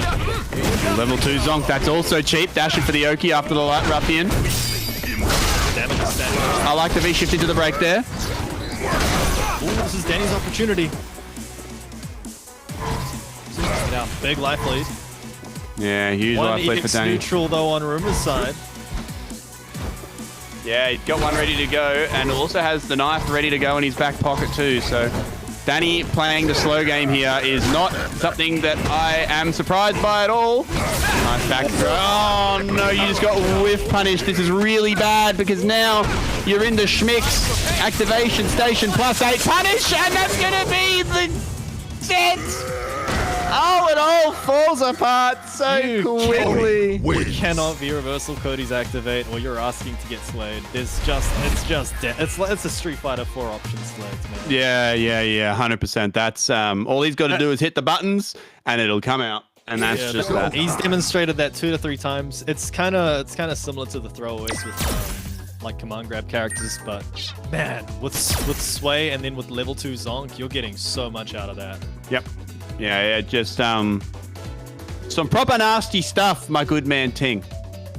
That was such an even round, and then yeah, all of a sudden, everything went the way of Rumours in the space of it was just one whiff punish with the EX song. Well, gets the corner positioning, activation, dead.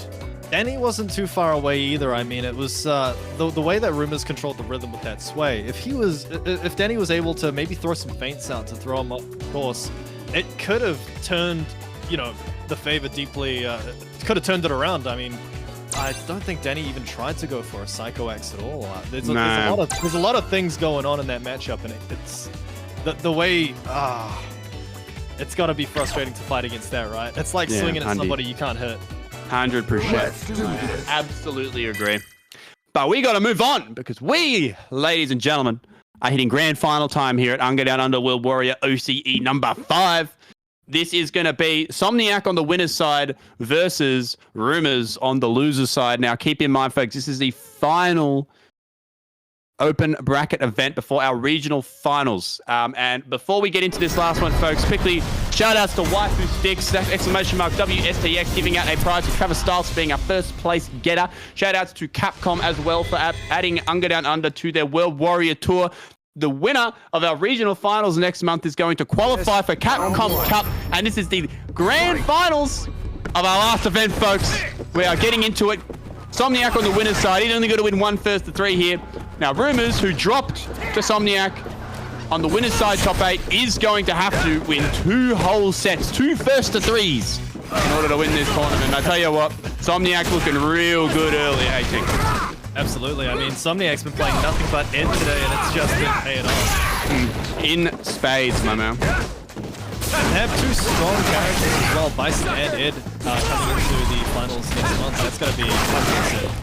Yeah, absolutely. And they're both obviously tournament ready here. We're going to grand finals for the Ed. Ooh, nice. It's going to be big damage. Yep, that's the dream anti-air. That's the dream anti-air if your name's Rumours. Oh, he's going to land on that. He's going to land on that, and this is it. Oh. No, went for a simple combo. If he had done the charge down V skill into EX punches, he probably would have killed, wouldn't he? Yeah, in that situation, I would have just let him land, jump medium punch, charge V skill. Yeah, okay. That works too.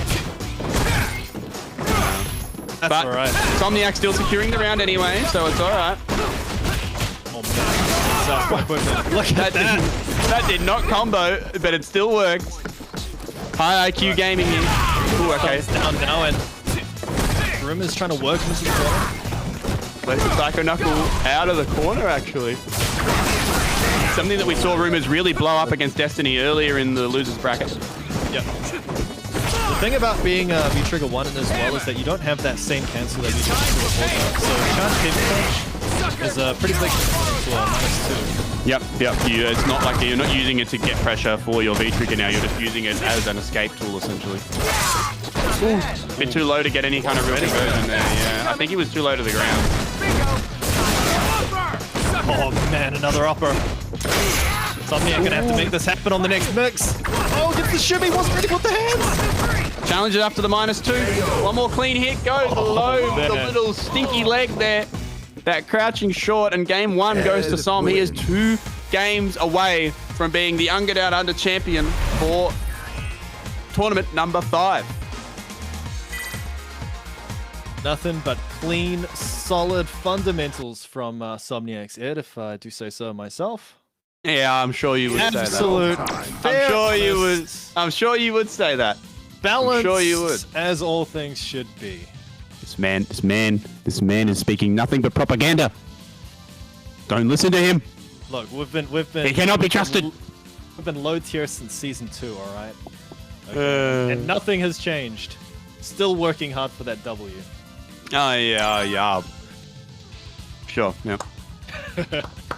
Beautifully put, Ting. I'll. Shit, I believe you, man. I don't know if the chat does, but I do. God damn. I got him. These Ed apologists, huh? What's going to go on here? Is he going to switch to pipe, perhaps? Because that V-Trigger, he's got a bit of profit, but I mean, it hasn't really swayed the match too much, I reckon.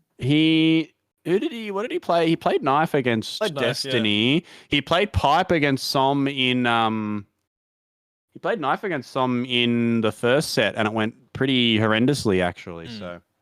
I'm curious as to what he's going to do here. Around here trying to figure out a solution. The Honda! I thought it would. Yep, okay. So he's decided that the best play here is to not play at all. Let the head play for you. Yeah, let your big brain play for you, because only smart people play Honda. Yeah, you're just going to hands those headbutts and crazy health. It's fine. This one isn't too bad for Ed. I can see this being better. I can see this being better than Cody, though, for sure.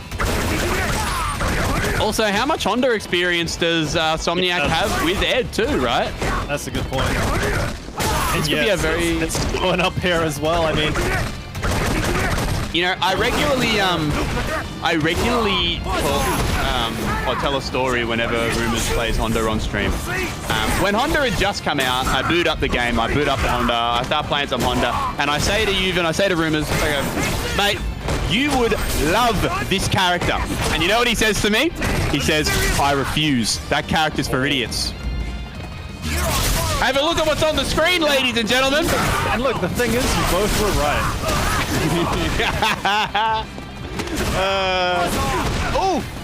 Ah, very smart. Very smart, very smart. Tries to set up the impossible, but unfortunately, you don't have to block with the XDP. Round Nope. two. What a button. Fight. I bet if you went and looked at Som's inputs there, he was mashing those punches like a madman. Oh yeah, absolutely. Oh, you gotta have the macro set and everything. Okay, jab into hands, goes to butt slam. Doesn't quite get much out of it. Look, I mean, Nice. still even on life. Good whip punish there with the headbutt. Okay, so he might have been a punish. Yeah, actually, it might have been on that string.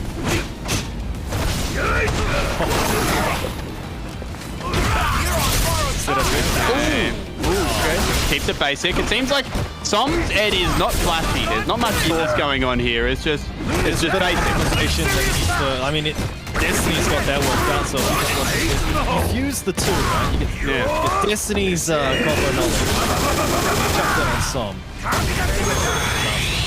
All Som got chucked on him there with 100 hand slaps from the big man himself. Honda on the board here. Final round. But Som has a rather large meter advantage, so... Yeah, he seems to just be doing flicker at reversal timing pretty much every time after a headbutt. Perfectly fine, because it locks down Honda and puts you at a -2, which isn't too bad against this guy. So you're sort of trading chip and meter boost. It's not the end of the world. And it's also shown that you can sometimes get a punish on it as well. An ill-spaced light headbutt maybe. Nice, yep. Call that out. That's a good call out. The EX butt slam when it lands same side is +4, so exposing that early is a good idea, but it looks like the Honda is not quite cooking like Rumours hoped. The score is now 2-0, ladies and gentlemen. We may be looking at a no-game Brown here. Doesn't quite have the same... Does Rumours have anything else to pull out of the bag of tricks? No, I don't think so. It wouldn't surprise me if he just lets this rock, yep. Round one. Okay, all right, here we go. Locked in now. Fight. So he's going to be running the Honda till the very end here. See if he can make something happen. That looked like that was supposed to be hands, but it didn't come out. Jumps back. Good corner position, immediately loses. the power charge damage. That actually is a punish. I think that's heavy hit stop. -7. Doing the hands at reversal timing seems to be a pretty good answer. That's a bad trade. Lets the DP rip though. It's 4 DPs for 4 in the set alone. And counter hit there, gets the hands after it. So I'm pressed on the He's getting -2. slapped. Okay, the hands, upgraded hands, get stopped. We need stop sign. We need a 1-2-3 counter for both players. I think Honda's winning out at the moment. There's not much Honda can do about this. He's getting knocked off. That's the whole thing. Not much damage though, realistically. Punish, yep. Looked like Som was trying to chase down a backdash there. Bit of an errand risk, all things considered. But he is also up 2 games, so, you know, is he really that stressed out? He's up 2 games and on winner's side. I wouldn't be stressed. Nope. Worthy risk as well, because it could have been for the game. Wow, raw uppercut. It does have a little bit of a sort of sway back effect. I'm doing a good job of using the basics with Ed here. Not worrying about overcomplicating things. Rumours goes for the Duck special. I call the forward heavy kick into the V skill 2 hands, the Ducky special, because there was a Danger House a couple of years ago where FREESER played against Duck, and he did it about 10 times, and Duck got hit by every single one. It's a deceptive. It doesn't look like a low, right? No, but after but he'd block the forward heavy kick and then get hit by the hands. That's cheating. But like after the beautiful conversion and he gets the game, Rumours. Very nice I stuff. wonder if that super would have thrown him off. Oh no. He would have gone his animation. Honda wins. But yeah, man, like after the 5th time that you've been hit by the same thing, wouldn't you think that maybe it would be time to adapt? It's like have you ever been hit by Akuma sweep into Demon? or Alex slash into Yami drop. We've had a Sky did a sweep demon on stream at UNGA. Yeah, I remember that. Yeah. You're just your brain goes, yo, this is my punish, right? Yeah. But you try to stop yourself. You're like, no, don't do this. You know what he's gonna do, and you just press the button. But after the 5th one, ooh, Oicho! Let's go. That's my favorite command grab in the game. I love Honda. Nice reversal. Getting another upper. I mean, you can just do that on reaction. Yep. The flash, and then here we go. Don't have to worry about wow, no punish on the sweep. That's the 2nd time. Yeah, you don't have to worry about which side he's going to land on when you're playing the dead. Wow. Yeah, gets the conversion. Right to the corner. Oh, got cleared. That looked like that was supposed to be a V reversal, I think. Yeah, well, either way, getting space trapped, and here we are. Yeah, we're looking at tournament point here, ladies and gentlemen, for Somniac.